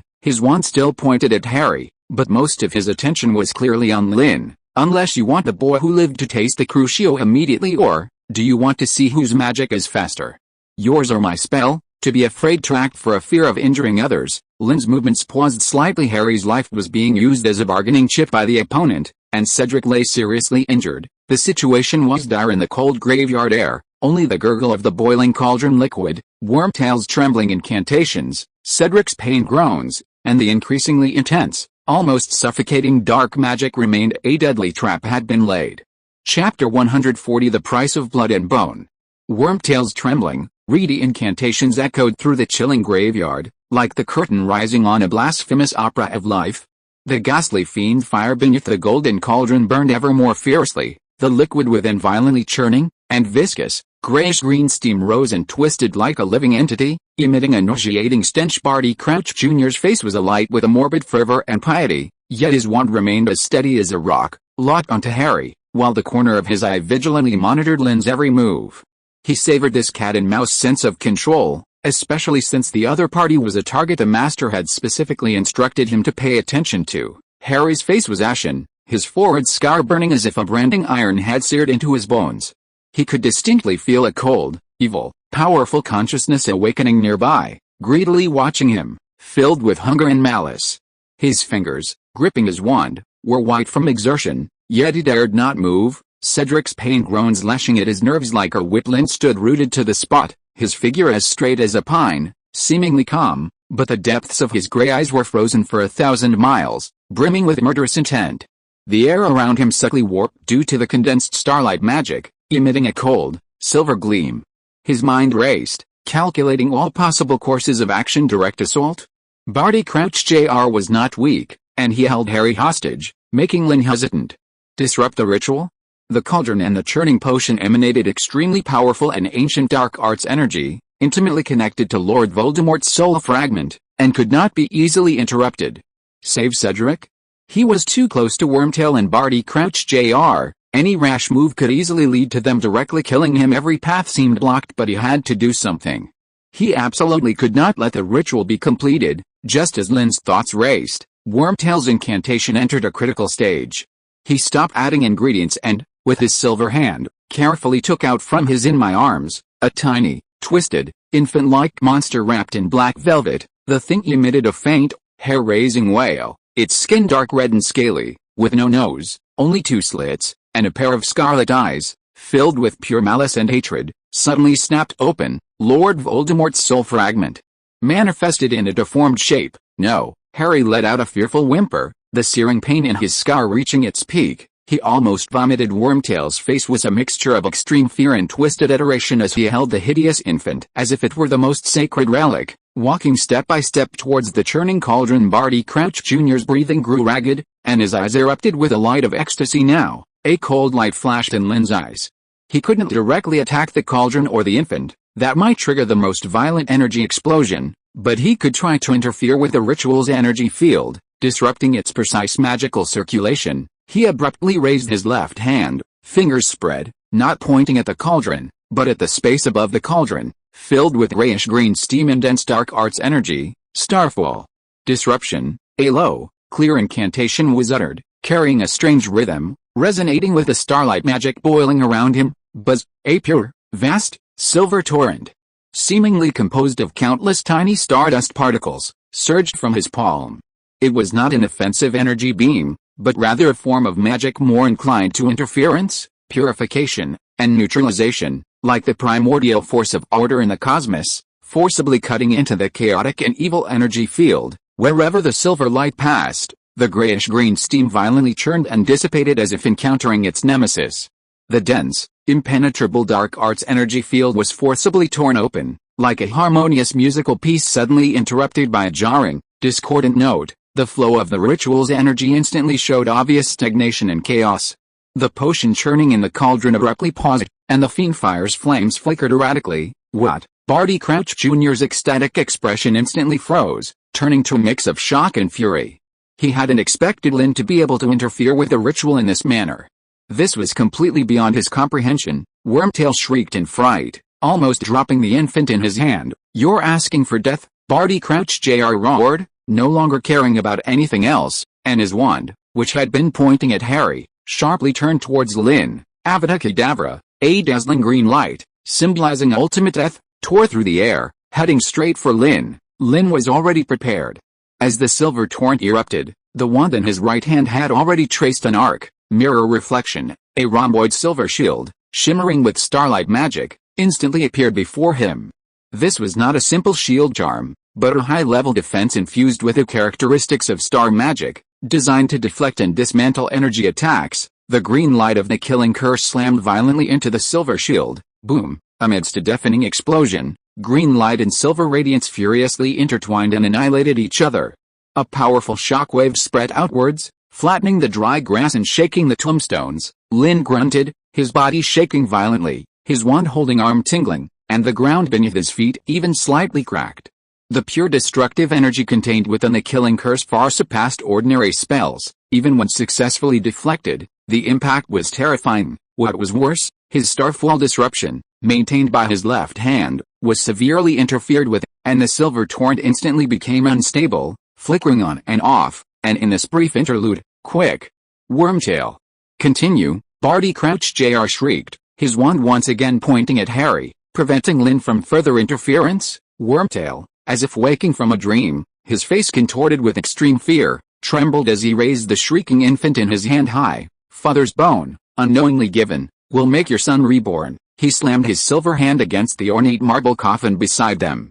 A small clump of grayish-white bone dust was shaken from the coffin's cracks, drifting into the churning cauldron. The potion in the cauldron instantly turned a dazzling, eerie blue. Servant's flesh, willingly given, will make your master reborn. Wormtail's face showed an expression of extreme pain and fear, but he did not hesitate, abruptly raising the gleaming dagger. No, Harry screamed in terror. Lynn's eyes sharpened. He forcibly suppressed the surging blood and ki from enduring the killing curse, and his left hand once again condensed starlight magic, attempting to stop it, but it was too late. Wormtail let out a desperate wail, and the dagger swung down fiercely. Blood splattered. A severed finger, along with a large amount of fresh blood, sprayed out and fell into the cauldron. The blue potion instantly turned a scorching, blinding, ghastly green. Like the fires of burning hell, the intense pain and blood loss caused Wormtail to collapse to the ground, howling in agony, his severed finger profusely bleeding and the silver interference torrent Lynn released again, upon contact with the ghastly green potion's energy, hissed like ice thrown into lava, and was rapidly and stubbornly counteracted and devoured by the extremely dense, evil, and now unprecedentedly powerful and stable dark energy. Due to the integration of the ritual's core ingredients, it was effective, but the effect was greatly diminished. The ritual's energy level, after adding the key ingredients, soared to a terrifying degree, far beyond what he could dismantle through mere interference. Lynn's brows were tightly furrowed, and his face grew even paler. This was the first time he had felt such a clear sense of powerlessness in a magical confrontation. Lord Voldemort's meticulously prepared resurrection ritual, and the dark power and ancient magic it contained, were far from something his current state could easily shake. Barty Crouch Jr., seeing Lynn's interference greatly weakened, let out a triumphant and wild laugh. It's useless. Fool. This is the rebirth of the great Dark Lord. Do you think you can stop him? Ha ha ha ha ha. The ghastly green potion boiled madly in the cauldron, its steam coalescing into a twisted, pained ghost face, letting out a silent roar. Powerful dark magic pressed down on the entire graveyard like a tangible force, making the air heavy and suffocating. The ritual had irreversibly entered its final stage. Barty Crouch Jr.'s mad and greedy gaze, like the coldest venomous snake, tightly coiled around Harry, who could barely stand due to the searing pain in his scar. Now, the enemy's blood, forcibly given, will make your foe revive. Chapter 141 Painful Resonance. In the center of the graveyard, the sickly green potion in the golden cauldron boiled furiously as if alive, emitting a grating gurgle sound, and the viscous steam twisted into agonizing, wailing ghost faces. The concentration of dark magic in the air reached its peak, heavy as a tangible entity, pressing on everyone's nerves, making even breathing incredibly difficult. The pathological fanaticism on Crouch's face was almost overflowing. He greedily inhaled the air filled with dark power, as if it were the sweetest fragrance in the world. His wand pointed steadily at Harry, and he began to approach step by step, his eyes glinting with cruel and excited light, like a butcher walking towards a lamb to be slaughtered. Now, it's your turn. Potter, this last, and most crucial ingredient, his voice trembled slightly with excitement, the blood of the foe, forcibly taken, will revive your enemy. No, get away. Harry's face was ashen, and the scar on his forehead burned to an unbearable degree, as if his skull would be torn apart by the intense pain. He staggered backward, trying to raise his wand, but his arm trembled violently from the pain and fear originating from the depths of his soul, making it almost impossible to grip Lord Voldemort's cold, evil consciousness, like a frigid venomous snake, tightly coiled around his soul, frantically drawing out his fear, attempting to dismantle his last resistance. Cedric lay not far away, still curled up and twitching from the lingering pain of Crucio, powerless to help. Wormtail wailed nearby, clutching his severed hand. Adding a desolate backdrop to this evil ritual, Lynn's gaze was utterly cold. Forcibly interfering with the ritual and enduring the killing curse just now had caused a temporary disruption in his magic circulation, making his blood and ki churn endlessly, but he didn't hesitate for a moment, once again forcibly condensing starlight magic. He absolutely couldn't let Harry fall into their hands. However, Crouch evidently had anticipated this. As he approached Harry, his wand rapidly swished. Impedimenta, Incarceras. Several powerful binding and impedimenta spells were not aimed at Lynn, but precisely sealed all paths between Lynn and Harry. The ground rose into solid earthen walls, and invisible barriers condensed in the air. He didn't need to defeat Lynn, he only needed to delay him for a moment, long enough to get Harry's blood. Lynn's body erupted in silver light, and as he waved his wand, starlight magic transformed into sharp silver rays, cutting through the obstacles before him like a hot knife through butter. Earthen walls collapsed, barriers shattered, but his speed was ultimately delayed. Just at this critical, race against time moment, a completely different, heart-wrenching pain, without warning, violently pierced Lynn's senses. It wasn't a physical injury, but an extreme pain and panic belonging to Hermione, transmitted forcefully from the depths of her soul through their life-sharing contract. In the distant Hogwarts arena, when Hermione sensed Lynn being forcibly taken away by the portkey and received his magical surge containing information of extreme danger, immense panic and despair instantly overwhelmed her. She felt as if her heart was fiercely gripped and crushed by a cold hand. The spatial tearing sensation and dark aura from the other end of the contract almost suffocated her. Lynn was in danger. Extreme danger. She didn't know what had happened. Didn't know where he was, only that he was in a desperate situation. A strong desire to help him overrode everything. In the instant before she fainted, she desperately and instinctively mobilized all her magic, willpower, and that deep-seated worry and love, surging through the violently fluctuating contract link, frantically and unreservedly charging forward. She didn't know what she could transmit, she just wanted to tell him, "Hold on. I'm here. With me." This reckless yet resolutely willed energy, mixed with her soul fluctuations agitated by extreme emotions, like a bursting flood, violently crashed into Lynn's sea of consciousness through the contract's channel. Ugh! Lynn's body, which had been breaking spells and advancing, suddenly stumbled violently. A large amount of cold sweat instantly seeped from his temples, and his face became even paler than before. What Hermione transmitted was not power, but the resonance of the immense pain and panic she was currently enduring. This sudden, intense emotional impact from his soulmate was like a hammer blow to his already taut nerves, instantly making him dizzy. And his magic circulation paused for a split second. Now, how could Crouch miss this excellent opportunity? His eyes flashed with ferocity. He sharply cast a tricky Expelliarmus at Harry, while his other free hand surprisingly pulled out a gleaming silver dagger from his robes, personally lunging at Harry, who was slow to react due to the intense pain of his scar and fear. The wand in Harry's hand was precisely struck by Expelliarmus and flew out of his grasp. He watched Crouch lunging at him with the dagger reflecting the sickly green magic light, and despairingly closed his eyes. And Lynn, delayed by the fatal beat due to the impact of the painful resonance, the dagger was about to cut Harry's arm. In the nick of time, just as the dagger's sharp edge was about to touch Harry's skin, Lynn suddenly bit his tongue, the sharp pain forcefully stimulating him to break free from the soul resonance impact. What Hermione transmitted was not just pain. Deep within that surging torrent of panic, he more clearly felt an incredibly firm, fervent, never give up will. She was telling him she was there. She was with him. This belief, like a flame ignited in the frozen darkness. "Get out!" Lynn let out a low, enraged drawl, no longer his usual calm tone, but filled with unprecedented intense emotion. He no longer tried to clear all obstacles, but condensed the just stabilized starlight magic at his feet in an unprecedented way. Boom! Silver light exploded. The ground cracked. His figure seemed to tear through space instantly, with an almost self-destructive, superhuman speed, forcibly shattering the last few remaining impedimenta spells, leaving a trail of afterimages, appearing almost out of thin air in front of Harry. At the same time, Crouch's dagger had already swung down. Swish! The sound of a sharp blade cutting through robes and skin rang out, but it wasn't Harry who was injured. Lynn used his left arm to block fiercely in front of Harry. The sharp silver dagger deeply cut through his sleeve, creating a long, bone-deep wound. Warm blood instantly gushed out, staining the black fabric. Crouch evidently hadn't expected Lynn to be able to break through the obstruction in such a way, and even have time to block the dagger with his body. He paused for a moment, and that momentary surprise was enough for Lynn. Almost at the same time as he was injured, Lynn's right leg shot out like a coiled viper, a fierce and precise sidekick, brutally striking Crouch's wrist. Crack, a grating sound of bone fracturing clearly rang out.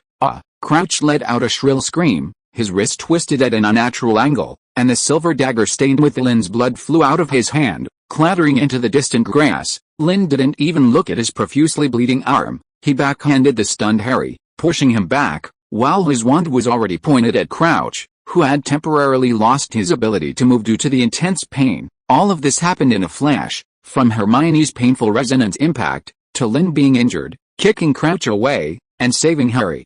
Only a brief 2 or 3 seconds passed. It wasn't until he was pushed away that Harry suddenly snapped back, looking at Lynn, who stood in front of him, his left arm bleeding profusely yet still straight as a pine, his eyes filled with the shock and disbelief of surviving a catastrophe. Lynn was breathing heavily. The intense pain from his left arm and significant blood loss made his vision momentarily darken, but his wand-holding right hand remained as steady as a rock, pointing at the incessantly screaming Crouch, cold flames burning in his gray eyes. In the distant Hogwarts hospital wing, the unconscious Hermione seemed to sense something. Her tightly furrowed brow relaxed slightly, a tear slipped from the corner of her eye.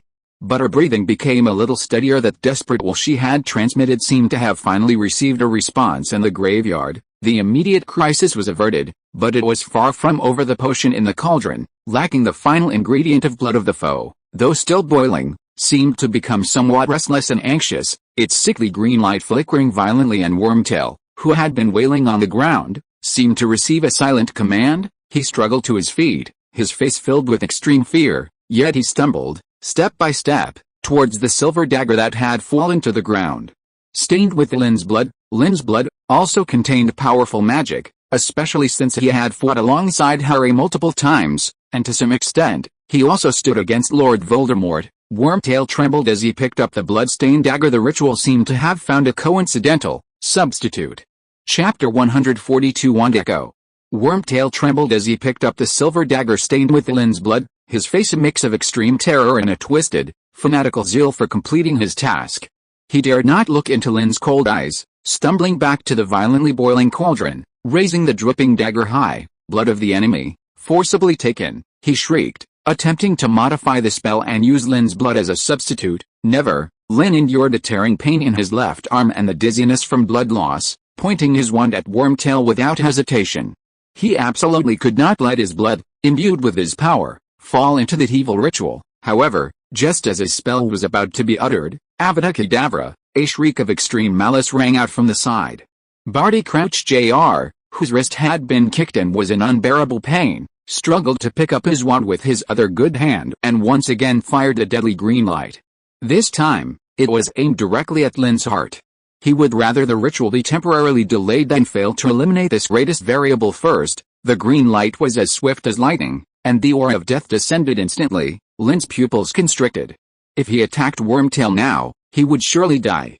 Instinct made him make a decision in an instant, and the trajectory of his wand forcibly changed. Mirror shield, a silver shield, flowing with starlight star radiance, instantly condensed again. Boom! The green light of the killing curse violently collided with the starlight shield. A more ferocious energy shock exploded than the last time. Lynn grunted, his body pushed back several steps by the immense force, and the wound on his left arm burst open with fresh blood again due to the violent tremor, the sharp pain almost making him black out, and more capri sweetness surged up his throat. Meanwhile, Wormtail seized this precious interval, violently flinging Lynn's blood from the dagger into the churning cauldron. Sizzle, the blood dripped into the sickly green potion, like cold water into boiling oil, producing a violent and piercing sound. The potion's color instantly became deeper and more eerie, even taking on a faint, almost imperceptible silver shimmer, but quickly swallowed by the dense green glow, boiling even more wildly. No, Harry cried out in despair. Wormtail, having completed this step, seemed to have all his strength drained, collapsing to the ground again, wailing while clutching his broken hand. Barty Crouch Jr., meanwhile, let out a crazy and triumphant hoarse laugh, despite the agonizing pain in his broken wrist. Haha. It's done. Although, not the most perfect, it's enough. The Lord's rebirth, no one can stop it. The potion in the cauldron suddenly bulged upwards, as if something was about to be born from it. All the steam converged into a huge, distorted skull shape, opening a silently roaring mouth. Terrifying dark magic erupted like a tsunami, pushing Lynn and Harry violently backward. Even Barty Crouch Jr. himself staggered back from the force. The air throughout the graveyard seemed to solidify, and time seemed to halt at this moment. Just at this terrifying, breath-holding moment, a sudden change occurred. Perhaps it was due to an unpredictable conflict between the unique starlight magic contained in Lynn's blood and the dark energy of the ritual itself, or perhaps because the violent collision of the two killing curses with the starlight shield disturbed the magical foundation of the place. Or perhaps because the deep, soul-level contractual resonance temporarily warped the energy field. Harry's scar on his forehead suddenly erupted with unimaginable pain. He screamed, and the wand in his hand, the Holly and Phoenix feather wand, seemed to be pulled by an invisible force, lifting itself uncontrollably, and almost at the same time, Barty Crouch Jr.'s wand, original belonging to the true Moody, and Lynn's fur wand, which was subtly trembling due to its owner's intense emotional fluctuations and magical confrontation, also seemed to be summoned by some strong, homologous power, simultaneously lighting up with different colored lights. 3 wands, 3 powerful wizards, at this extreme dark energy explosion point, formed a bizarre triangular standoff. Buzz, a golden line, thicker and more dazzling than before, suddenly shot out from the tip of Harry's wand, instantly connecting to Barty Crouch Jr.'s wand. At the same time, another golden beam, flowing with subtle silver starlight star radiance, also uncontrollably surged out from the tip of Lynn's wand. Joining this connection, the 3 wands were forcibly connected by 3 beams of light, forming a constantly rotating, brilliantly shining golden triangle in midair. In the center of the triangle, an even larger, clear golden grid disk appeared, with countless tiny golden sparks cascading out like a waterfall. The reverse spell effect was triggered again. But this time, due to the intervention of Lynn's starlight magic, the effect underwent an astonishing mutation. What emerged in the golden grid disk was no longer just images of Lord Voldemort using the killing curse to murder his victims in the past. First to appear were still those familiar, heartbreaking shadows. Frank Bryce, Bertha Jorkins, one after another, ghostly figures emerged from the wand connections, watching everything with sadness and condemnation. But then, the images began to change. The golden light flickered violently, and some never-before-seen, older, and even completely different images were forcibly excavated from the deep memories of the wands, or from this space-time disturbed by intense magic. A pitch-black lake cave. A pale, gaunt young man, Regulus Black, with determined eyes, ordering the terrified house elf creature to leave with a fake Slytherin locket, while he himself resolutely drank the poison and was dragged into the cold, dark lake by the inferi in the lake. Godric's Hollow, a night shimmering with green light. James Potter's shout, "Lily, take Harry and run," followed by a woman's pleading voice, "Don't kill Harry, please," then that dazzling green light and the side of the woman falling. But the image seemed to linger for an instant longer, catching the panicked fleeing shadow of a small figure, Wormtail, outside the window. Even a brief, blurry image flashed of Quirrell, his head wrapped in a turban, hunting and drinking unicorn blood in the Forbidden Forest. Finally, the image suddenly froze in a chaotic Ministry of Magic's Department of Mysteries. Above the high shelves filled with crystal balls, a figure, Sirius Black, struck by Bellatrix Lestrange's spell, flying backward, falling into the ancient archway, swallowed by the swaying veil. These images were more fragmented and shaky than the previous ones, like a television screen with bad reception, interspersed with a lot of static and noise, yet they were incredibly real, filled with suffocating emotional impact. Especially the scenes of Regulus's sacrifice and Sirius's fall, carrying a tragic and cruel beauty, strongly impacting everyone present. What was that? Harry stared blankly at the unfamiliar images, especially the scene of the young man so similar to his godfather sacrificing himself, his heart clenching as if by a cold hand. No, impossible. Barty Crouch Jr. let out a terrified and angry shriek. The appearance of these images, clearly unfavorable to his master, filled him with extreme unease and rage. Stop. Damn the reverse spell effect. How can this be? Even Wormtail, wailing on the ground, temporarily forgot his pain, watching the images in horror, especially his own fleeing figure and Lynn. At the moment those images appeared, especially when he saw Regulus resolutely going to his death, a flicker of extremely complex light passed through his gray eyes. It was shock, understanding, and even a deep, almost trans-temporal reverence. These accidentally unearthed truths, like puzzle pieces, completed some past events he had never known, but now was not the time for sentimentality. The connection between the 3 wands became extremely unstable due to the massive and chaotic energy of these images. The golden triangle on grid disk shook and flickered violently, as if they could collapse at any moment. Lynn could feel that this power was getting out of control. Once it exploded, the consequences would be unimaginable. He endured the multiple discomforts in his body, sinking his entire will into his wand, trying to guide his own starlight star radiance-infused magical beam, slowly withdrawing it from this extremely unstable connection. This was an extremely delicate and dangerous operation, like defusing a bomb next to a barrel of gunpowder. Sweat dripped from his temples, mixing with blood. His mind was highly concentrated, ignoring all pain and external interference. Finally, with his effort, the golden beam flowing with silver starlight star radiance began to peel away from the triangular connection little by little. As this power withdrew, the already overloaded reverse spell effect became even more chaotic, the remaining images flickering wildly, and finally, boom, a deafening explosion. The golden triangle on grid disk violently shattered.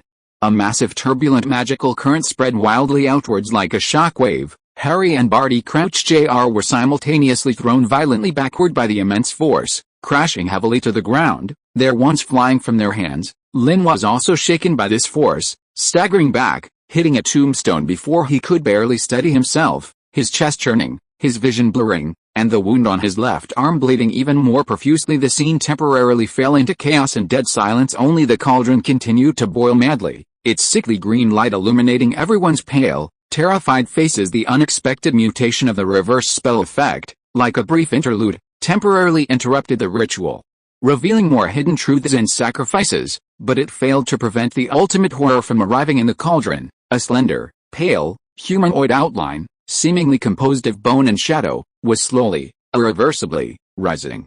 If you are listening to this novel on a channel other than Fanfic World, it means it was downloaded and re-uploaded without effort.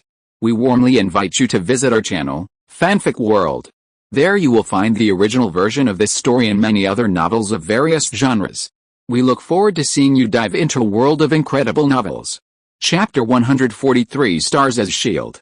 Lord Voldemort's cold and cruel words were like a death knell, ringing out in the silent graveyard as he finished speaking. The Death Eaters kneeling on the ground around him seemed to receive a silent command, all raising their heads in unison beneath their pale masks. Greedy, cruel, and eager gazes focused on the two isolated and helpless figures in the center of the field. The air was as heavy as lead, and the chill of death pierced to the bone. Harry felt his heart about to burst from his chest, and despair, like icy vines, tightened around him, almost suffocating him. He futilely clenched his fists. The searing pain from his scar and the desperate situation before him sent shivers down his spine. Lord Voldemort seemed to enjoy this cat and mouse atmosphere. He didn't act himself, merely waving his hand slightly, like an emperor issuing the simplest of orders. The next moment, Avada Kedavra, Crucio, kill them. At least 5 or 6 of the most eager Death Eaters roared simultaneously, and deadly green lights, twisted red glows of pain, and various other dark curses rained down from all directions on Lynn and Harry.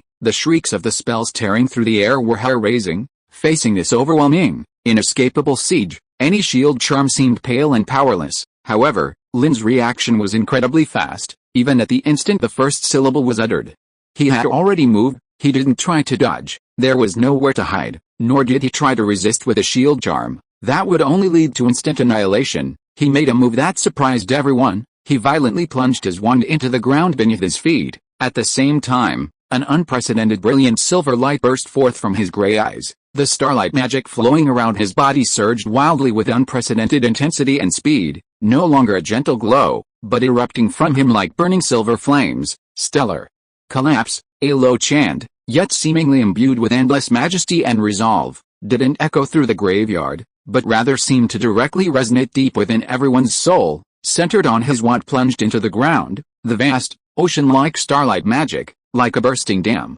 furiously poured into the earth, then surged skyward with even greater momentum. Buzz! An enormous, crystal-solid, hemispherical silver barrier instantly appeared out of thin air, completely enveloping Lynn, Harry, and Cedric, who lay unconscious nearby. The barrier was not transparent. It was as if a miniature starry sky had been pulled down, with countless tiny starlight points on its surface rapidly circulating and appearing and disappearing in mysterious trajectories, exuding an ancient, vast, and indestructible aura. The next moment, boom, boom, boom, boom, boom, a dense barrage of deadly spells slammed violently against the silver barrier. Deafening explosions resounded continuously, the lights of various spells violently collided, annihilated, and exploded with the silver barrier. A dazzling and deadly light pollution instantly swallowed everyone's vision. The barrier's surface was struck so violently that countless ripples emanated from it, like a lake in a storm. The circulating starlight points flickered at extreme speed,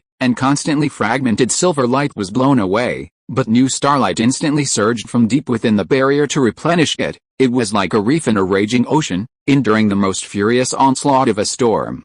Seemingly precarious but standing firm, it firmly isolated all deadly magic outside. In the graveyard, it was as if a silent fireworks show was unfolding, except each firework contained the power to instantly take a life. Inside the barrier, Harry was stunned by this sudden, miraculous protection. He looked at the slightly slender but straight as a pine figure in front of him, at the blood still continuously flowing from his left arm, at the burning silver glow around him, and an indescribable shock and sadness welled up in his heart outside the barrier. The Death Eater's roars turned into astonishment and disbelief. They couldn't understand how such a young, even injured wizard, could single-handedly withstand their combined assault. Even Lord Voldemort, for the first time, showed a hint of surprise and a deeper scrutiny in his crimson eyes. He could feel that the magical principle contained within that barrier was completely different from any protective spell he knew, more ancient, more primordial. Keep attacking.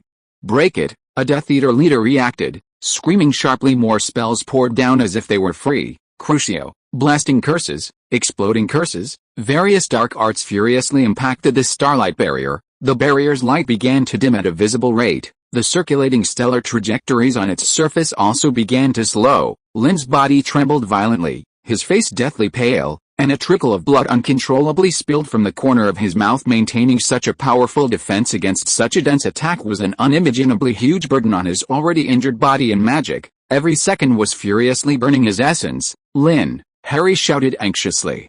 He could see Lynn was in extremely poor condition, but was powerless to help. Lynn didn't look back, nor did he wipe the blood from his mouth. All his will and spirit had merged with the ground beneath his feet and the barrier above his head. He could feel Hermione's almost soul-tearing worry and pain transmitted through their contract link, and this pain, in turn, became the obsession that kept him from falling. Just a little longer, just a moment, just as the starlight barrier's light grew dimmer and dimmer, on the verge of reaching its limit, Lynn suddenly looked up, his eyes burning with silver flames piercing through the barrier, locking onto one direction. In that direction, the Death Eater's attack seemed to be slightly weaker for an instant due to their companion's obstruction. A chance, he forcibly squeezed out the last trace of starlight magic from his body and injected it into the barrier. The barrier, which had been evenly absorbing attacks, suddenly condensed intensely in the direction of that weak point. Its thickness and strength instantly increased several-fold. At the same time, the thickness of the barrier in other directions sharply decreased. Bang! Bang! Almost simultaneously, the barrier in several other directions finally buckled under the pressure, penetrated by several powerful blasting curses and exploding curses, creating several large gaps. It's broken. Charge in! The Death Eaters let out excited howls, like hyenas smelling blood, swarming through the gaps. However, at this very moment, with his last strength, Lynn suddenly pushed Harry, who was behind him, and Cedric, whom he had levitated, towards the only intact, temporarily reinforced section of the barrier. Go! He let out a hoarse, strength-depleted roar. Harry felt a gentle but irresistible force envelop him, and he and Cedric were abruptly pushed out of the barrier, tumbling towards the temporarily safe direction where no Death Eaters were pouring in. As for Lynn himself, due to this final burst and complete depletion of magic, his body suddenly went limp, and he fell to one knee on the ground. The silver flames around him instantly extinguished, and the one plunged into the ground became dim. The massive starlight barrier, like shattered glass, completely dissipated into the air. He was left completely exposed in the center of the encirclement of grim-faced Death Eaters rushing in from all directions. Lynn, Harry fell to the ground, turned back to see this scene, and let out a heart-wrenching scream. Lord Voldemort's lips curled into a cruel and satisfied smile. Countless wand lights, like bloodthirsty vipers, aimed at the exhausted figure, collapsed in the center. The shield of stars shattered, only to buy a fleeting moment of life, and the one who held the shield was now in the deepest heart of darkness. Chapter 144 Afterglow of Nirvana. Exhausted, he collapsed to the ground, the cold scent of damp earth mingling with the metallic tang of his own blood filling his nostrils. Lynn's vision blurred, his ears assaulted by the ferocious roars of the Death Eaters and the sharp whistles of wands cutting through the air. Countless deadly spell lights, like venomous snakes poised to strike, locked onto him from all directions. Is this the end? The thought existed for only a moment before being drowned out by a surge of more intense emotions. It wasn't fear, but a strong sense of unwillingness and worry. Had Harry and Cedric escaped safely? Hermione, what despair must she be feeling at this moment? He could almost feel the heart-wrenching wail from afar.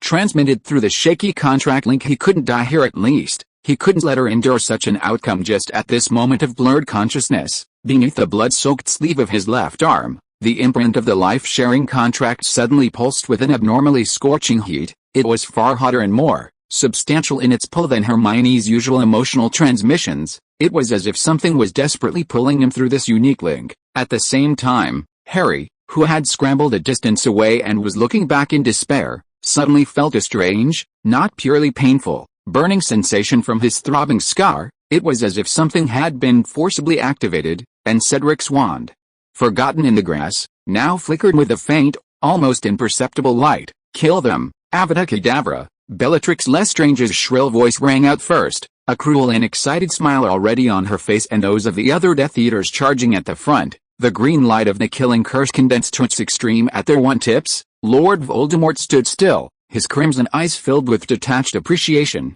as if watching the curtain fall on a magnificent play, a moment of extreme peril. Whoosh! A peculiar, clear, and incomparably resonant phoenix cry, as if from a distant time and space, suddenly echoed through the entire graveyard without warning. The sound wasn't loud, yet it was incredibly penetrating. As if it could cleanse the soul directly, instantly overpowering all the clamor and the hum of spells. Immediately following, 3 golden red, warm, and dazzling beams of light, as if crossing spatial boundaries, descended from the sky without warning, precisely enveloping Lynn, who had collapsed from exhaustion, Harry nearby, and the unconscious Cedric. These light beams emitted a pure, powerful, and life-affirming energy, completely out of place with the cold, evil atmosphere of the graveyard. What is that thing? The Death Eaters were stunned by this sudden turn of events. The killing curses and various dark spells they cast struck the golden red beams of light, only to vanish without a trace as if swallowed by the sea. Merely creating ripples, they couldn't penetrate at all. The coldness on Lord Voldemort's face instantly vanished, replaced by extreme shock and fury. Dumbledore, he roared hoarsely, instantly recognizing the detestable, phoenix-like power signature. Under the golden red light beams, the figures of the 3 began to blur and become transparent, as if being forcibly stripped from the current space by some power. It was a portkey, a special portkey forcibly activated from a long distance.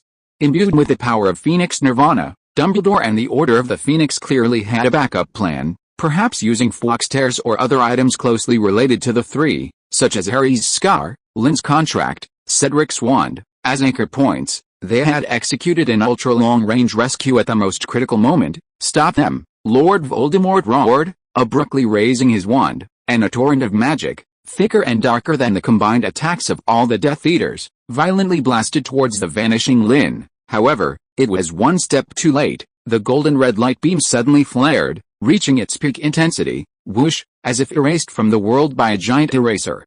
The figures of the 3 instantly vanished completely. Lord Voldemort's terrifying torrent of magic slammed violently into the empty spot where the 3 had disappeared, creating a deafening explosion and leaving a huge, charred crater, with dirt splattering everywhere. But the spot was already empty. Only a small puddle of dark red blood, not yet dry, where Lynn had fallen, proved his recent presence. The graveyard instantly fell into an eerie silence. The Death Eaters looked at each other, at a loss, their faces still showing traces of their previous frenzy and current bewilderment. Crouch lay on the ground, whimpering in frustration. Wormtail cowered in a ball. Terrified Bellatrix shrieked in anger.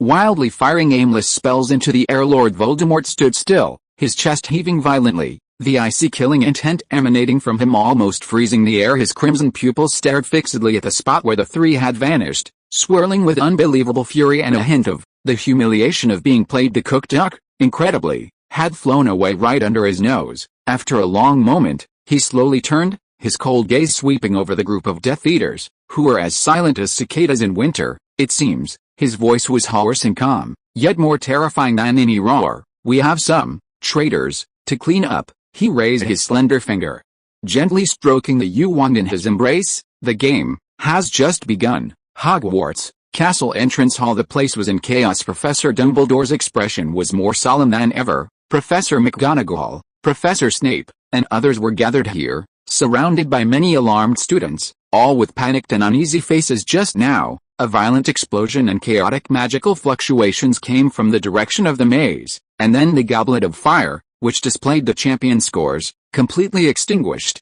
signaling a great ill omen. Immediately after, Dumbledore seemed to sense something and immediately joined several professors in setting something up here. Suddenly, thud, thud, thud, 3 figures, as if thrown by an invisible hand, slammed heavily onto the cold floor of the entrance hall. "Ah, Merlin!" Exclamations erupted. Harry and Cedric lay in a heap. Cedric was still unconscious, while Harry looked shaken, covered in dust. But what was most alarming was Lynn. He had completely lost consciousness, his face as pale as marble, the sleeve of his left arm completely soaked in blood, limp on the ground, his breathing so faint it was almost imperceptible. "Lynn!" A sharp, tearful scream rang out. Hermione, who had been forcing herself to stay nearby, her face no better than a patient's, rushed through the crowd like crazy and fell to Lynn's side. Seeing his terrible state, his profusely bleeding arm, and his faint breath, immense fear and dread instantly overwhelmed her. Tears gushed out like a broken dam. "No, don't.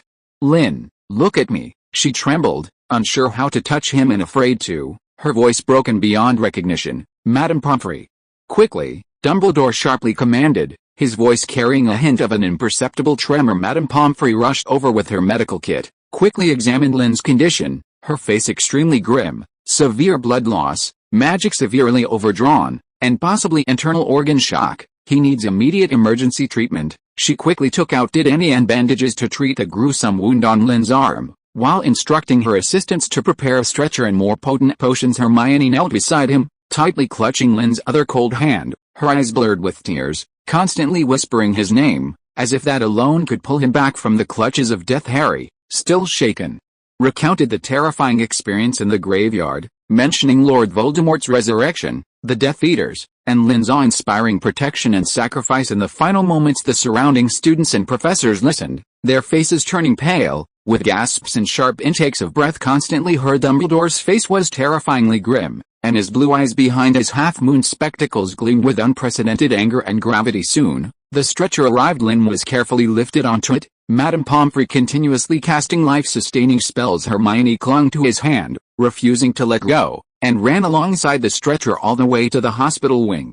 Tears streaming down her face like broken pearls. "He'll be all right, Miss Granger, he'll be all right." Madame Pomfrey tried to comfort her as she hurried along, but the urgency in her tone was undeniable. The hospital wing door slammed shut, cutting off most of the worried gaze as Hermione was allowed to stay in the ward. She sat by Lynn's bed, holding his cold hand, her eyes fixed on his pale face without blinking, as if to transfer her own life force through their clasped hands. Outside, the panic about Lord Voldemort's return was brewing, and the castle was filled with unease. But in the hospital wing at this moment, Hermione's world was reduced to the faint sound of this person's breathing. Fear still lingered, but at least he had returned from the deepest darkness. He had struggled back to her side. Phoenix ashes, hope remains. Chapter 145. Embers and Frost. The deathly silence in the Hogwarts entrance hall did not last long. It was like ice cracking, instantly engulfed by a more turbulent chaos and panic. "They're back, Merlin.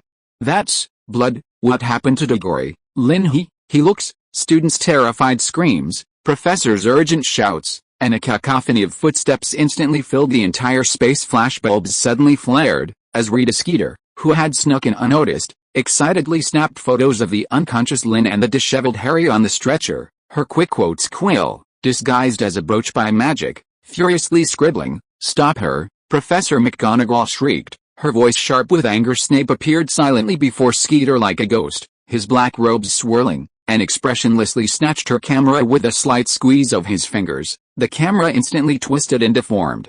Emitting a puff of black smoke, Skeeter let out an angry shriek, but was silenced by Snape's icy gaze. The stretcher was rushed to the hospital wing, with Madame Pomfrey and Hermione following closely. Hermione's face was not much better than Lynn's. Her tear stains were still fresh, and her brown eyes held nothing but utter fear and worry. Her world seemed to contain only the figure lying on the stretcher, his fate unknown. Dumbledore did not leave the entrance hall. He stood in the center, his aged face etched with unprecedented gravity, his gaze behind his half-moon spectacles as sharp as an eagle's. Sweeping over the chaotic crowd, he pointed his wand at his throat, and his voice, like a booming bell, silenced all the clamor. "Quiet!" The powerful deterrent instantly quieted the entrance hall, and all eyes focused on the greatest wizard. Harry stood beside Dumbledore, still trembling uncontrollably, his glasses and cheeks caked with dirt and sweat. His scars still burned, and Lord Voldemort's crimson eyes and the Death Eater's grotesque masks flashed repeatedly in his mind. He looked at Dumbledore as if grasping at his only lifeline, his voice hoarse and distorted by excitement and lingering fear. "Professor. He's back.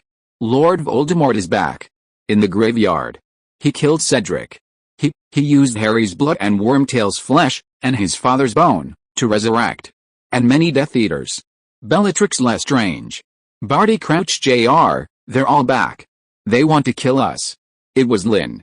Lynn he spoke incoherently, trying to pour out the entire terrifying experience. However, his words were like a boulder thrown into a seemingly calm lake, stirring not ripples, but a frozen, dead silence. Students' faces were filled with horror and disbelief, and they recoiled as if Harry carried some plague. Many professors, including Flitwick and Sprout, also showed expressions of shock mixed with doubt. "Potter," a cold, greasy voice rang out as Cornelius Fudge, the Minister of Magic, pushed his way into the entrance hall with a team of Aurors, his face ashen, his mustache trembling slightly with anger. "Do you have any idea what nonsense you're spouting?" "I'm not spouting nonsense," Harry shouted excitedly, pointing to his still burning scar. "I saw it with my own eyes.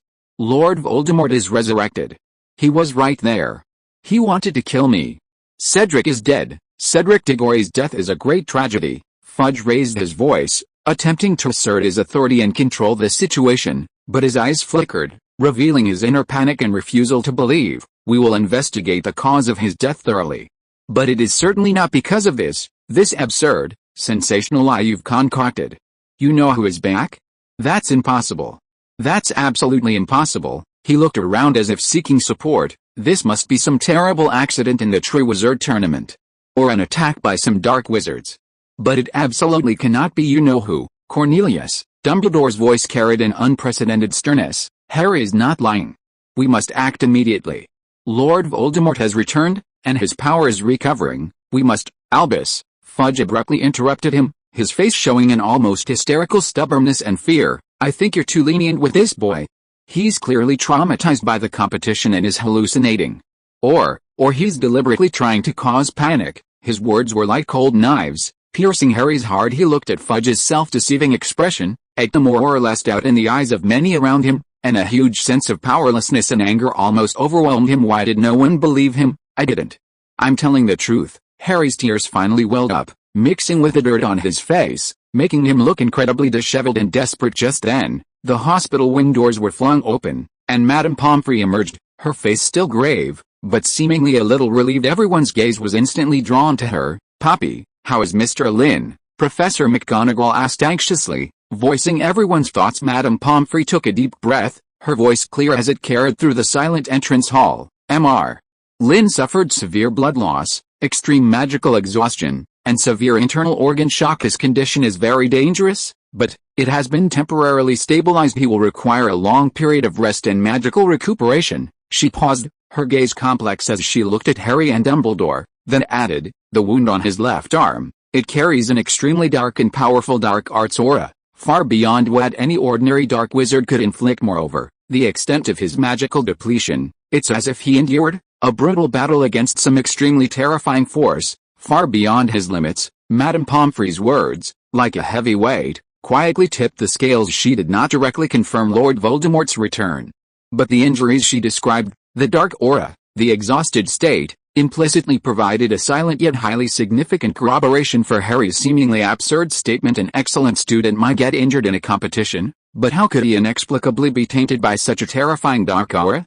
And how could he deplete himself to the brink of death?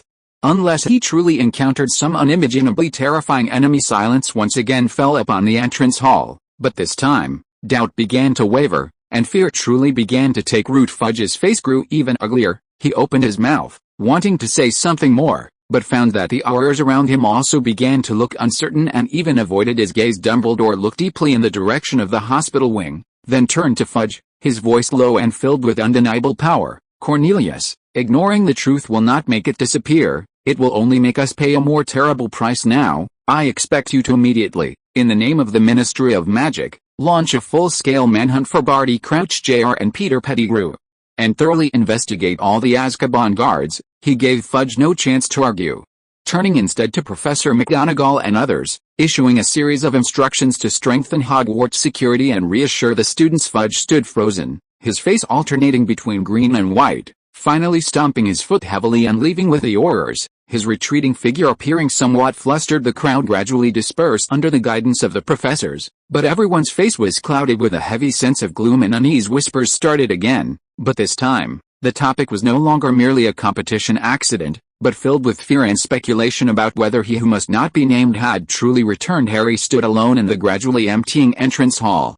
Feeling a chill, he had gained Dumbledore's trust, but was also thrust into the eye of the storm. He knew that from this moment on, everything was different. His gaze involuntarily turned towards the closed doors of the hospital wing. There lay his comrade in arms, who had fought alongside him through life and death, the hero who had used his last ounce of strength to protect their escape. Although no one proclaimed it, Lynn's exhausted and unconscious state, and the terrible injuries on his body, silently spoke another, more brutal version of the truth. Harry clenched his fist, his scar still throbbing faintly. The frost of doubt had already spread, but the embers of the hero had not yet extinguished, still flickering faintly in the darkness, awaiting the moment to rekindle. Meanwhile, inside the hospital wing, Hermione tightly held Lynn's cold hand, pressing her cheek against the back of his hand, as if to transfer all her warmth and prayers to him. The outside turmoil was irrelevant to her. Her world was small, holding only this one person she needed to protect. "Wake up quickly, Lynn," she whispered, tears silently falling. "I need you, we all need you." Chapter 146 Contract Healing. The white curtains of the hospital wing seemed to divide the world into two parts. Outside, the panic in the castle about Lord Voldemort's return, Fudge's denial, Harry's testimony, and various rampant rumors were fermenting wildly, like a storm gradually spiraling out of control. But within the curtains, there was only the smell of disinfectant, the faint ticking of instruments, and a heavy, almost stagnant silence. Lynn lay in the center of the bed, his face still transparently pale, as if he would shatter at a touch. Potions of various colors slowly dripped into his veins through thin tubes, and the light of complex healing spells cast by Madame Pomfrey occasionally flowed over him, stabilizing his terrible physiological indicators. But he remained in a deep coma, his breathing so shallow it was almost imperceptible, as if his consciousness was still trapped in that cold graveyard, or lost in some distant starlight. Hermione sat in a chair by the bed, having lost track of how much time had passed. She refused everyone's suggestions for her to rest, and when Ron and Harry came to visit, she only managed a nod, her gaze never leaving Lynn's face. Her eyes were red and swollen, her face haggard from lack of sleep and excessive worry, but deep within those brown eyes, a nearly obsessive determination burned. Madame Pomfrey could treat external injuries, replenish magic, and repair internal organ damage. But she knew Lynn's most serious injuries went far beyond that. It was the renewed overexertion of his magic source, the immense pressure and shock his soul endured from fighting extreme darkness and maintaining starlight magic. For this kind of damage, conventional magic had limited effect. All she could rely on was the unique link between them. When Madame Pomfrey finally completed another round of checks, regretfully stating, "The rest will depend on him and time to recover," and left, Hermione gently took Lynn's uninjured right hand. His hand was cold, with distinct knuckles, but now it lay limply in her grasp. Hermione closed her eyes, trying to block out all external disturbances, and immersed her entire mind deep within herself. To feel the life contract tightly linked with Lynn, the imprint of the contract glowed faintly deep in her soul, but at this moment, the feeling it conveyed was weak and chaotic, like a candle in the wind, full of pain, weakness, and a heart-pounding sense of dissipation. Sensing all this, Hermione's heart clenched again, and tears almost welled up, but she forcibly suppressed the tears. Crying was useless. She had to do something. She recalled what Lynn had once told her about the deeper applications of the contract, not just sharing vitality and perception, but in extreme cases, perhaps even deeper energy transfer and spiritual support, provided both parties had absolute trust and the outputting party possessed sufficiently from will. Trust? Her trust in him had long surpassed everything. Will? For him, she could drain her last ounce of strength. Hermione took a deep breath and began to try. She was not blindly transmitting her magic, that might repel the starlight magic in his body. What she did was more delicate and difficult. She highly concentrated her mental power, transforming it into the purest energy flow, full of comfort and protective intent, carefully, like weaving the finest silver threads. slowly injecting it along the contract's channel into Lynn's depleted and silent soul. This was an extremely mentally taxing process. Soon, fine beads of sweat appeared on her forehead, her face grew paler, and the hand holding Lynn's trembled slightly at first. It seemed to be a drop in the ocean. Lynn's condition showed no change. Hermione did not lose heart. She gritted her teeth, continuously and patiently carrying out this seemingly futile effort. She whispered to him, her voice soft but firm, "Lynn, can you hear me? You've done so well. You protected Harry. You protected Cedric. You're very tired, I know, but don't sleep for too long, okay? I'm waiting for you. We're all waiting for you. Please come back." She didn't know if he could hear. She just stubbornly believed that he must be able to feel it. She didn't know how long passed, maybe an hour, maybe several hours. Just as Hermione herself felt dizzy and almost unable to hold on, she suddenly felt that the chaotic and weak fluctuation from the other end of the contract link seemed to have stabilized just a tiny bit, like a drop of sweet dew falling onto parched, cracked earth, though insignificant. It was an undeniable signal. Hermione's spirits lifted. She almost cried tears of joy.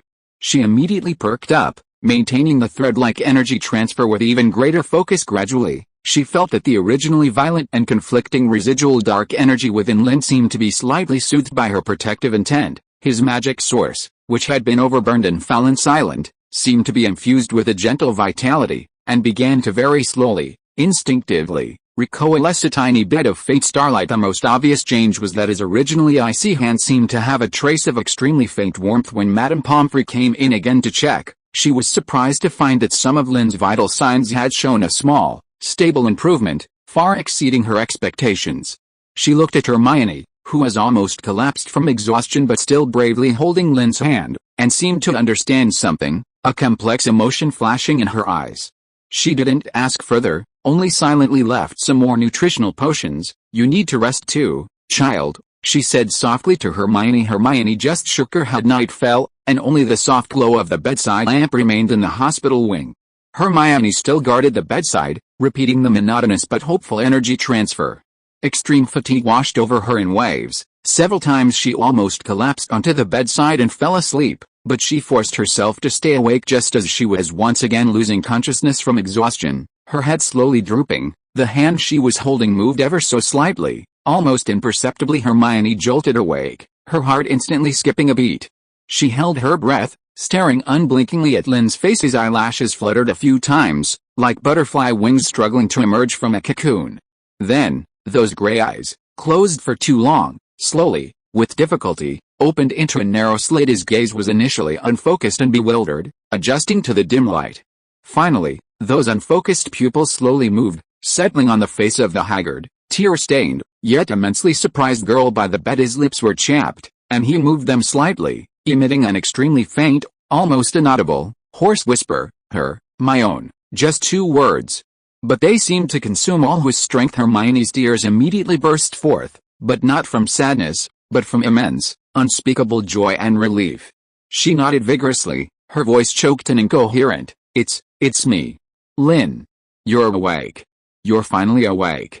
That's wonderful, truly wonderful." She wanted to smile, but her tears flowed even more profusely. Lynn seemed to want to raise his hand, but was too weak to do so. His gaze slowly swept over her tired, haggard face and swollen eyes. In his usually calm gray eyes, her figure was clearly reflected, and a highly complex, unprecedented ripple appeared. It was heartache, gratitude, a deep, soft emotion that almost overwhelmed him. He moved his lips again, his voice still weak, but much clearer. "Did I bother you?" he remembered, before his consciousness completely sank into darkness. Her heart-wrenching pain and calls transmitted through the contract. Hermione froze for a moment, then understood what he meant, and shook her head, crying and laughing. "No, you didn't bother me. I was just too scared." She gripped his hand tightly, as if afraid that if she let go, he would disappear again. "How do you feel? Does it still hurt?" Madame Pomfrey said. "I'm fine," Lynn interrupted her, his gaze still fixed on her, as if he couldn't get enough of looking. "You were here the whole time?" "Yes," Hermione nodded hard, tears continuously streaming down. "I was here the whole time." No more words were exchanged. Simple questions and answers, yet they contained emotions and unspoken understanding that 1,000 words could not express. He nearly died to protect, and she, regardless of everything, pulled him back from the brink of death. After shared fear, despair, and struggle, that deeply rooted emotion, like steel-tempered, became even more resilient, more inseparable. Lynn very slowly, using the last bit of strength he had just recovered, gently returned her grip with his hand. Although the force was weak, it carried an undeniable firmness. Hermione felt a real, faint strength and warmth from his fingertips, and her heartstring, stretched to its limit, finally completely relaxed. Intense fatigue and a sense of security washed over her simultaneously. She could no longer support herself, and gently leaned on the bedside, her cheek resting against his slightly warmer hand, falling into deep sleep. A reassuring and sweet curve still lingered on her lips. Lynn didn't sleep, he just quietly watched her tired sleeping face, his gray eyes shimmering with an incredibly soft and complex light in the dim lamplight outside. Hogwarts was still shrouded in doubt and panic, but in this small hospital wing, warmth was dispelling the cold, and the power of life was quietly returning. The connection of the contract had never been so clear and warm, like a silent vow, intertwining their souls even more tightly. The predicament had not changed, but something had quietly sublimated in the rebirth. Chapter 147. Behind the curtain. Lynn's awakening was like a calming pill dropped into the mist of panic engulfing Hogwarts, even though this calming pill was still so weak that he required Madame Pomfrey's strict care. Visits to him were severely restricted, but this did not prevent well-informed students from quickly spreading the news that Lynn Evans is awake throughout the castle, which to some extent alleviated the suffocating feeling of impending doom. However, beneath the slight surface calm, undercurrents surged even more fiercely inside the principal's office. The atmosphere was as heavy as the sea before a storm. Dumbledore stood before the pensieve, his silver-white hair seeming more weary than usual, but his sharp blue eyes gleamed with an unquestionable resolve. Harry stood nearby, having recounted everything that happened at the graveyard, including every detail, every line of dialogue, even Lynn's final shocking protection and Dumbledore's timely remote rescue. "He's back, Professor." Harry's voice still held a slight tremor, but it was much firmer than when he was in the entrance hall. "I saw him with my own eyes." "Lynn saw him too, I know, Harry." Dumbledore gently interrupted him, turning around, his gaze heavy. "I believe you. Every word." He walked to Fawkes' perch, gently stroking the phoenix's feathers. "The threat we face is far beyond what many imagine, even beyond my worst fears. Lord Voldemort, he has successfully returned in a way we never anticipated." Just then, a cold, emotionless announcement came from the principal's office door. Principal Severus Snape glided in as silently as a bat, his black robes billowing behind him. There was no expression on his pale face, but his black eyes were deeper than usual, like a cold pool hiding a storm. He didn't even glance at Harry, walking directly towards Dumbledore. "Professor Snape." Dumbledore looked at him. "Have you found anything?" Snape said nothing, but abruptly raised his left arm, almost rudely pulling back his black robe sleeve to reveal his pale, slender forearm, and on it, the dark mark, incredibly clear, but its color was an abnormal charred black, as if seared by a hot iron, its edges even slightly wriggling. Harry gasped, instinctively taking a step back. Although he already knew Snape was a double agent, seeing this mark, a symbol of darkness and evil, so directly still caused him a physiological discomfort and fear. Dumbledore's gaze suddenly became incredibly sharp. He leaned closer, carefully examining the abnormally active and altered mark. "It burns." Snape's voice was low and steady, yet held a suppressed tension, as if he was enduring immense pain. "Since last night. Continuously. The intensity far exceeds any previous summons. This is by no means an ordinary gathering." He lowered his sleeve, covering the unsettling mark, and continued to state in his characteristic, oily tone, "The mark's color has deepened, and its form is closer to how it looked when it was first given.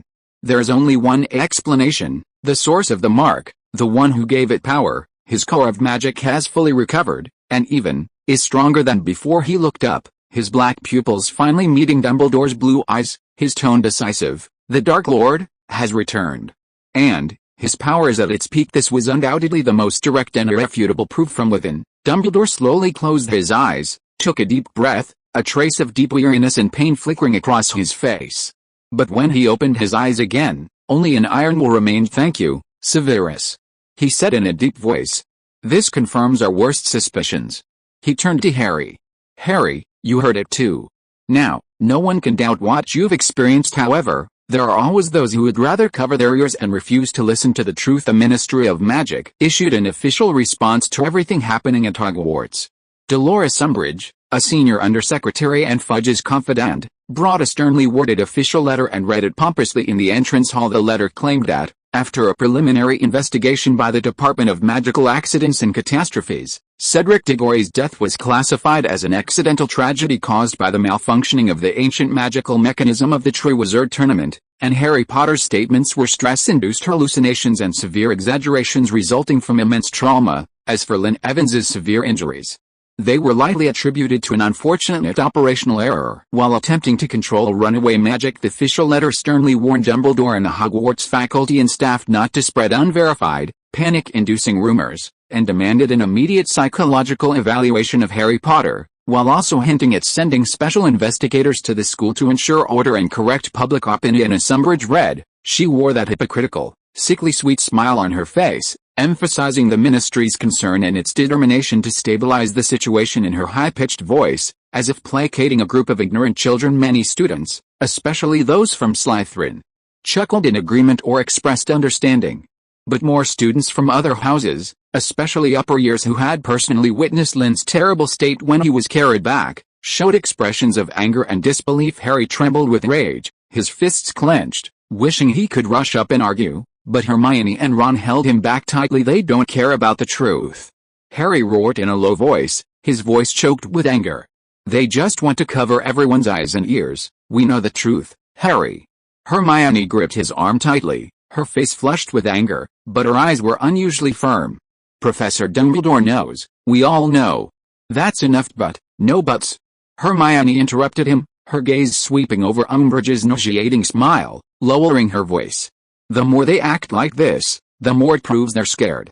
What we need now is calmness, not impulsiveness. Inside the principal's office, Dumbledore looked at the official letter Fawkes had brought back, showing no surprise, only a cold, mocking smile at the corner of his mouth. Cornelius has chosen a most dangerous path, he quietly said to Professor McGonagall, who stood beside him, her face green with anger, her lips tightly pressed. We must do something, Albus. We cannot let them twist right and wrong like this. Of course.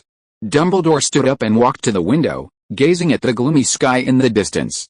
Since the Ministry of Magic chooses to close its eyes, the responsibility of protecting this castle and these students falls even more heavily on our shoulders. His gaze became profound, as if he already saw the difficult struggles of the future Minerva. It's time to rekindle the fireplace, he said slowly. Contact Remus, contact Alastair, if he's still safe. Contact all our trustworthy old friends. We can still reach the Order of the Phoenix. Professor McGonagall took a deep breath, a fighting spirit igniting in her eyes. Needs to reassemble, yes. Dumbledore turned around, his eyes firm.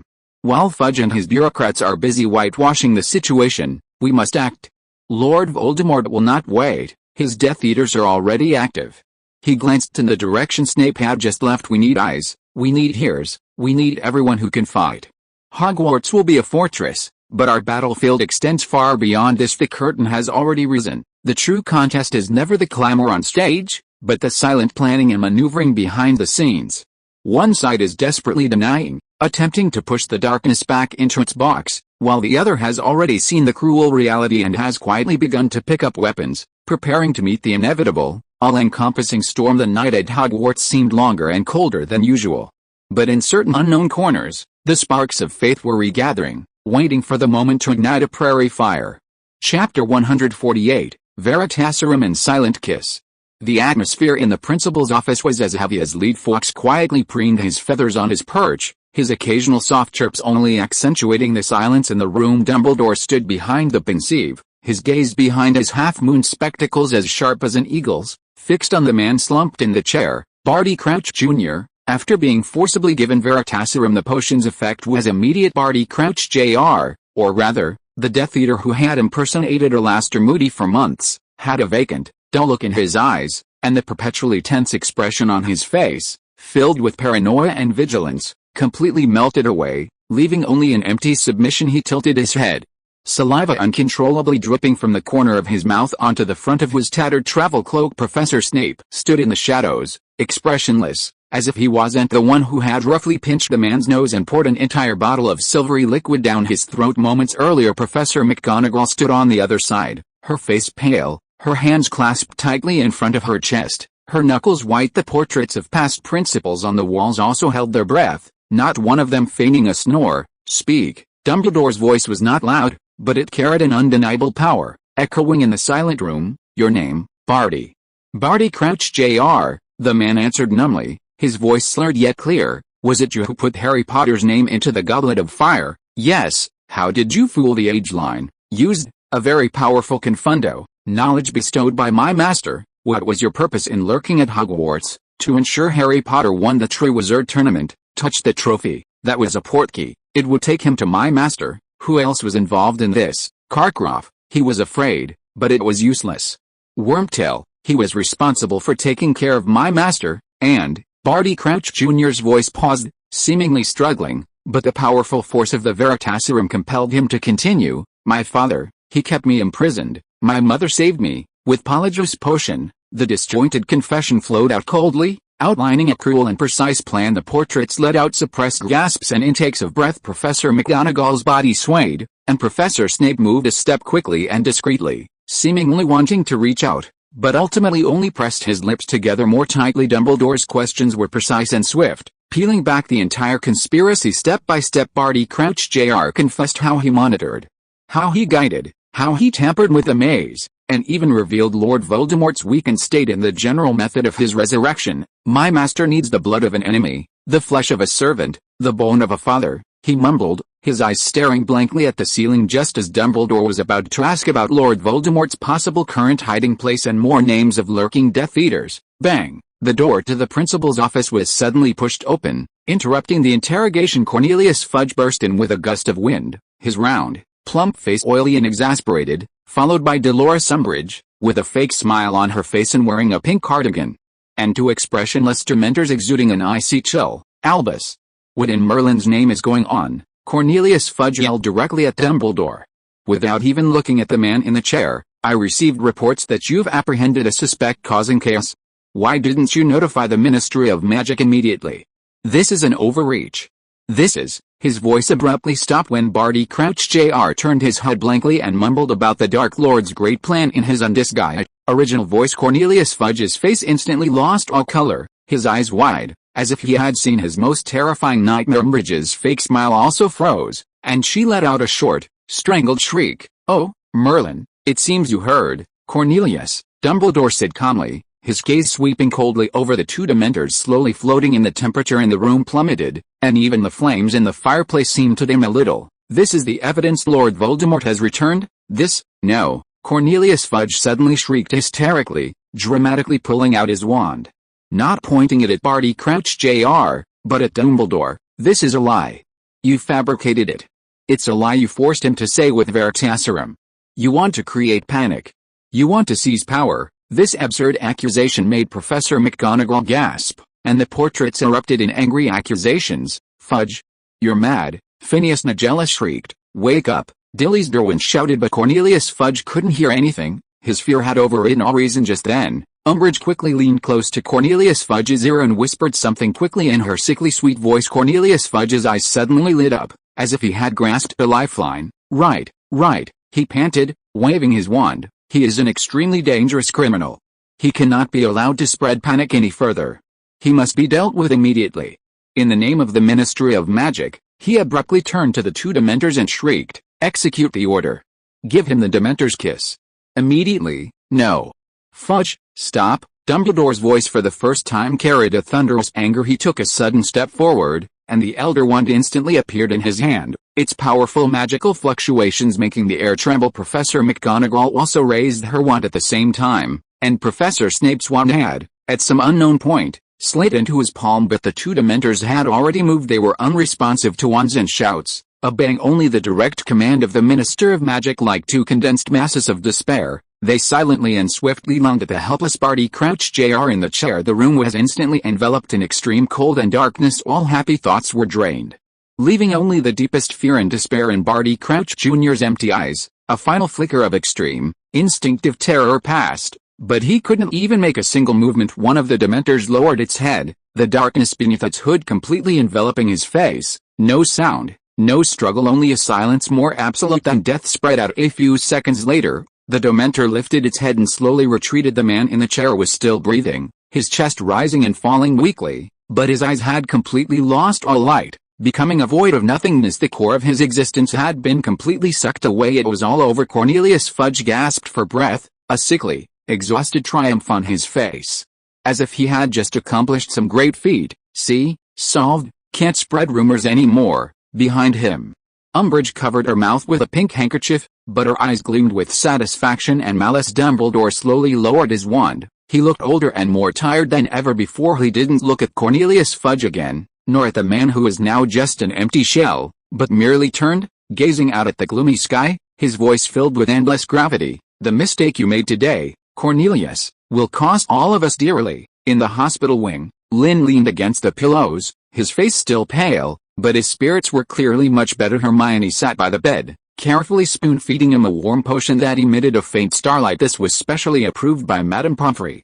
A potent restorative potion refined from moonstone powder and unicorn hair, said to be a formula reluctantly provided by Professor Snape. Slowly, Hermione said softly, her brow slightly furrowed, watching his lips intently, afraid of spilling a single drop. Professor Snape said this potion is very strong and needs to be absorbed slowly. Lynn obediently drank it, the warm sensation of the liquid dispelling some of the chill in his body. His gaze, however, never left Hermione's face, watching the faint blue shadows under her eyes, watching her lips slightly pursed with worry. I'm fine, really, he whispered, trying to give her a reassuring smile. I feel much better. Madame Pomfrey said you still need to be observed for at least 2 days.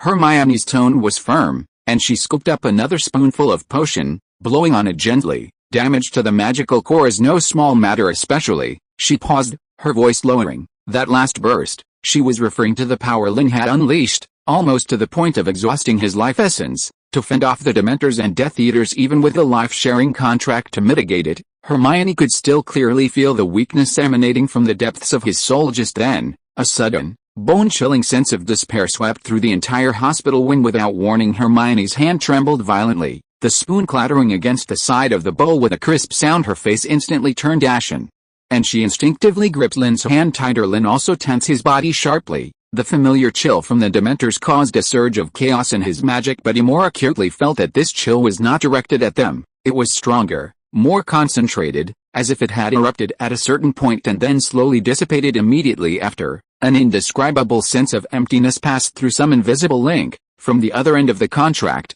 Hermione's perception, she was more sensitive to this power representing loss and nothingness. What happened? Hermione's voice trembled slightly. Looking towards the door with uncertainty and alarm, Lynn clasped her cold fingers in return, starlight magic gently flowing, dispelling the surrounding chill and trying to warm her. He silently shook his head, his gaze deepening. He probably guessed Cornelius Fudge had, in the end, chosen a most foolish path. A few minutes later, heavy footsteps echoed in the corridor, growing fainter. The suffocating chill slowly receded, but the lingering shadow remained. Hermione still held his hand tightly, not letting go. She lowered her head, leaning against the bedside, her forehead gently resting on their clasped hands. I'm scared, Lynn. Her voice was muffled, with a hint of an almost imperceptible sob.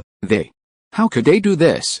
Cover up the truth, and even. Lynn gently stroked her hair with his other free hand, his movements gentle yet firm, because fear makes people foolish and cruel. Hermione, he whispered, his voice calm yet powerful, they are afraid of the uncontrollable truth, so they choose to destroy the evidence and pretend everything doesn't exist. He lifted her face, making her look into his eyes. Those eyes, which always sparkled with wisdom and a passion for learning, were now filled with worry and lingering fear. But we know the truth. Lynn gazed at her, speaking each word distinctly. We know he's back. We know what happened. We, and Professor Dumbledore, and all who are willing to believe.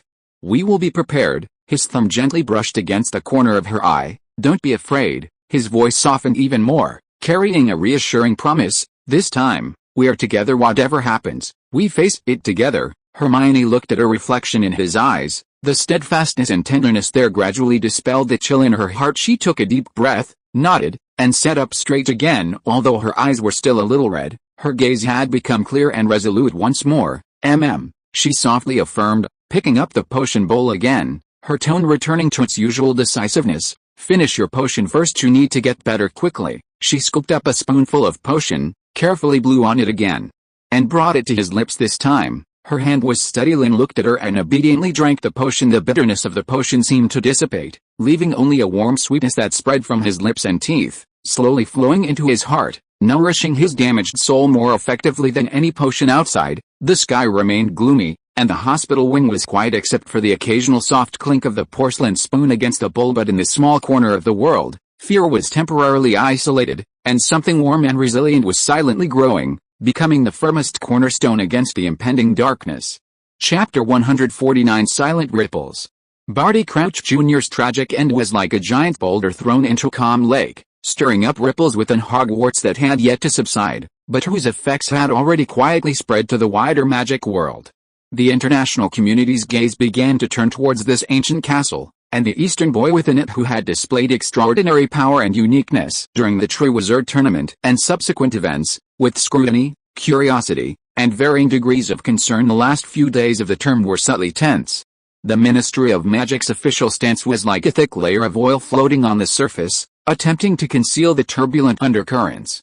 But those with true insight could feel the tremors beneath the surface. The first to clearly show this concern was Lynn Li. In the corridor after Charms class, she stopped Hermione, who was carefully helping Lynn in preparing to return to the hospital wing. The chief disciple of Kunlun Academy was wearing a dark green Cheongsam-style robe embroidered with silver cloud patterns today. Her demeanor was still cool and aloof, but the look in her eyes towards Lynn had less of the previous probing and more of a complex solemnity. "Lynn," she began, her voice like the gentle tapping of jade, "how is your body recovering? Thank you for your concern." "Much better." Lynn nodded slightly, while Hermione cautiously stepped half a pace forward, still holding his arm. Lynn Li seemed not to notice Hermione's subtle protective stance. Her gaze fell on Lynn's still pale face. After a moment of thought, she said, "What happened in the maze that day and afterwards?" "I have reported back to the Academy via secret message. My master, the Kunlun Jade Void True Immortal, is very interested in this." She paused, seemingly choosing her words carefully. "The True Immortal believes that the star power secret magic you used has a deep connection to some ancient branches of our inheritance. That kind of power is not something ordinary dark arts can erode or twist. He believes that the return of darkness you witnessed is by no means a matter for Hogwarts alone." Her words were subtle, but the meaning was clear. The highest echelons of Kunlun Academy, at least in part, believed in the fact of Lord Voldemort's return and regarded it as a potential threat that could affect the entire magic world. And they showed unusual concern for Lynn's own power system. "What does the Jade Void True Immortal mean?" Lynn asked calmly, already having a guess in his heart. "Kunlun Academy looks forward to deeper exchanges with wizards who possess ancient wisdom and inheritance." Lynn Li handed over a white jade talisman, warm to the touch and carved with complex landscape patterns. "This is a token. If you intend to visit the East in the future, or need assistance, you can use this item to contact Kunlun through a specific international flow network route." This was a meaningful signal. It represented an unofficial, cautious but clear glance from an important force in the international magic community at the Hogwarts incident, and even more, an acknowledgement and investment in Lynn's personal value. Hermione's eyes widened slightly in surprise, looking at the jade talisman. Lynn didn't take it immediately, but looked at Hermione before reaching out. When his fingertips touched the talisman, he could feel the calm and vast magic power fluctuations contained within it. "Thank you for the True Immortal's kindness, and thank you, Miss Ling." Lynn put away the jade talisman. "If I have the opportunity, I will definitely visit." Lynn Li nodded slightly, said no more, and turned to leave, the hem of her Cheongsam tracing a neat arc. "She Kunlun Academy is..." Hermione looked at her retreating figure, whispering to Lynn in disbelief. "This is a stance," Lynn whispered back, gently squeezing her hand, meaning not everyone chooses to close their eyes. "The international community is starting to pay attention, which is a good thing." Another person who showed a different attitude was Madame Maxime, the principal of Boxburtons. At the last informal gathering of the champions, Karkaroff had already fled in a panic. Madame Maxime found Dumbledore. Her tall frame bent slightly, and her voice was very low, but loud enough for Harry, Hermione, and Lynn nearby to hear. Albus, her usually booming voice carried a barely perceptible hoarseness, regarding the Diggory boy, and what Harry and Mr. Lynn said. "I am deeply sorry and saddened." She paused, and complex light flickered in her large eyes with long eyelashes, containing both sadness and a lingering hint of doubt and caution. "The Ministry of Magic's official statement, huh?" She let out a short, ambiguous chuckle. "But I know you, Albus. You are not one to speak without cause. She took a deep breath, as if having made a decision. Spokespersons will not publicly challenge the authority of the British Ministry of Magic. That would cause unnecessary diplomatic trouble. However, she emphasized, my students and I will remember everything that happened here. I will remind the French Ministry of Magic to remain vigilant. If one day in the future you need some unofficial channels or information, you can contact me in the usual way. This was a more realistic and ambiguous attitude. Madame Maxime personally tended to believe Dumbledore and Harry and Lynn's words, but she had to consider her school's position and her country's interests. She could not make a public statement but promised private, limited support and information sharing. This was the most she could say given the current situation. Dumbledore calmly accepted this promise. Thank you, Olymp.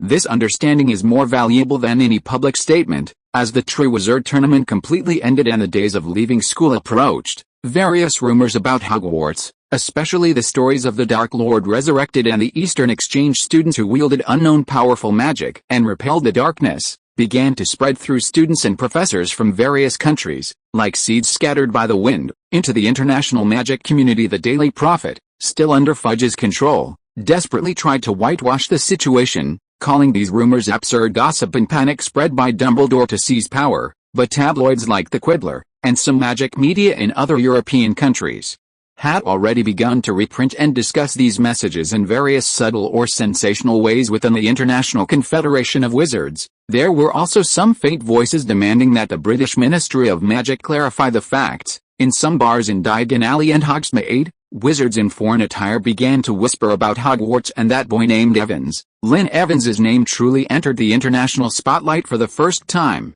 Closely linked with keywords like Hogwarts, you-know-who's return, and unknown magic, Lynn seemed not to care much about these external disturbances.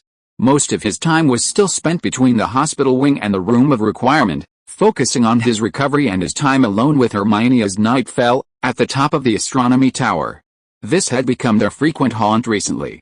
Far from the hustle and bustle downstairs and prying eyes, there were only the stars and the cool night breeze. Hermione leaned against the cold parapet, and Lynn gently embraced her from behind, his chin resting on the crown of her head.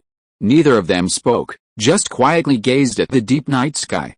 The Milky Way, like a wide river sprinkled with diamond dust, stretched across the heavens. The stars are so bright, Hermione murmured softly, leaning back, pressing more closely into his embrace, feeling his heartbeat, much stronger than a few days ago. They seem clearer than usual.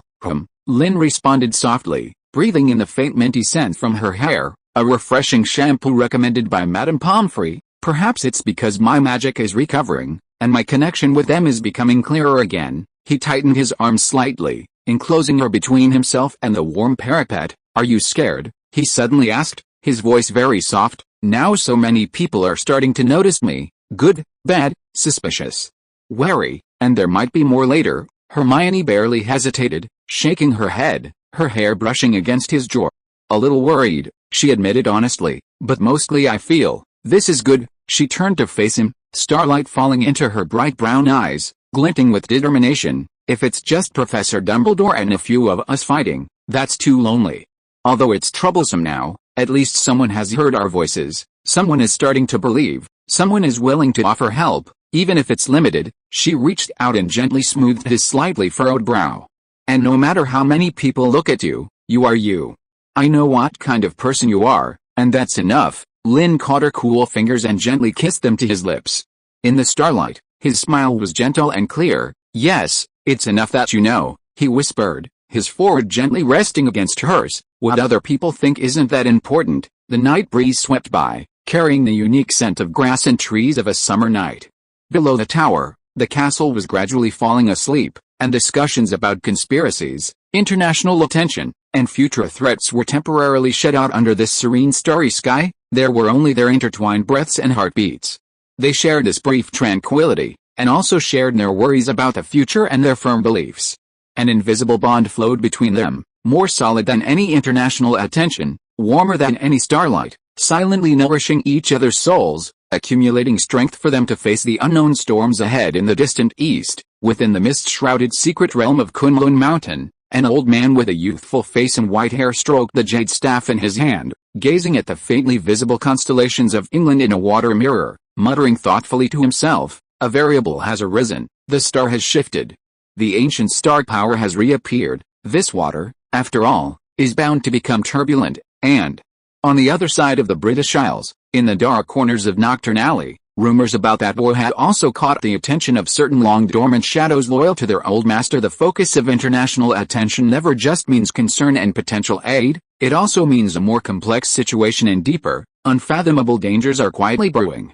Chapter 150, Xiaxi's Appointment and the Heavy Secret. The term finally came to an end in an unusual atmosphere at the year-end feast. The Great Hall was still decorated in the silver and green of Slytherin, as the House Cup's ownership was undisputed, though everyone knew that this award seemed so insignificant in the face of all the major events that had occurred this year. When Dumbledore stood up to give his speech, the Great Hall was unusually quiet. He did not mention Lord Voldemort, nor the tragedy in the graveyard, nor even Barty Crouch Jr., he merely summarized this extraordinary year in a calm, slightly melancholic tone, praising the courage of all the champions, especially Cedric Diggory, whom he called an excellent wizard who displayed the true loyalty and integrity of Hufflepuff, and proposed a moment of silence. The applause was sparse and heavy when Dumbledore announced the feast had begun. Although the golden cutlery on the long tables was instantly piled high with food, many students ate distractedly. An invisible pressure and a sense of uncertainty about the future hung over the hall. The next day, the Hogwarts Express, puffing steam, pulled into Hogsmeade Station. The platform was crowded with students preparing to go home and house elves who had come to pick them up, and the clamor carried an urgency like that of survivors. Harry, Ron, Hermione, and Lynn walked through the crowd. Ron was still grumbling incessantly about another long letter Percy had sent him, advising him to recognize the situation and trust the Ministry of Magic. "He's practically brainwashed," Ron said exasperatedly, dragging his suitcase with a clatter. Harry listened absently, his gaze constantly sweeping over the surrounding crowd, his eyes alert, as if a Death Eater might jump out from a corner at any moment. Hermione and Lynn lagged a little behind. She was carefully straightening Lynn's collar, even though it was already perfectly neat. "After you go back, remember to take your medicine on time," Hermione reminded him worriedly, her brows habitually furrowed. "Madame Pomfrey's nutrient potion and Professor Snape's bottle, although they don't taste good, they're good for restoring your magic source also.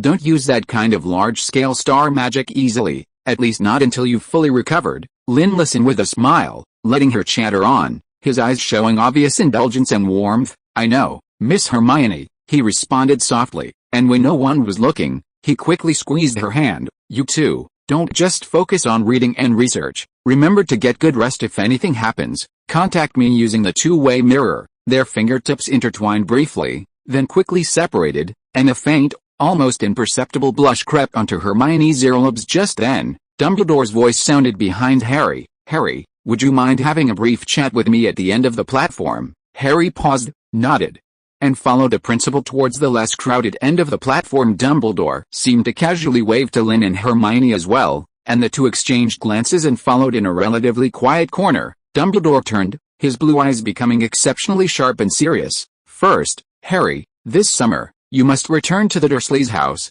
He saw Harry's instantly resistant expression and raised a hand to stop his protest. "I know you don't want to, but there is protection there given by your mother's blood, and as long as you still call that place home, that protection will remain in effect. It is the safest place right now." Harry pressed his lips together, finally nodding reluctantly. Then, Dumbledore's gaze swept over Lynn and Hermione, finally returning to Harry, his voice dropping even lower. "What I am about to tell you is of utmost importance and requires absolute secrecy." He paused, as if choosing the right words. "You already know that Lord Voldemort has returned in a terrible way, but what you may not know is that his ability to escape death time and again is not solely due to his power, but because he has used an extremely evil method, beyond the conventional understanding of magic, to prolong his existence. He split his soul." This phrase made all three of them hold their breath simultaneously. Hermione's eyes widened suddenly, showing extreme shock and a thirst for knowledge. Lynn's brows furrowed slightly, his eyes becoming deep. Harry, on the other hand, looked bewildered mixed with fear. "Split soul," Harry murmured. "Yes." Dumbledore's tone was incredibly heavy. He hid the fragmented pieces of his soul in certain objects of special significance. These objects, which carry pieces of his soul, are called Horcruxes. As long as the Horcruxes are not destroyed, no matter what grievous harm his physical body suffers, he will not truly die. This explains why he survived that fatal rebounding curse many years ago. This terrible truth poured over Harry like ice water, making him feel a bone-chilling cold. Hermione gasped, instinctively covering her mouth. Lynn's gaze became even more solemn, and he quietly grasped Hermione's other hand, as if to transmit strength through this gesture. You mean, he is still? Harry's voice trembled slightly. Not entirely. Dumbledore slowly shook his head. That ritual allowed him to regain his physical body and most of his power, but those Horcruxes, they still exist, like anchors, firmly fixing his life to this world to truly defeat him. We must find and destroy all the Horcruxes he created. This task sounded so daunting, almost despairing. Dumbledore's gaze swept over the three of them in turn, finally resting on Lynn and Hermione's clasped hands, a flicker of complex emotion, difficult to discern, in his eyes. The search for and destruction of Horcruxes will be a long and dangerous path, Harry. He looked at the savior boy. This is intimately connected to you. You are destined to bear this responsibility. Then, he looked at Lynn and Hermione. And you too, especially the power you share, that protective power stemming from a life link, and the unique star magic you, Lynn, possess, may become the key to fighting this darkness, protecting Harry, and ultimately unraveling the mystery of the Horcruxes. His tone became incredibly solemn. This summer may be the last calm before the storm. I hope you remain vigilant, but also not overly panicked. Enjoy your time with family, and at the same time, learn and understand as much as possible about ancient magic, about the mysteries of the soul, about all knowledge that might be useful to us, especially you,